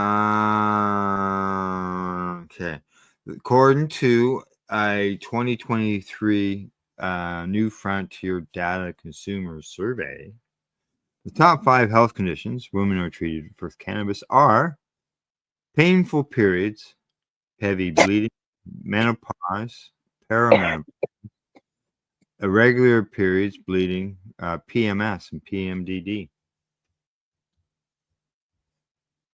And well, it helps me from killing people, and that's related to menopause. So yeah. Now, there's top 5 health-related symptoms women are treated with cannabis are back pain, mood changes, sleep problems, headaches, and bloating. And what do you think? Symptoms and the conditions are completely related? I don't suffer from a lot of that. Like I don't have bloating, so I would never know. I wouldn't know about that part of it. Headaches. I don't get that. I don't get those very often either. All right. Like I'm very, very rarely get a headache. Even if I'm super tired, I don't drink anymore, so I don't get a headache. But it was a good hangover killer in the morning. Like if you had a hangover, so that's, you know, still a headache, yeah. But like I said, it helps me not kill people. Yeah. So yes, that kind of covers a lot. But Yeah. again, like, you know, a lot of it too, like attention deficit, right? And you know, a lot of people like think, oh yeah, badge, but it's not. It's a debilitating thing that a lot of people suffer from that they don't want to medicate themselves for. And for years, I was under that, you know, too. But this does help along with the medication I take, because that medication wears off, and it's not, and I don't want to be on it 24 hours a day. So when I'm getting that, like, because that's one thing that goes along with, like when I say I don't want to, I'm going to kill somebody. Rage is a huge thing that goes along with a lot of these disorders. Attention deficit, menopause, for sure. So you add the 2 of those together. So, like I said, the Vyvanse doesn't help me with that. If it wasn't for this to help me with that symptom of the attention deficit, Vyvanse doesn't cover that. The cannabis does. Cannabis does. Now they say that So that's 55%. right? 55% of the women surveyed use cannabis products with THC. 18% use products with CBD. The top 3 product forms that women use to treat these symptoms are smoking flowers, edibles, and vaporization. Yeah. And I mean, the edibles part of it's good too, but like for myself, if I eat candy and they're too strong, I'm sleeping. and I can't do I can't do the edibles, like just because of my stomach, like Right. the Yeah. flour, the egg, the milk, like whatever it's made with. Oh, Like I it's made rice. it's yeah. It's I like can what do we Rice do. Krispie squares. Like to be fair, I made some Rice Krispie squares and I ate a little bit of that because Rice Krispie squares is just I always caution on the Rice Krispie squares. It's the yeah. marshmallow. Rice Krispies are fine. It's the marshmallow. Yeah, and I mean, I used minimal marshmallows to be fair, Yeah. Yeah. and I used a lot more Rice Krispie, and I used a lot of butter. And moderation on the size, the amount that Yeah, you eat. I didn't eat a great big chunk. I had a little Yeah. piece. Now they Right? say that 96% of the women who use cannabis to treat women's health problems say it is effective at managing their symptoms, with 40% saying it's very effective. So good numbers And there. then what's the percentage of people that say it's not effective at all? Do they ever give Well, those I'm going to stats? How say many people? if 96% of women who use it say it's effective, I'm going to say 4% say it's not effective or Or they don't use it. did not know. That's all That's a it's pretty good. left. That's a pretty high statistic. Then I that's say pretty good. so. I'd say it's Well, extremely high. that's the thing. Well, it's the thing. Like I very rarely hear anybody say, "Oh, sorry," that it doesn't work for them. Yeah. I often hear people say they no longer smoke it because it makes them paranoid. Oh, And yeah. I've been hearing that a lot lately from a few of my friends that have gotten older, whether it's menopause, hormonal changes, whatever, but they can no longer smoke it because it makes them paranoid. It gives them anxiety, heart palpitations. Anxiety. And Oh, it's yeah. like when you're not smoking the right strain, and like, no, I'm smoking indica. Like I know what I'm smoking. Like I'm not, Yeah. I'm Yeah. not stupid. Yeah. But something in their whatever, they just had to put it down. Yeah. I wonder if it has to do with age, just getting older. Well, that's again, like that could be a possibility too. Like, is your pituitary gland all dried up? Like, what's going on with your gland? Yeah. Like, your lymph glands. Again, your hormone levels are what's your estrogen, your Yeah. Like testosterone level. Like, yeah. When you're younger, you're more able to take risks or more probable of taking risks and well, I know as I driving. get older, I sure don't get the same effect from cannabis Yeah. anymore. I'm Yeah. finding it that I don't get the euphoric. I get more of the medicinal sides of things where it relaxes me. It makes me, kind of like it just kind of like lays me back a little more. Whereas before I would Yep. kind of get the giggles and stuff, and but I don't get high school high anymore. It doesn't matter if even if it's a newer strain. Like we went out to the res, we got some different stuff. I mean, I got some euphoric, but it was like, oh, okay, I'm fine. That I was sleeping. Like, Yeah. oh, so that's when I know it's good because if it knocks me out, oh, that's good weed, right? But it only does that to me the first joint. After that, it doesn't do that to me again. So Yeah, I don't get the same effect. you stay at an even keel. Yeah. Yeah. Yeah. But if it's pretty potent, like I'll smoke it and then boom, I'm sleeping. Like I'm out. Like 2-hour nap. It's like, holy shit, that stuff was good, eh? Not last week, our last show, the one that we had before holidays. We had an interview with Tim Barnhart of Legacy 420. That was a great interview. That was a good interview. Yes. Well, over the holidays, I didn't really even turn my computer on. Right. I took a computer break. Yeah. Yeah, why would you? Yeah. Yeah. But the last just before the holidays, the last day before the holidays, and a couple of days this week, I've spent some time and I've done some work on that interview we did with Tim, and using it to help him promote the business, to help sell it. Yeah, that's a great idea. So I've created this little video that'll play, and I'm gonna. I know. I was telling my husband about the whole thing, and he was like, "Damn, I mean, it's not possible, right? It's just not." But he was like, "Oh, I wish." I said, "Me too. I wish that we could, have a facility like that. It's beautiful." Yeah. It would be a dream. Out of our hour and a half that we had with him, actually it was almost 2 hours. It was an hour and 54-minute broadcast.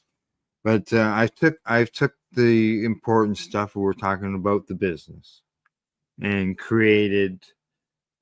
brought all that, put it up at the beginning of the video, and then I've taken the stuff we were talking about, the history and how it all began, and put it in there. And then I've taken the videos, our commercials that we run of it, and put that in there to highlight the products. So anybody who's basically looking at it, possibly that might be interested in Legacy 420, the first 10 minutes is all about the business. It's all about how big it is, what's all in there, the lab, the equipment, so on and so forth. That's like 10 or 12 minutes long, all at the beginning. And then it gets into all the products that they make. And then it gets into, basically the history of the company. So hopefully, you can use it as a promo for a sale. Yeah, absolutely. Promo for it. Yeah. So it works. It's like just under half an hour. It's like 29 minutes or something like that. Oh, that's great. So I'm gonna release that, and probably tomorrow I'll release it. Yeah, that's awesome. But it's like I said, it's a complicated sale, to be fair. Like it's not like just anybody can come in there and buy that, right? Correct. And because of where it's at, and that's respect for them, right? For absolutely working that business to the absolute top level, right? Yeah. Like kudos to them. There was so much going through when I was doing the editing that I had to say to myself, yes, that's important information, but does that relate to the sale? It's information I'd like to know, but does it? Yeah. So there's some stuff that I cut out that I wanted to keep in, but it was it just wasn't related to the sale. Right. It's stuff that we were discussing or whatever, right? Well, yeah, that stuff's kind of irrelevant to somebody who's purchasing it, right? Yeah, like we were talking the about good, because that's the thing. Like whoever does buy that business needs to keep it because of the legacy of it, right? It is Legacy 420. Like it is the number one First Nations business out there. Like I don't see anybody else across Canada having that other than a licensed producer, and a licensed producer doesn't have that either. No. We discussed everything from them, like you said, the first one. So I left all that stuff in the history end of it all, where it all began. And when you purchase, you purchase the business, that history comes along with the company. It's all company history, right? Well, yeah, and they're keeping the name and the clientele, and they're buying an entity. They're not just buying the name, and they're buying an entity, right? Yeah, it's a huge responsibility. Like to fill Tim's shoes, you know what I mean? Like, I mean, he's got great staff, and I imagine the staff would all stay and help the new owner, continue on. But that was Tim's vision, right? So, big time. So, oh, I can hear my dog. She's at the door, and Gail's in the shower. Isn't that always the case? They always need him at the least opportune time. I just let the big guy out know and walk away and close the door. I'm just gonna run a quick video, and I'll stop it when I get back. All right. Sounds good. All right. You'll be. It's only 25 seconds. Go ahead. Are you looking for non-stop, continuous cannabis and psychedelic programming? If you are, then turn your browsers to 420radio.ca or paceradio.net, where you will find the 420 Pace re-rolled Saturday. Everything gets started at 8 a.m. Eastern Saturday morning. Oh, I made it. You're lickety quick. That's awesome, though. Doesn't take long. I'm ripping up them stairs. How's your leg? Like, is your leg feeling okay? Like, I know you were having issues with your leg. No. The X-ray results didn't show like any like loose gravel, bone material like for arthritis or anything. they ruled it more of soft tissue inflammation. So, like the other day, I was driving into town, and it just felt like my knee was going to explode from the pressure on the inside. And then some. Is your humidity levels going up? Like, is your humidity high? Well, And I don't. It's winter. And is it It's just your only knee, or is winter. it moving around? Like, is it just your knee, or No, is it moving? it's mainly my left knee, but it does move to my right knee. Sometimes it's both knees at the same time. My friend, that sounds a little bit like arthritis. Yeah, well, that's what I questioned when I went in to see my nurse practitioner. I would get your nurse practitioner to try and get you a referral to a rheumatoid specialist. And so she did the X-rays and had the X-rays ordered, and those were the results, anyways. Yeah, But X-rays don't show that. yeah, Yeah. now there You have to was get a blood test with it. It'll show in Nick your blood test. Usually there's an inflammation markers. And if you're inflamed like you are now, a blood test will show that's how it shows. It'll show in blood test. All these arthritis that are immune, like psoriatic, like do you have psoriasis at all? no. Okay, see, I didn't either.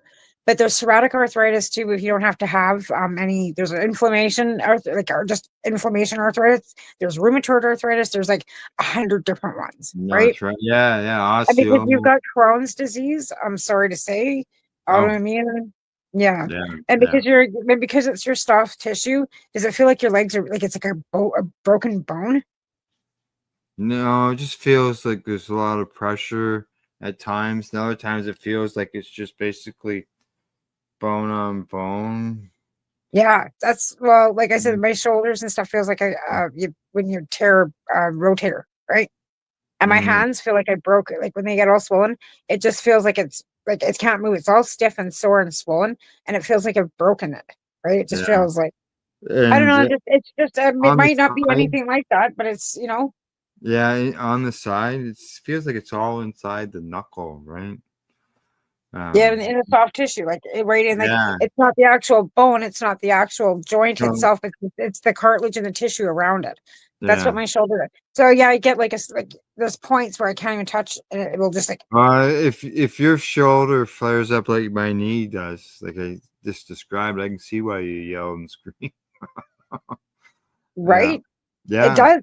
It just like I said it, and it just it's excruciating. It's excruciating. I feel for you, bud. I do. I feel for you. But let's see But what nothing happens. seems to help it. Try to nothing really. She said if it continues bothering, give us a call. So Is the cannabis helping with the pain? yeah, I take I have my THC base that I take as a fluid that I drink. And then I've also got but she recommended if I need anything to take Tylenol for arthritis. Yeah. Because I can do Tylenol. Slip me your address. I'll send you out some icy pot. Oh, okay. All right. Yeah. I gotta send another one out anyway. Tomorrow. Yeah. So yeah, send me your address and I'll take care of All that. right. Okay. I'll do that too. Not a problem. I'll give it to you after the show. Yep, definitely. Yep. Absolutely, just in my inbox. But yeah, Yeah. I'll definitely take care of that for you for sure. Okay. Oh, and But yeah, it's tough because as you get older, it just kind of and you keep hoping that it's going to be just natural based. You can just stick with the cannabis. You can just stick with the Yeah. cannabis. As things start breaking down, you have to stop sometimes. Yeah. Well, And another one with arthritis too. It just seems to be a common thing. yes, it's it comes with age, and it affects just hiccups. Affect young people as well. So Yeah, childhood arthritis can be that's pretty prevalent too. Not as much, but yeah, age can do it to you. We're pretty. It's hard though because you don't feel like you're that old. Like, No, there's that meme that's around there. It says something about I'm that old I don't feel like that old person or whatever. There's one out there. I can remember thinking that, wow, I'm gonna be so old. I'll be 39 when the year 2000 comes. right? And this girl's like, I'm just so tired today, And I said, oh yeah. Like, she looked like she was like 12. She's like, yeah, I'm gonna be 31. And I'm like, lady, when you're my age, I said, you can talk to me about being tired. Like, holy. I feel so old. Wow. Said, you know what? You're the same age I thought I wouldn't make it to. So I'm pretty happy to be on this side of the dirt because I didn't think I was going to live to be 30. Yeah. So, well, hey, I've lived longer than what my father lived. Like he passed away from cancer, and right? I had cancer. I just lucky I didn't get it where he did. So yeah. And I mean, technology now too, like cancer's not a definite death sentence anymore. Yeah, there are treatments and stuff now that have really advanced in treatment. Like I think of Deb's husband with with what was going on with his bladder, and they injected some biologic and it went in, and there was no and it was like a new technology that they've got. Wow, really? They right? injected it right into the cancer. Yeah. Wow. Yeah. I think that portion was removed, and yeah, he's been good, but he's RSO. Like there was no, I don't believe there was any chemo. He did take he did, but he does do but he still does too, right? Yeah. But he's also like in his 70s. Oh. So you know what I'm saying? Like it was pretty hard. I wish my dad would take a little, little under the tongue, but there wasn't none of that. He was like, no. I smoke my. I think it gives us. I think it gives us life. I think it gives us longer life. I think it's preventative. I think that people that use cannabis will live to be 100, like Jimmy Carter. Well, yeah, exactly. Sure, I'll complain about being stiff and sore, but and I have my Crohn's disease, but I don't. To me, it's not as if I always thought when I was younger, people over 60 were old. Okay. I know, right? I know 55 was like a death sentence, but now they've got medications out for colitis and Crohn's that's actually repairing the lining of your colon. Oh, really? Yeah, it's advertised on the United, like on the TV, on the States all the time. And it's a daily pill that you can take after you've been through everything else, but it actually like puts you into remission for up to 5 years. Like the study's been, people are still in remission, and it's actually repairing the lining in their colon. It's repairing, but unfortunately, I don't think it's going to remove scar tissue. Oh no! I'm sure that there's some side effects, but again, instead of tearing the lining of your tearing the lining of your stomach and other bad, it's actually like repairing. So that's good. That's good. They are using technologies now that like heart transplants and lung transplants and all these things that have come so far with medical technology, right? People are living a lot longer. Like Jimmy Carter was the president in 1977, for God's sakes, right? And he lived to be a fucking 100. He lived to 100. That's right. 100 years old, right? And I know several of the old folks here in town are over 100. We got some of them are 110 at the old folks. I saw a picture of a local guy's mother, and she was 96, and you wouldn't think she was much like 75 years of age, if that. Like, my mom's gonna be like coming up here like 79. She goes to yoga at the senior center. You cannot, like, if you looked at my mom, you would not think she was in her late 70s. You'd go, oh yeah, 50. That's just, she never slows down. My dad's 84. And if, we looked at him, he looks like he's been sick, but I mean, they just don't stop, right? If you don't stop, you gotta just keep going. You gotta keep going. If you stop, you stiffen up and yeah. Yeah. All right. I see we're at the bottom of the hour. Anything else you want to discuss before we go? No. Send money to the CSP. Weed money. Yeah, actually, we never I've got lots of tubes that. now. It's okay because I haven't I've been helping patients off site, but I haven't been able to get out there. We've had snow, it's been cold. I got the meds and I've got it all packaged, and then my fucking battery I had issues with the car. It's just been a shit show, and I will not go out there alone, right? And that's another issue. My other buddy's been on the road. He's a truck driver. He hasn't been able to go with me. There would be nothing stopping anybody from doing something to me and my kid. So I don't have anybody else to go with me. So that's been one of the reasons why I haven't made it out there. But anybody that I've that really needs it, I've met them offsite. So they've come off, whatever. So it's not like I'm not doing anything. I'm just haven't been able to get out there to get them all the codes. I saw you post that you had help from people off. Well, yeah, I got candies made and everything. I'm like I said, I've got everything packaged. I got a package, but I also made candy, so I used a lot of that RSO. But I also have off patients that I gave syringes to, like full ones. They're cancer patients. So out of some of those, out of the RSO that I got, they were given right to those cancer patients because they can use it under their tongue. Right, I've got 2 of them. I also give a full syringe off to my safe supply that's not using, but then her grandmother just passed away. So she's been having a really hard time, and I've had to help her more than once a week because I'd rather be giving her the CBD caps and stuff that I've got here and the stuff that I've got here than her going and getting something from somewhere else. So I've been helping her quite a bit too, right? So it's not like I said, it's not like I'm not helping anybody. It's just that it's not been the big Saturday afternoon go because I don't have anybody to go with. Yeah. And I mean, lots of people offered, but then when you ask them, like, can you come with me? Nobody's available, or they just don't, and it's like herding cats. It's the same. And you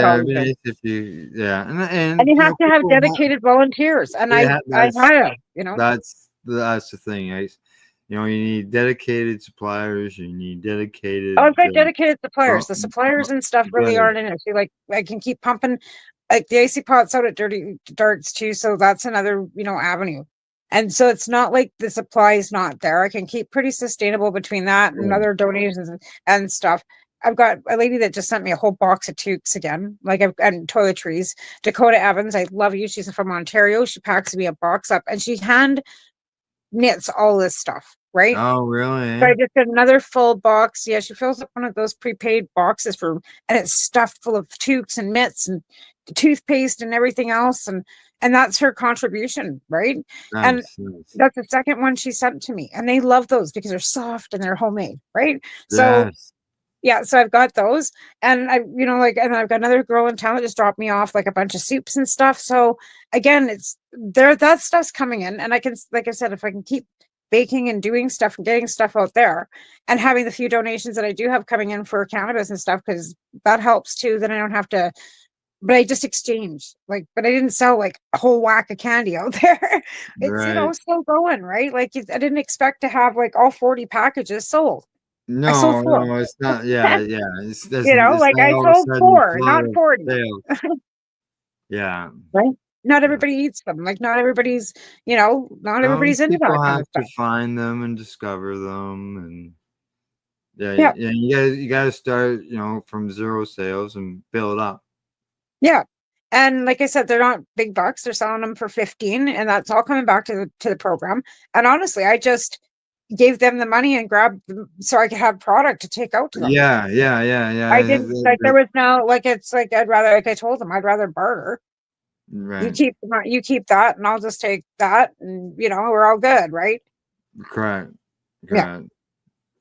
Works better for everybody. Yeah. So because you probably need those supplies anyways, and you would get and being that they're there, why not buy them there at the same time? So they're helping me, right? By doing this for me. So why wouldn't I want to? Right, exactly. Keep it local if I can, right? Again, like I said, for them it's good. For me it's good. It's bad for me in the wintertime because I don't get out there probably as often as I should because I don't want to drive out there. Like my tires are not the best. My car needs exhaust work still done. I can't afford to get that fixed. I don't have $1,200 fucking dollars to just throw down on that. Like that's 2 weeks work for me. Like I just Yeah. Alrighty. Well, other than that, anything else? No. Email I guess. for Oh, contribution. Tamara Lee3@gmail.com. And I will be having a show on Monday, and Daryl Fate is my guest. But now that we're all over the big Yeah. drama on Monday. All right, and everything else. Okay. Other than that, I guess it's time to say goodbye. Just a reminder that everybody know we'll be back next week, same time, same places. Thanks to our sponsors, legacy420.com, Limestone City Hydroponics.ca, the Camelford Lifestyle Shop, as well as at ease.ca. And thanks to everybody for tuning into the program. We'll see you all later. Thank you, and good night. I got to get the button. There we go. Found.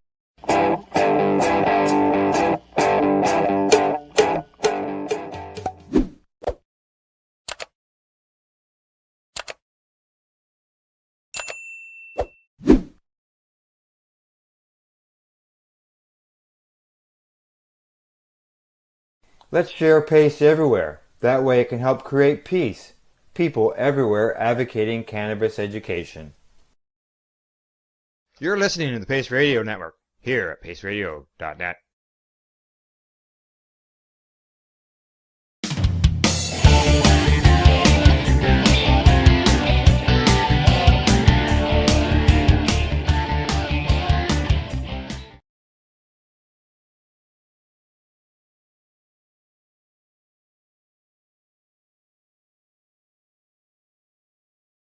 We're still in entertainment. Bring it on. I've got a dewdrop to test. Yes. To test out So, today. You And this showed is that made- to us, but This how is does made it by work? Dave. Electric.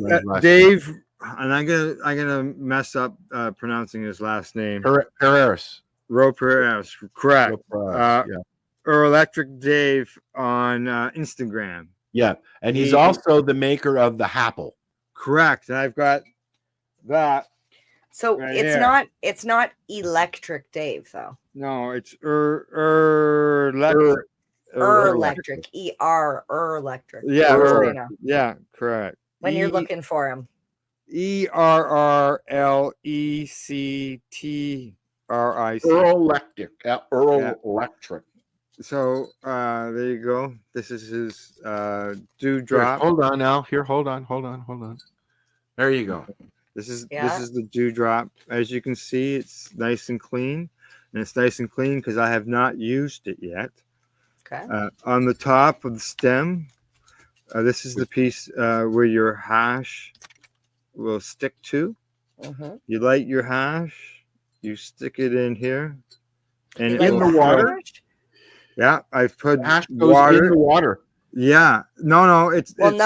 There's a glass enclosure. Oh, okay, I see. All right, and then here, let's make you bigger. Nice. Oh. Wrong one. Oh. It's not going bigger than that. No. Okay, just go ahead, Al. Okay, it's probably So there you go. It's hand blown. Dave does them all. And we've seen Dave at many events. Yeah. And so he's very well known in the community. Correct. And an amazing blower. I've got some hash here.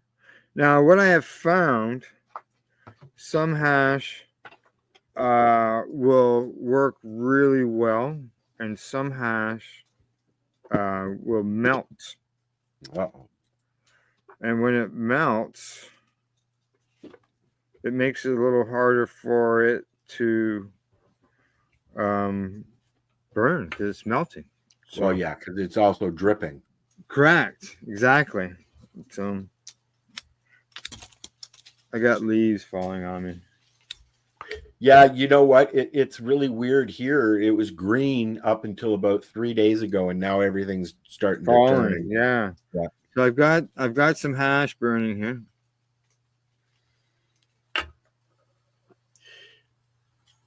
Do you find you waste a lot with these toys? No.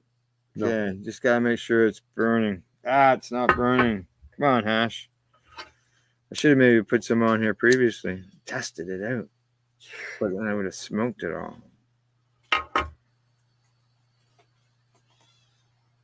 Yeah, I got her going. I haven't had any hash in a while. So I put it inside there. You can see it filling up with smoke.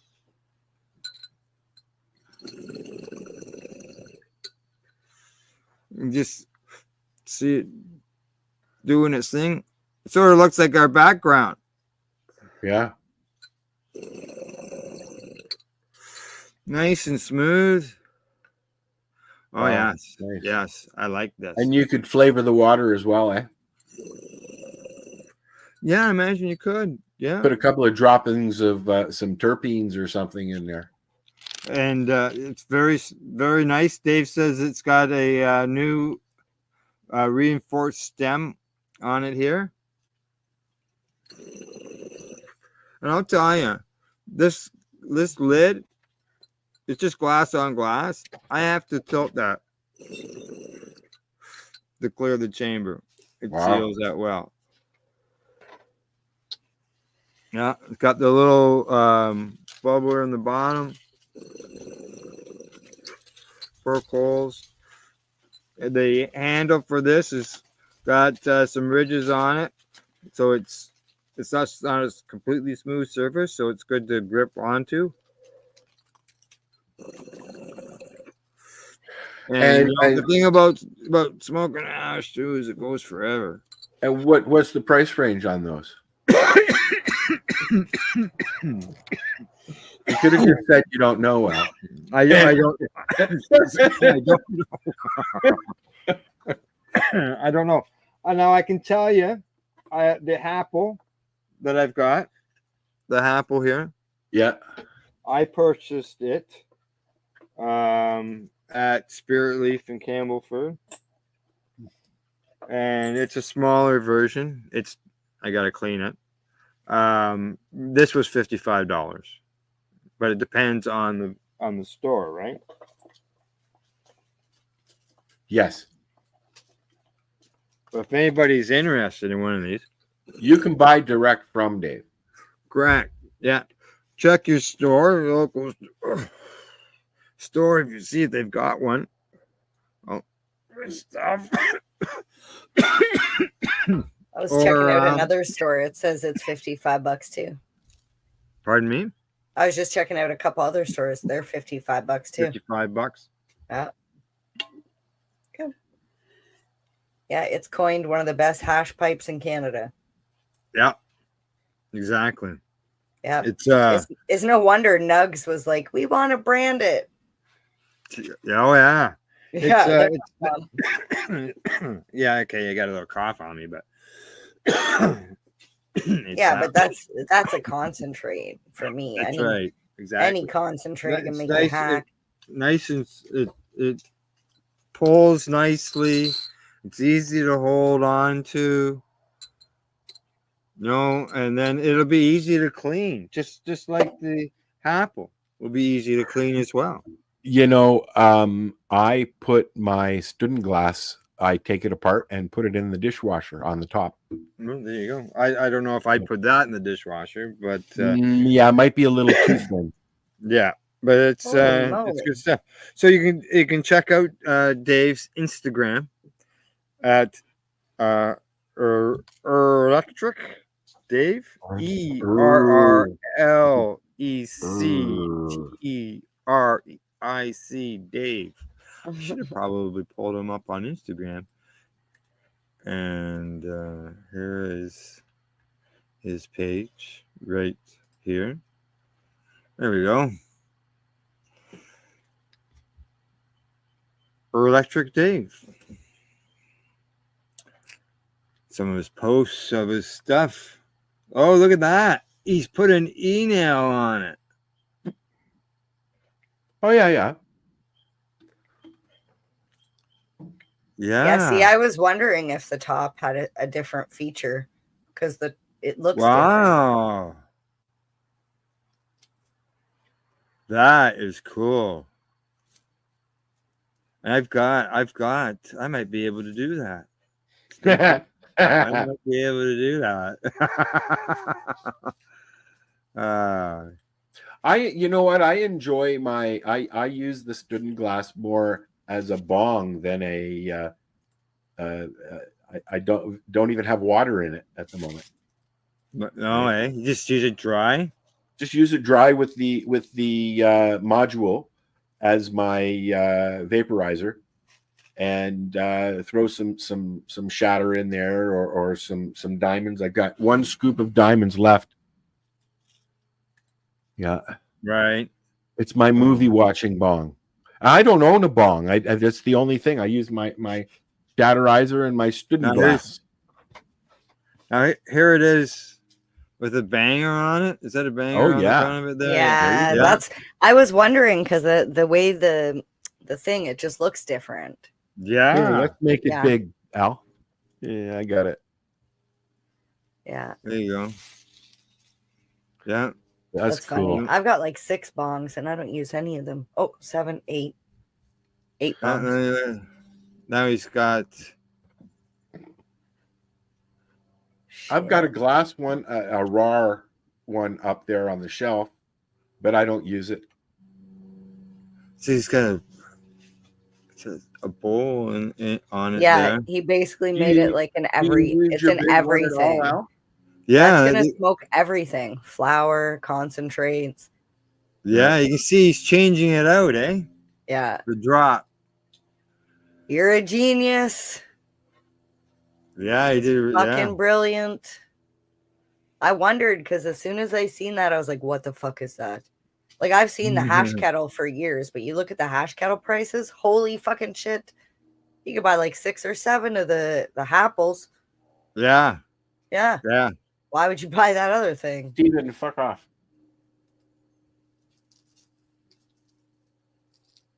There he is. Okay, yeah. That's the e-nail. With the e-nail on it. Yep, Oh. carb. Nice. Nice job, Dave. Just beauty. Yeah. Very Check out his nice. Instagram. Check out his products. No doubt about that. It looks like it's multifunctional. So that's the dewdrop. Yeah. Dewdrop. Yeah. How many dews does a dewdrop drop if a dewdrop could drop dew? I don't know. We'll have to ask Dave.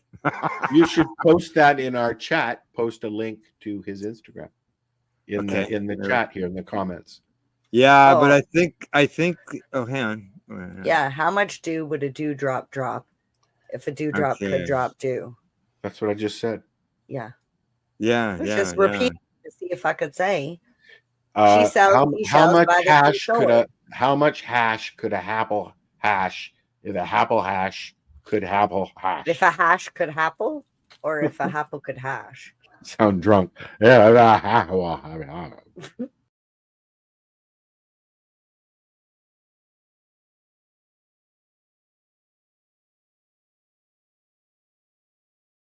You're listening to the Pace Radio Network here at paceradio.net. The views expressed by the individuals during this broadcast are their own opinions, and they may not be the same as those of their group or other organizations they may be involved with. All medical advice during our broadcast is not a medical opinion and should be checked with your medical physician.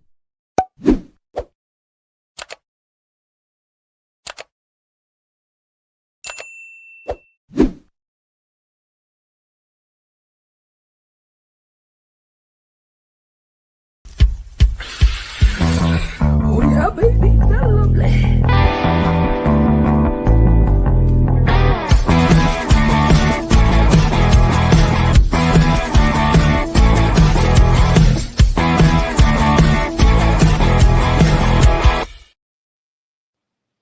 Good morning. It's January the 9th, and welcome to Psychedelics and Cannabis Educational News. We're live here at paceradio.net and on the 420 Pace. Good morning, Glenn. How you doing, buddy? I'm doing great. How are you, Al? Not bad. How was Christmas and the New Year's? Christmas was incredible. A little bit cold and a lot of snow just before Christmas, but it was a really good time always, every year. It'll be a much better time if it's warm, but other than that. Hey, that's not too far away. A little sooner for you than us. Yeah. When are you going? I'm not getting any heat, man. I'm sitting here cold as. Oh, I thought you meant you were going somewhere. No, you. It's gonna get warmer for you before it gets warmer for us. Yeah, and New Year's. New Year's was great, but I'm an old guy, so basically it was 12 to bed. You know, Yeah, I just stayed up awake till 12. Might have already been in bed, but you're awake. Yep. I'm not a drinker either, so there's no big party or anything. It's just. Yeah, correct. There's the days where we used to go to the legions and stuff like that. Oh yeah. Oh yeah, I stumbled home at 3 or 4 in the morning many times. Same here. Not now though. All righty. Other than that, what do you say? We get started with the news? Sounds good. All right, here we go. First story of the day comes to us from Marijuana Moment. Headline says, new evidence shows DEA opposes marijuana rescheduling and should be removed from hearings, the cannabis group says. Attorneys for a cannabis company and advocacy group are set to testify in the Drug Enforcement Administration's cannabis rescheduling hearing process beginning this month. New evidence has come to light revealing that the agency actually opposes the proposed rule it is supposed to defend and has engaged in improper communications with other opponents of the reform. On Tuesday, Village Farms International and Hemp for Victory laid out their claims in a motion requesting that the DEA administrative law judge overseeing the hearing reconsider their earlier request to remove the agency as a proponent of the proposed rule to move cannabis from Schedule 1 to Schedule 3 of the Controlled Substances Act. Here.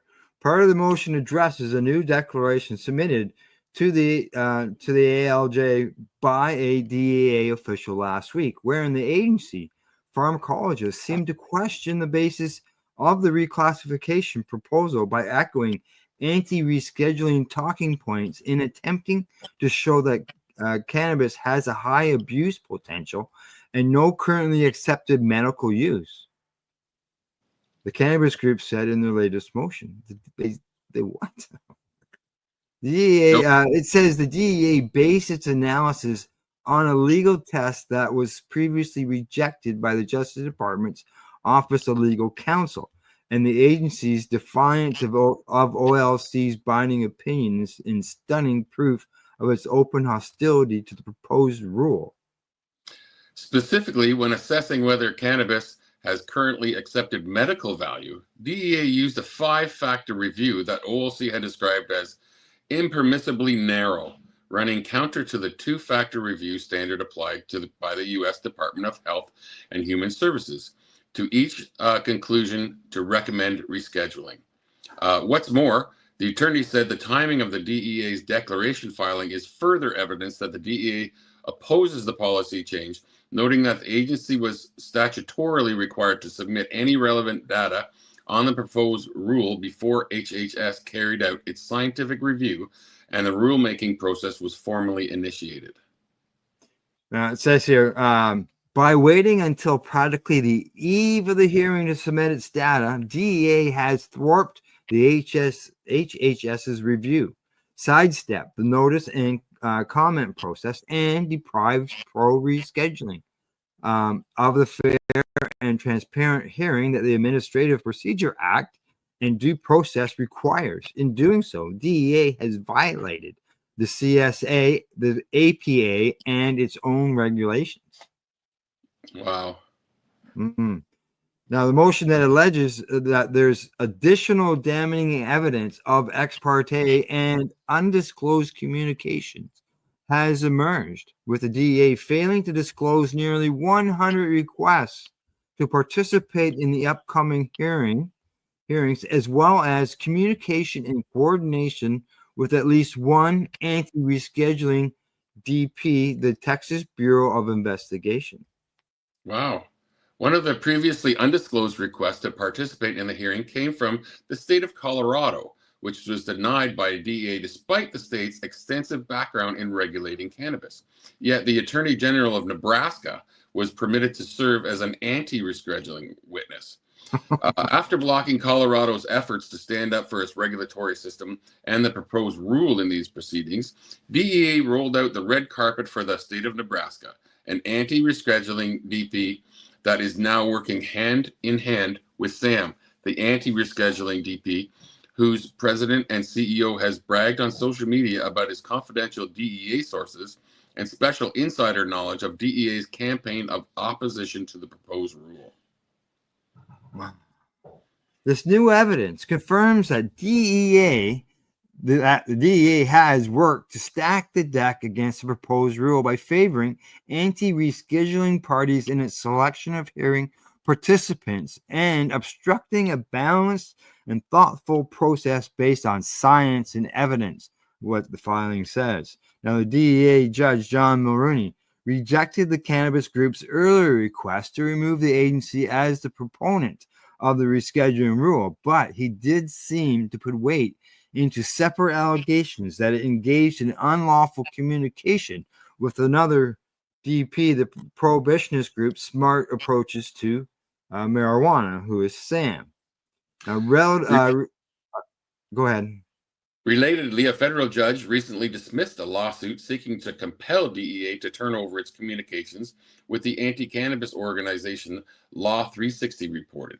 Additionally, the new motion from Village Farms and Hemp for Victory asserts that recently published documents reveal the DEA lists another anti-drug group that's participating in the hearing, Community Anti-Drug Coalitions of America, as a resource for information on cannabis.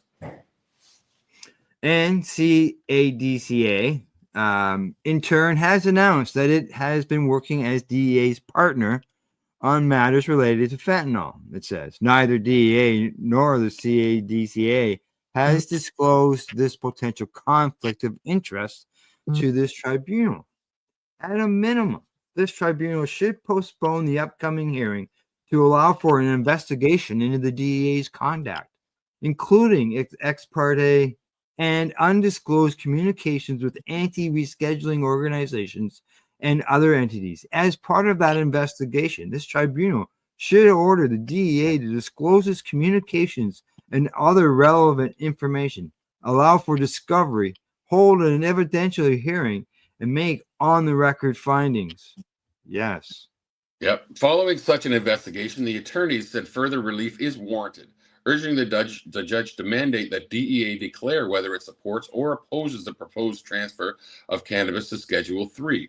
Ultimately, they're renewing their call for the agency's removal from the process.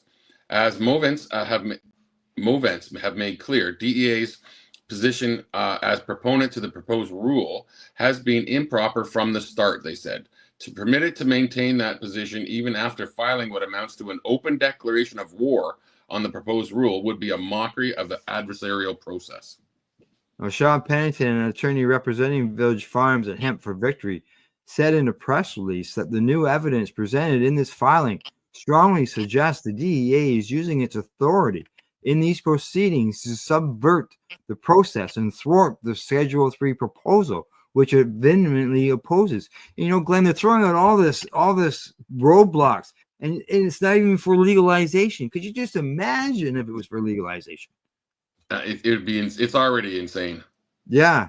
It goes on to say, we believe an immediate special evidentiary hearing into the nature, extent, source, and effect of all ex parte communications is essential.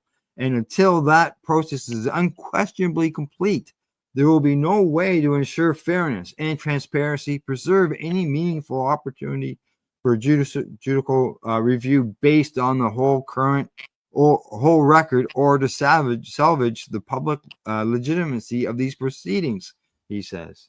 I have a feeling this comes down to funding.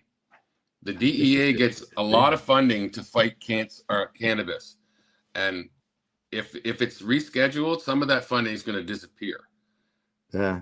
Oh, yeah. Meanwhile, the DEA recently denied a cannabis research company's request to allow it to add a young medical cannabis patient and advocates as a witness in the upcoming rescheduling hearing. Yeah. Why would the judges do that?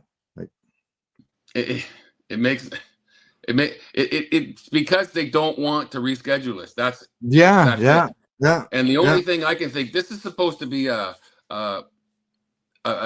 place that doesn't have a side. It's supposed to be. You know, and this is obviously not the case. No, yeah. Mulrooney separately said last month that the DEA made a critical blunder in its effort to issue subpoenas to force Food and Drug Administration officials to testify in rescheduling process. But he allowed the agency to fix the error and ultimately granted the request.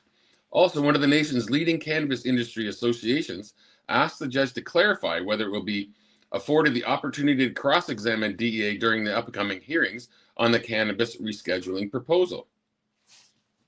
Yeah, further, a coalition of health professionals that advocates for cannabis reform recently asked the DEA judge to halt future cannabis rescheduling hearings until a federal court is able to address a series of allegations they're raising about the agency's witness selection process.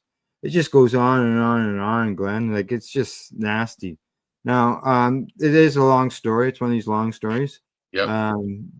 So we'll just shut this down here. But I think we got the gist of things, what's going on down there, and that is just that's brutal.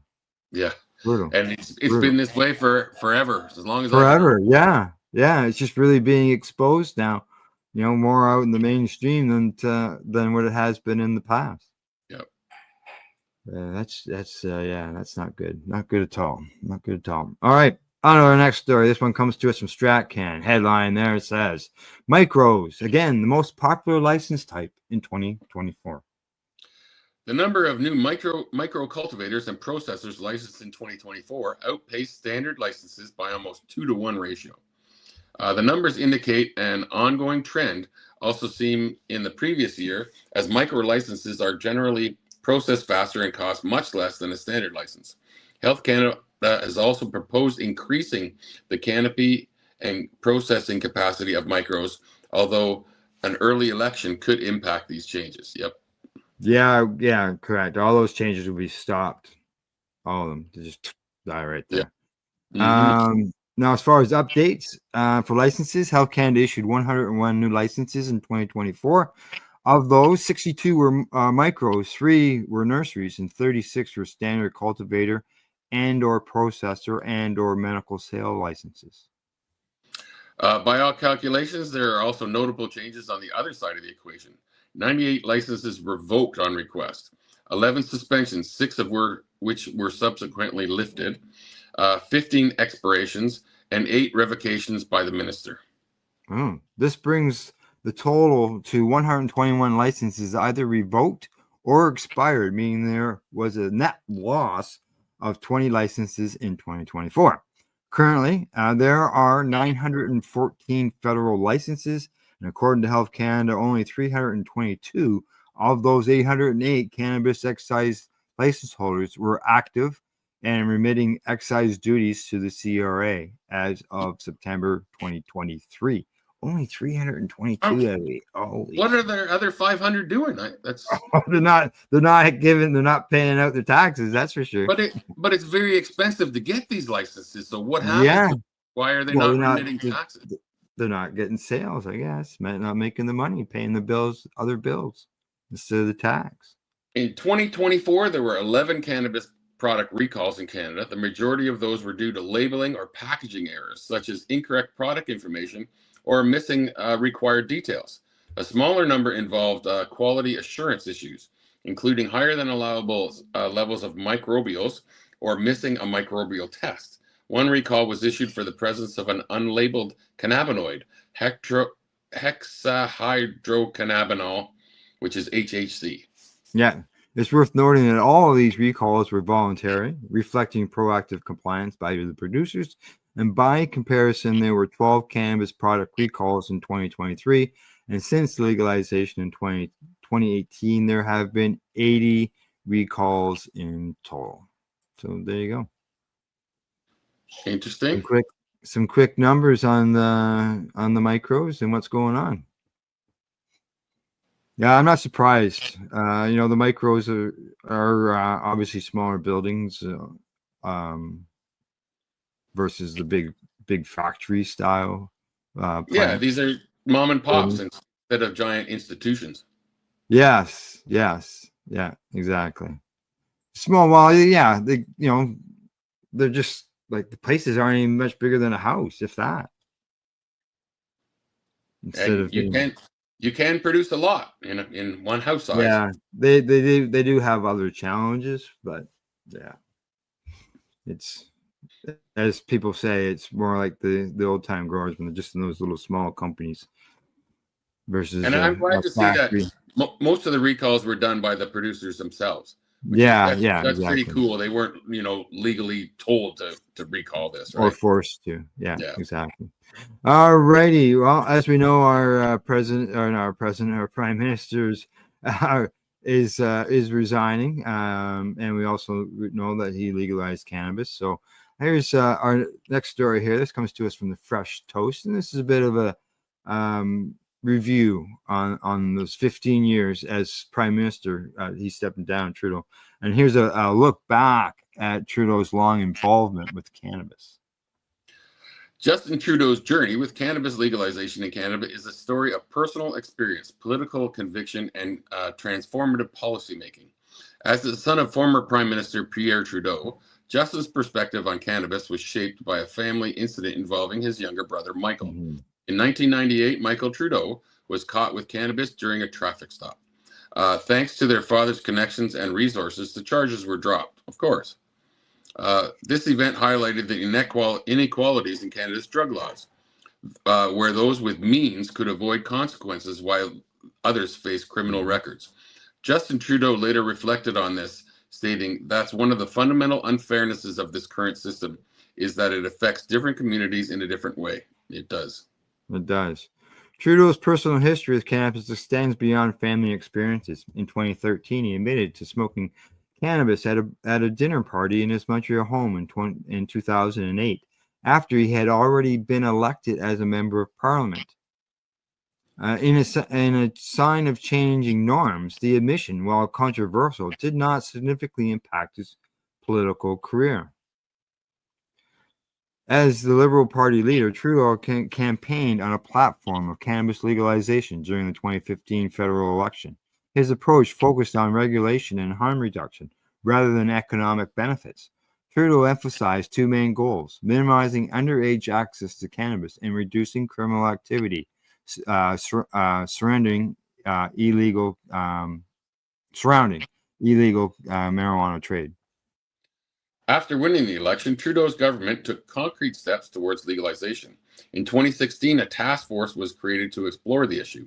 The following year, the Cannabis Act was introduced into Parliament, allowing for the sale and possession of up to an ounce of cannabis to anyone over, and it's gone from there. Anyone over, that's all that says. In October, 18. I'm assuming that's 18 or 19. Yeah. 18. Okay.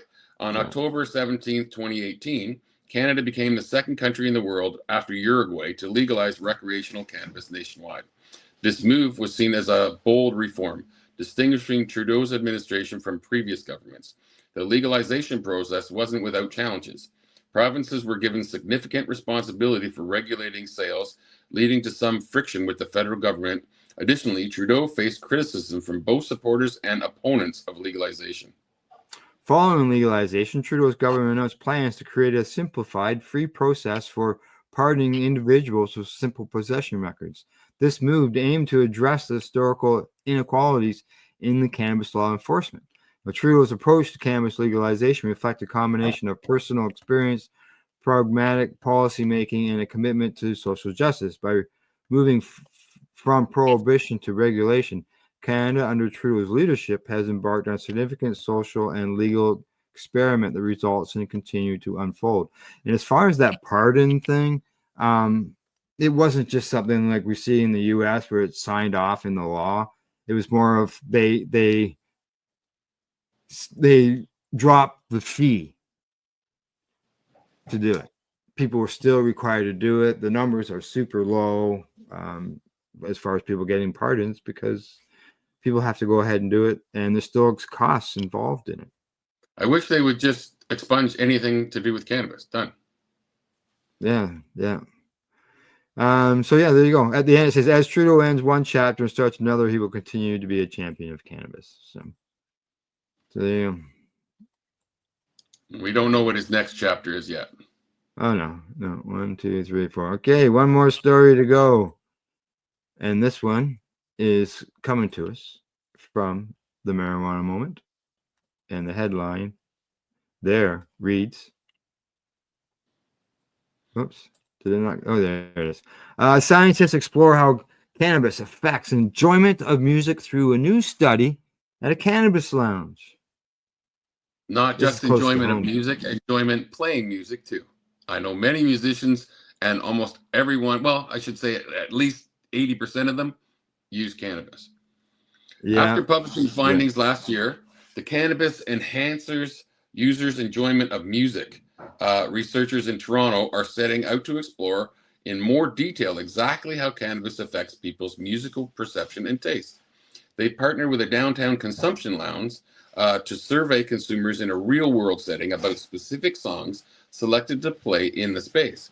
Already underway, recruitment for the study is expected to last into the early months of 2025, and the team hopes to ultimately involve 1,000 participants. Whereas the researchers' earlier study involved asking participants to reflect on their past experiences being high and listening to music, the new project gives the team an opportunity to ask consumers about their enjoyment and absorption of music while directly under the influence of cannabis. Now, according to Chai Yon Lo, he's a research associate at Toronto Metropolitan University Science and Music. He says, now we actually have all of these individuals who are consuming cannabis, and we can actually start directly testing what's happening in this exact moment when they are high with their music engagement. Lo and Lina Darakjian, Smart Labs alumnus and current research intern, are working with nearby consumption lounge Club Lit to conduct the research. The lounge, which sits adjacent to a cannabis retailer, is affiliated with Lit Research, which holds a cannabis research license from federal regulator Health Canada. Over the coming months, we're having Club Lit's clientele, and really anyone who's interested in joining their lounge, come in and take part in the new study, Darjakian said in an interview with Marijuana Moment. For visitors who choose to participate, QR codes posted on the lounge's tables will pull up a questionnaire asking about engagement with and enjoyment of the music, whether the experience prompted emotional responses. The team's earlier study found that users reported changes to cognitive processing, noting altered attentiveness, absorption, interpretation of the lyrics, and memory and critical analysis. I'm glad you got that one. Interpretation, yeah. There you go. The researchers acknowledge that Club Lit environment is far from a sterile clinical setting. That's precisely the point, they said. Background music is going to be a common part of most social experiences, whether it's a pub or restaurant or cafe, Lo explained. What we're really interested in pairing cannabis with these specific music experiences so we can better understand the positive and negative effects of cannabis. Now, they're talking about background music here. Why wouldn't they just talk like go to a club that's got a band playing and ask the people? Well, would that be background music?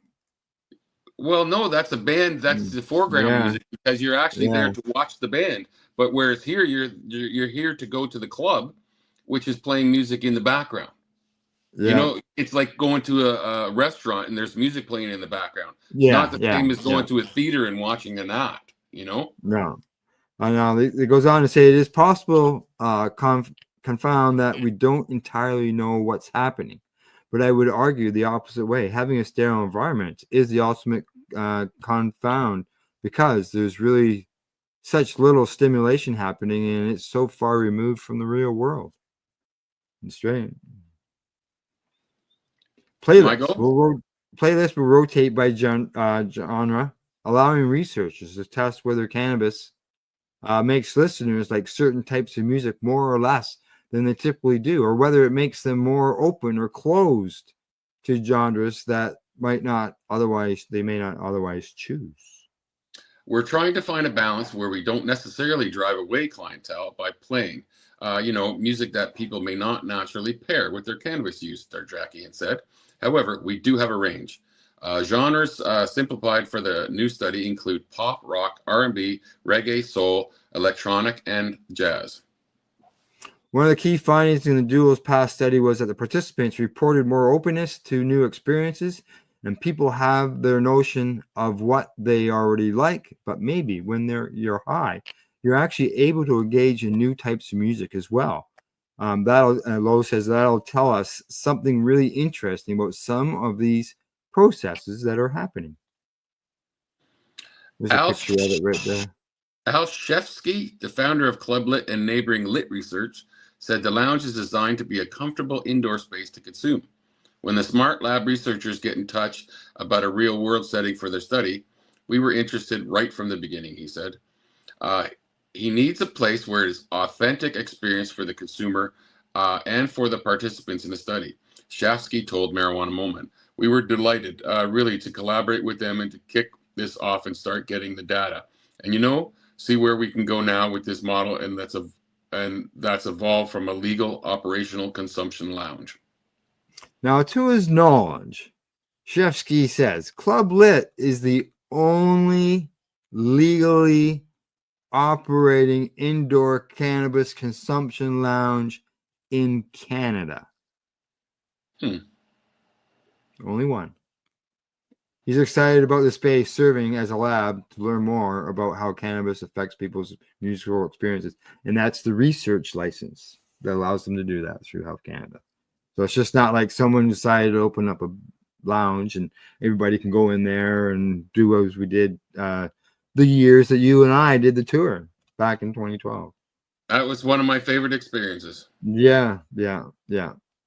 All right. Go ahead, read a little bit more of this and we'll shut her down for break. Anyone who's been smoking cannabis for a long time knows that musical sounds better when you're high, he said. That's not like earth-shattering to the population, but what's missing is the data. There's never been research done to actually explain or validate it. He's also pleased by the prospect that the research of Club Lit may help improve people's lives, whether that's through a greater appreciation of music or as a result of therapies unlocked through the study's finding. Yeah. So there you go. The only legal lounge in all of Canada. Interesting. Doing research. Yeah. So why is it the only legal lounge? That's what I'd like to know. They got a research license. Why isn't there more? Maybe they're not really interested in issuing them. I don't know. I couldn't tell you. So, and why do you need a research license to open a lounge anyway? Like, you should be able to open a lounge. You can go into a bar and have a beer. Oh, I know. Exactly. You don't need a research license for that, do you? No. Yeah. Smoking. It's a smoking thing. No, so why don't they have cannabis lounges that don't have smoking? Why not have a place where you can go in and get a cannabis beverage or a cannabis meal or edible and still do your socializing? Yeah, and have a patio. They do that with alcohol. Yep, they do. We have cannabis beverages on the market. Come on. All right. Time for us to medicate. We'll be right back after a break. We'll talk to you in about 3 minutes and 40 seconds. We are people advocating cannabis education here at paceradio.net. Limestone City Hydroponics is Kingston, Ontario's hydroponics shop. Take your growing to the next level and create the optimal environment with a tent kit or maximize your yield with an ebb and flow flood table kit. Either way, Limestone City Hydroponics has more sizes and options to fit your needs. Are you looking for the power of the sun that adapts to your budget? Then look no further as they have professional grow lighting. They have indoor grow systems that are easy and cost effective with many options to fit your living space and lifestyle. Cultivate your growing potential. We have everything you need to succeed. And if you can't make it to the store, they offer local delivery to the greater Kingston area. Remember, when you're looking for experts to help you grow, then look no further than the locally owned Limestone City Hydroponics, 105 Sunderland Drive in Kingston, Ontario. Call them at 613-548 420. Are you looking for non-stop, continuous cannabis and psychedelic programming? If you are, then turn your browsers to 420radio.ca or paceradio.net, where you will find the 420 Pace Re-Rolled Saturday. Everything gets started at 8 a.m. Eastern Saturday morning.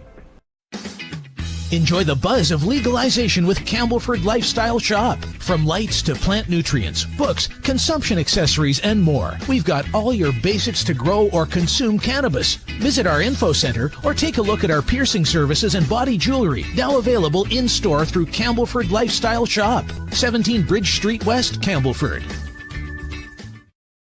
Are you looking to get your medical cannabis grow license? Limestone City Hydroponics can help patients through the process of obtaining their license to grow medical cannabis. What's that? You don't have a doctor. If you meet the medical criteria, Limestone City Hydroponics has a nurse practitioner who can assess and provide medical cannabis prescriptions. What are you waiting for? Contact Limestone City Hydroponics at limestonecityhydroponics.ca or call them at 613-548-0420. Pace Radio is the People Advocating Cannabis Education Radio Network. Legacy 420 have an awesome array of cannabis-infused beverages, from pop to Nature's Nectar's teas, all in amazing flavors. What a selection. We even have a delicious mango-infused juice, and let me tell you, it's delicious. Everything is infused in-house, so we buy our syrup from the same place where everybody else buys their syrup for their pop, and the infusion is done in the lab. It's all canned here, labeled here, produced 100% on Tyndonega. We have two lines of drinks. One's called our Nature's Nectar. That was our original line that we came out with, and then we also have a line under the Ready brand. We have them in 10 milligrams, 30 milligram, and 60 milligram cans. What a great selection for a get-together with friends or after a long day. Remember, if you want to wet your whistle with on-site lab-tested products, come see your trusted partner. Legacy 420 out on your road.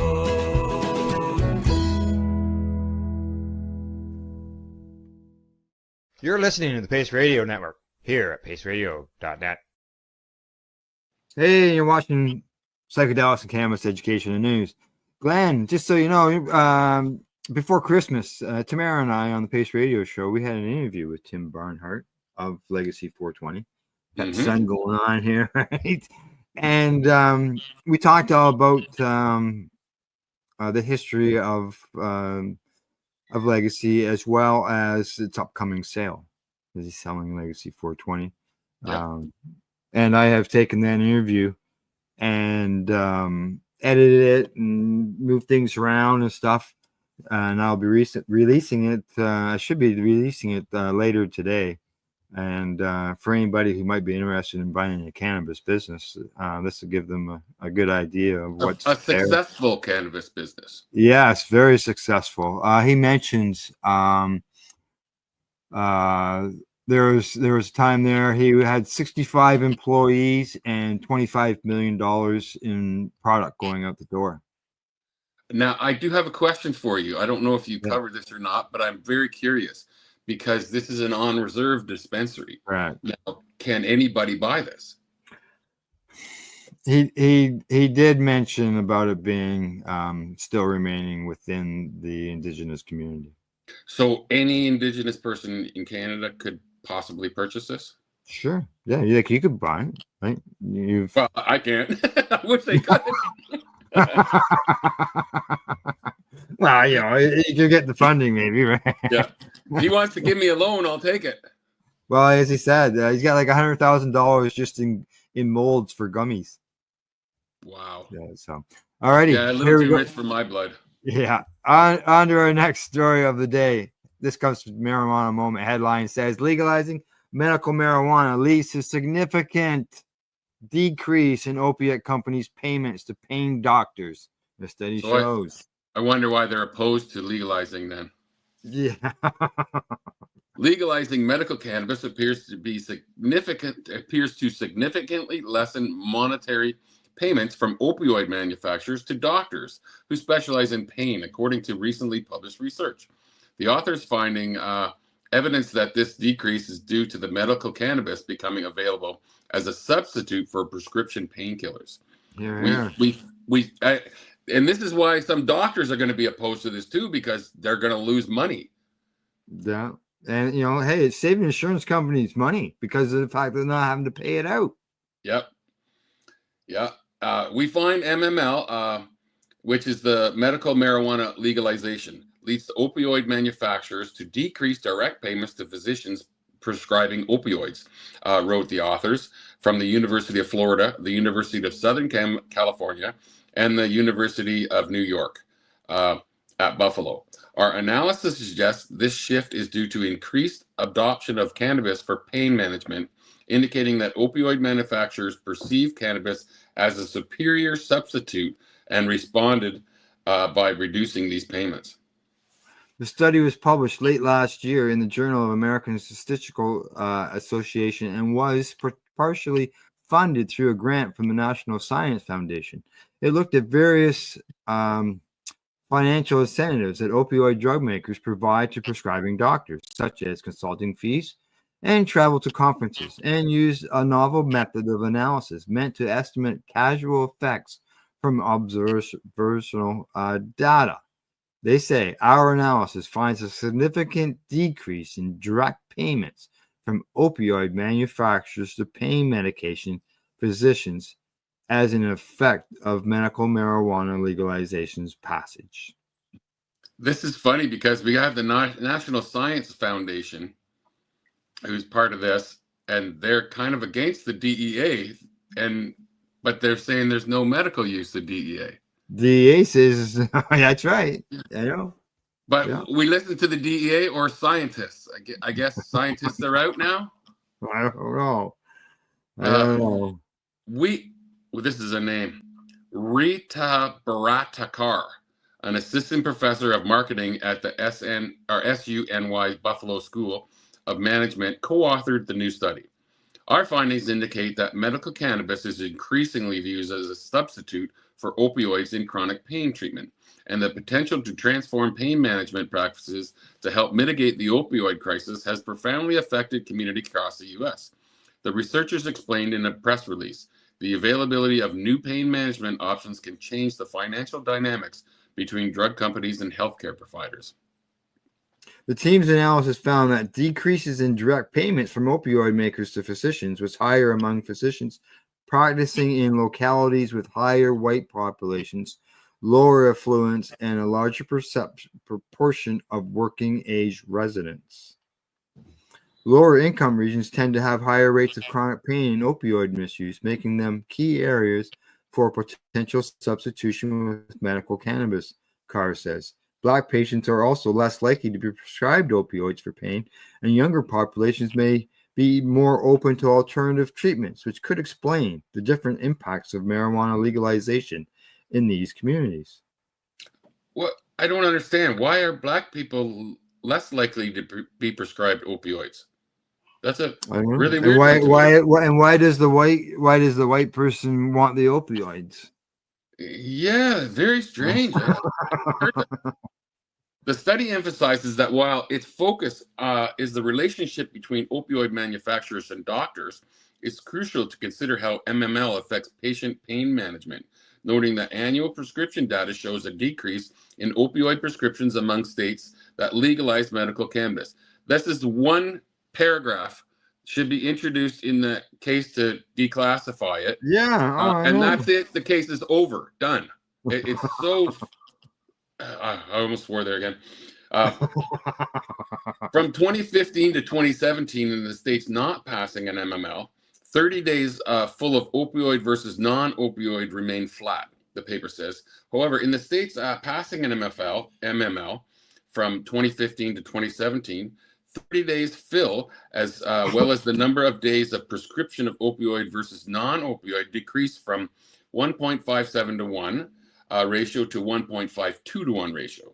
In particular, the pattern of opioid versus non-opioid prescription did not change in the control states, while there was a relative decrease in opioid prescriptions in the MML states from 2015 to 2017. A separate research published late last year also showed a decline in fatal opioid overdoses in jurisdictions where cannabis was legalized for adults. Hey, There's another sentence right there. Put that in there. Exactly. That study found a consistent negative relationship between legalization and fatal overdoses, with more significant effects in states that legalized cannabis earlier in the opioid crisis. Authors estimated that the recreational cannabis legalization is associated with a decrease of approximately 3.5 deaths per 100,000 individuals. Wow. Another line. It astounds me that they're even in a court fighting against. I don't understand it. You can save 3.5 deaths per 100,000 individuals. Do it. Do it. And that may increase when you add more people in there. I think it will, because as it gets more accepted, then more people will use it and more people will benefit from it. Yeah. Let's close out with this last paragraph on this story. And this is why cannabis should be legal federally. And it says, our findings suggest that broadening recreational cannabis access could help address the opioid epidemic. Previous research largely indicates that cannabis, primarily for medical use, can reduce opioid prescriptions, and we find it may also successfully reduce overdose deaths. So let's not legalize it. Let's not decriminalize it. Let's. Yeah, there might be an answer there for that, but we can't do that. I think the answer is money, drug companies, and money for cannabis wars. Mm-hmm. Yeah, that's just freaking. There's an answer right there. It's growing in front of us. Yeah, and these are things that these scientists should have been talking out decades ago. Yeah, they were kind of forced to stay quiet, and it's ridiculous. Killing people, literally. We just read they're killing 3.5 more people per 100,000 by doing it the way they're doing it now. Yeah, and of course, people who wrote that report won't be invited to the rescheduling. No. All right, on our next story. This one here, it comes from the BBC. It says dogs suffer cannabis poisoning after illegal rave. Was this for scooping up roaches? That's the first thing that came to my mind. We're going to find out. All right. 2 dogs became very unwell and could not stand up after being poisoned by cannabis following a rave, the owners have said. I don't know about the word poisoned. It's kind of a weird word to use in this case. Human feces were left behind by some of the 500 people who attended the illegal party at Rowbarrow Warren in Somerset on the 27th of December. Jen, who did not want her last name used, took her dogs, Margaret and Willow, on a walk in the Wiscombe Nature Reserve, where it is believed to have ate the human waste. What? Yeah, I don't know how they're going to even. Their pupils were dilated. They couldn't walk. They couldn't stand up. It became apparent that there were quite a lot of human feces in the woods, which we assumed to be after the free party that had taken place the day before. What's your dogs doing eating shit? Well, I have one of those dogs that does that too. but there is absolutely no proof that this is what happened here. Like you said, it could have been they ate roaches. They could have been ate anything else. Could have ate a mushroom for all we know. Yeah. All right, continue on. Okay. They were really unresponsive, so they had to keep them overnight, she added. The couple paid $1,600 in vet bills after the dogs needed IV fluids, charcoal, and an overnight stay. Jen's husband, Stuart, said apparently 60% of cannabis remains in feces, and she, the vet, said she had seen other dogs with similar symptoms, so it could possibly be it. Obviously, without a blood test, they wouldn't know for certain, but that was her conclusion. According dogs to do eat shit, I know that, but According to Avon and Somerset Police, about 500 people gathered for an illegal rave at Robarrow Warren in the early hours of 27th of December. Police had to close off roads and damage was caused to fences nearby. Now, Rosemary Reeks from the nearby farm says somebody came up here and drove straight through here because of the fog, the mess that they leave behind them, and the fact they're interrupting our sleep. And we had flashing lights all night because of the police. They didn't turn off the lights. After sharing her concerns on social media, Jen said lots of people replied saying the same thing happened to their dogs in other places. The couple hopes their story will make those who go to illegal raves think twice about how they treat the environment around them. But illegal raves aren't really known for cannabis use. No, I know, exactly. I'm not saying it doesn't get used there, but that's not what they're known for. No. So this could be a tablet. It could be anything. Like they're making a story up here that nobody knows if it's true. It's weird. Well, they say here that Nicole Robertson, a vet and head of service, says cannabis is not all absorbed. It doesn't all go into the bloodstream, but 20% or less than 20% in many cases, depending on the form of cannabis, gets absorbed. Therefore, a lot of it gets passed on into the feces completely unchanged. So when a dog eats human feces, they would end up eating cannabis as it would be when the person ate it. In the case reported to the VPIS, dogs are commonly exposed following ingestion or accidental inhalation of smoke. Yeah. There you go. So there you go. Don't throw roaches on the ground to save your dogs, and don't shit in the woods. Don't shit in the woods. What if you have to? I mean, you have to. This is a public service announcement. We do our best. Yeah. Well, from that story, we're going to move on to one that's coming to us from the International Cannabis Business Institute. Headline there says, "Is medical cannabis for animals the next big thing?" When most people getting in the woods to. I like how we back-ended those stories, though. At least. Yeah. When most people think of medical cannabis, they think of how it pertains to suffering human patients, and rightfully so. Medical cannabis has helped countless human patients, but it has no medical use. Weird. Yeah. Countless human patients as a growing body of scientific research and patient testimonials demonstrates. However, the benefits of medical cannabis are not limited only to humans. Many household pets and livestock can also benefit from the wellness properties contained within the cannabis plant, and medical products derived from it.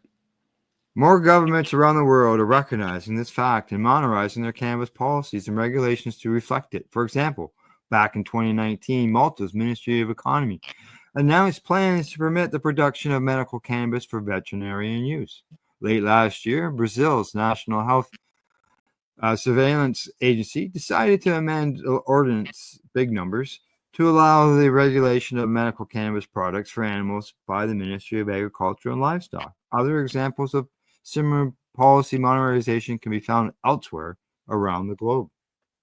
And medical cannabis for animals is an underrated sector of the emerging legal cannabis industry, and possesses tremendous profit potential for innovative entrepreneurs and savvy cannabis industry investors. Industry analysis, research, and markets recently projected that the CBD pet market size alone is expected to reach $1.72 billion by 2030, and increase to a compound annual growth rate of 32.4% between now and then. This, of course, does not take into account other cannabinoids and not pet animal like livestock. Yep. Researchers estimate that there are over 900 million pet dogs globally and another 370 million pet cats. In the United States alone, pet owners spend an estimated $136 billion on pet products annually. Add to that mix tens of millions of cattle, sheep, goats, chickens, pigs, and other livestock around the world. and the potential market for medical cannabis wellness products for animals is off the charts. The medical cannabis for animal sector is very young and has hurdles to overcome, to be sure, but or not the least of which is the need for more research determining which cannabinoids and in which specific doses for each animal type and size is no small feat. Yep. And I have used cannabis for a dog years ago with what did she have? I can't remember the name, but it worked wonders. In very, very, very tiny doses. Absolute wonders for the dog. The dog couldn't go upstairs. The dog would run upstairs. And I'm talking like a rice size a dose of cannabis oil, right? Correct. Yeah. Amazing. I remember Cindy was making the dog treats. Yeah, and it does work. I would tell everybody it does work. And that's not even like the U.S. is always saying, oh, that's just a stoner talking. He wants to get stoned. This is a dog, and you could see the results almost like within a half an hour. You could see the difference in the dog, the comfort level, the way they walk, the way that my dog walked, and everything. It was amazing. Amazing, eh? And it's good when you can see the benefits before your eyes. Like no doubt about it. Like I said, she could walk upstairs, but she could never make it up the stairs without cannabis. Yeah. And it's such a minute amount, like such a tiny bit, and it just changed her life. Yeah. We've got some Ollie Dog cannabis oil for pets sitting in the fridge right now. So. Have you used it? Yeah, we've used it. We're using it on our cat. He doesn't Nice. need it anymore, but we still have it there, right? Yep. Yeah, awesome. Using it for the cat. With that being said, individuals and entities who can figure it out safely and reliably are sure to reap considerable financial rewards in the future. Medical cannabis for animals is virtually guaranteed to be the next big thing. It is not a question of if, but rather a question of when. And that when. And look, they listed off all the farm animals, everything that we could have access because they've all got endocannabinoid systems. Yep. Right. So it's about time. All right. Yeah. All right. Talking about time, we better get on to our last story of the day. And this one comes to us from I've never heard of it, but it says weed sick. High potency cannabis leads to ER visits, illnesses for some users. Yeah, there are people who shouldn't have cannabis. There's no doubt about that. Don Danielson of Cedro Woolley is the kind of person who would rather point to the evidence than state his opinion. When he wants to explain how popular his 27-year-old son Brandon was when he died, he describes the turmoil at his son's funeral in 2019. Hundreds of people packed the church. It was standing room only. Old people, young people, people from other countries who Brandon had met. He was very outgoing, they say. He had tons of friends. He married his high school sweetheart. They were literally months away from going on their honeymoon when they waited for when he passed. They were looking to buy their first house. And according to his death certificate, Brandon Danielson died of cannabinoid hyperemesis syndrome, or CHS, a condition that results from daily use of cannabis, especially high THC concentrates, as cannabis products like vapes, shatter, and dabs have reached near 100% potency. Doctors across Washington state are seeing an increase in cannabis-related disorders, including CHS. Like many people who develop CHS, Brandon Danielson was initially misdiagnosed. Doctors thought he had cyclo-vomiting syndrome, a condition with similar symptoms, extreme abdominal pain, severe bouts of vomiting, and nausea. It is so new, we didn't even know what CHS was. He smoked a lot of weed, but it was the concentrates. It's the concentrates. In September, Brandon Danielson was getting ready to go to work when he had a seizure. He was so severely dehydrated from vomiting that his organs shut down. His wife, my daughter-in-law, found him after she got home from work. His father explained, "It's the worst pain you could ever feel, losing a child. He was an adult, but he was still my child." The cannabis Brandon consumed was much stronger than anything that was available prior to 2010 when a growing number of states began to legalize recreational use. Now, of the people who reported vaping cannabis in 2023 International Cannabis Policy Study, the average oil they vaped was 71% THC. That's almost 20 times stronger than the potency of weed that was for sale illegally in the U.S. in 1995, which had an average THC content of 4, according to Denise Walker, a research professor 4? at the University of Washington. Seems very low, 4. So, yeah, okay. All right. THC potency has increased over the years astronomically, Walker said. We can get much more potent strains now that we have legalized retail cannabis and instituted no limits on THC concentration. It can go as high as 99% THC. While cannabis potency has gone through the roof, so have cannabis use and recreational sales, which topped $1.2 billion in Washington state in 2024. Cannabis has now surpassed alcohol as the daily drug of choice based on usage, and the state has reaped the benefits in the form of hundreds of millions of dollars in taxes from recreational cannabis sales every year. For years, lawmakers, researchers, and doctors have sounded the alarm about a potential public health crisis. Cannabis-induced psychosis is on the rise. Cannabis use disorder is increasing among teens and young adults, and a growing body of research shows a connection between daily cannabis use and schizophrenia. How do we go from CHS to schizophrenia? I guess they're going to throw in everything, right? Those advocates are fighting a multi-billion-dollar cannabis industry resistant to any form of regulation, and a public largely convinced cannabis is harmless. What most people don't realize, researchers say, is that the THC young people are vaping and dabbing today has little resemblance to the cannabis of decades past. True? Bea Carolina, a research associate professor at Addictions, Drug, and Alcohol Institute of the University of Washington School of Medicine, has a saying that might best describe the relationship between cannabis most people are familiar with and what many voted to legalize, and high-potency cannabis concentrates sold at retail stores across the state. She said it's like comparing strawberries to strawberry frosted Pop-Tarts. The plant is so processed, it is enhanced by so many manufacturing processes, extractions, additions, concentrations, Carlini said. Then you add external flavors. You suck the THC out of the plant and make a gooey material. It becomes detached from the plant.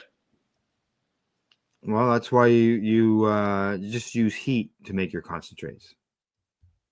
I mean, you don't have to use any other stuff, additives. Carolina chaired a working group in 2020 that documented the health effects of high-potency cannabis products such as cannabis vape pens, shatter, a form of cannabis wax, and dabs by extracting. They talk about how they do each one of these things. The central question posed by state lawmakers and health officials to Carolina's research team is high-potency cannabis use safe for the citizens of Washington state? The answer to that question depends on who you are and how much you use. Carlini's team concluded the high-potency cannabis may have lifelong mental health consequences, which often manifest in adolescence or early adult use. The group's report said using high-potency products daily increases the risk of developing psychotic disorders such as schizophrenia and is connected to an earlier onset of psychotic symptoms. Yeah, the report concludes that THC content of cannabis products contributes to the adverse health effects in a dose response matter. In other words, the higher the potency, the more likely the users are to get sick from or addicted to weed. Now, the conclusion came as no surprise to Dr. Ethan Russo. I know Dr. Ethan Russo. I watched him many times speak about the benefits of cannabis. He says he's a neurologist based in Vashon Island who has been studying the medical value of cannabinoids and developing cannabis-based medicine for close to 30 years. Russo has been running his own company, Credo Science, since 2020, devoted to making cannabis safer and better. But even Russo, whose professional life revolves around the benefits of cannabis, has been calling out the dangers of high-potency concentrators. A danger, he said, is universally applicable to any drug. From the time of the Greeks, it has been noted, the difference between a medicine and a poison is the dose, Rousseau said. Everything has side effects for you if you use too much. That certainly is the case with cannabis. In low doses, it is a fabulously therapeutic compound. In high doses, it renders one anxious, paranoid, even delusional. So the point is not to use too much. By measuring the dose is a challenging task for people smoking and vaping cannabis and for researchers trying to gauge the effects of daily use. This story is really long, so we're just going to cut her down now, and we'll see we're at the top of the hour. But yeah, as far as the CHS and the sickness, I know a guy that he can't even smoke a joint now. I smoked lots of joints with him. And then he ended up in the hospital. He was sick and all that. Yeah, he was hospitalized. And what was the cause? CHS. It's too high concentrations. He's having doing? Yeah, he he can't even use edibles. Wow. Because he got out of the hospital, all that stuff, and he's sort of questioning it all. And so he's, started consuming again. Fuck, he ended right back up in the hospital. Wow. Sick again. So I was with him one day, and I, said, hey, I knew he smoked, right? So I passed him the dib, and he said, oh, no. And then he explained to me what had happened. And I said, holy shit. Wow. Yeah. I use concentrates myself. So it's a pretty interesting story. I barely smoke any at all now. Yeah. Yeah. Well, I got my vape pens. I use my vape pens inside. Got my shadow riser here, but that's what I use the most, like shatters and diamonds and stuff like that. Yeah. High potency concentrates, but I don't use them to the same extent that I used when I was smoking cannabis. Right. So I would smoke a joint every hour of the day. Sometimes more, depending on the situation, right. and my pain levels and things like that. So I was smoking probably 12, 15 joints a day, maybe a little bit more sometimes. Yeah. And now I use 2 or 3 times a day. So I don't know which is better. They are a lot higher concentrates.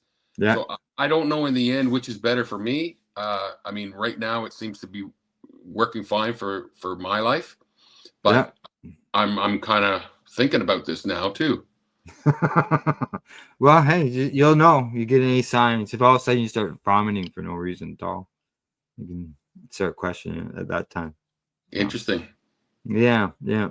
All right. Anything else before we close out here? Peace out. All right. That's a Pace News report for today, and from the Legacy420.com news desk, and for our buds at the Campbell Lifestyle Shop at ease.ca and limestonehydroponics.com, and of course Legacy420.com. Closing, we'd like to say thanks for watching and listening, and please don't forget to educate, medicate, and whatever we do, do not incarcerate. Bye-bye. You're listening to the Pace Radio Network here at paceradio.net.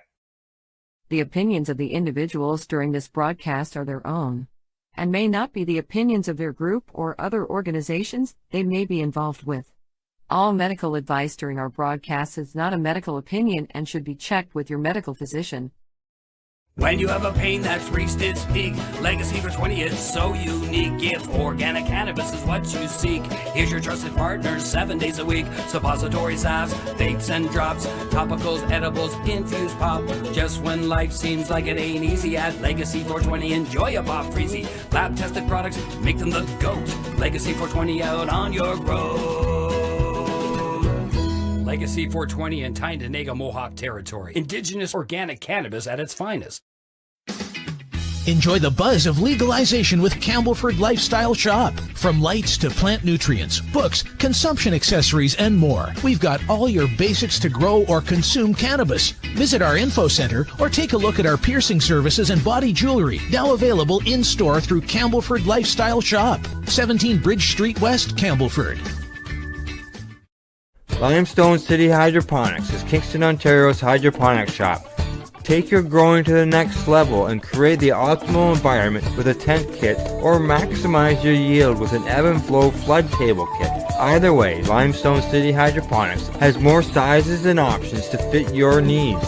Are you looking for the power of the sun that adapts to your budget? Then look no further, as they have professional grow lighting. They have indoor grow systems that are easy and cost effective, with many options to fit your living space and lifestyle. Cultivate your growing potential. We have everything you need to succeed. And if you can't make it to the store, they offer local delivery to the greater Kingston area. Remember, when you're looking for experts to help you grow, then look no further than the locally owned Limestone City Hydroponics, 105 Sunderland Drive in Kingston, Ontario. Call them at 613-548-0420. We are people advocating cannabis education here at paceradio.net.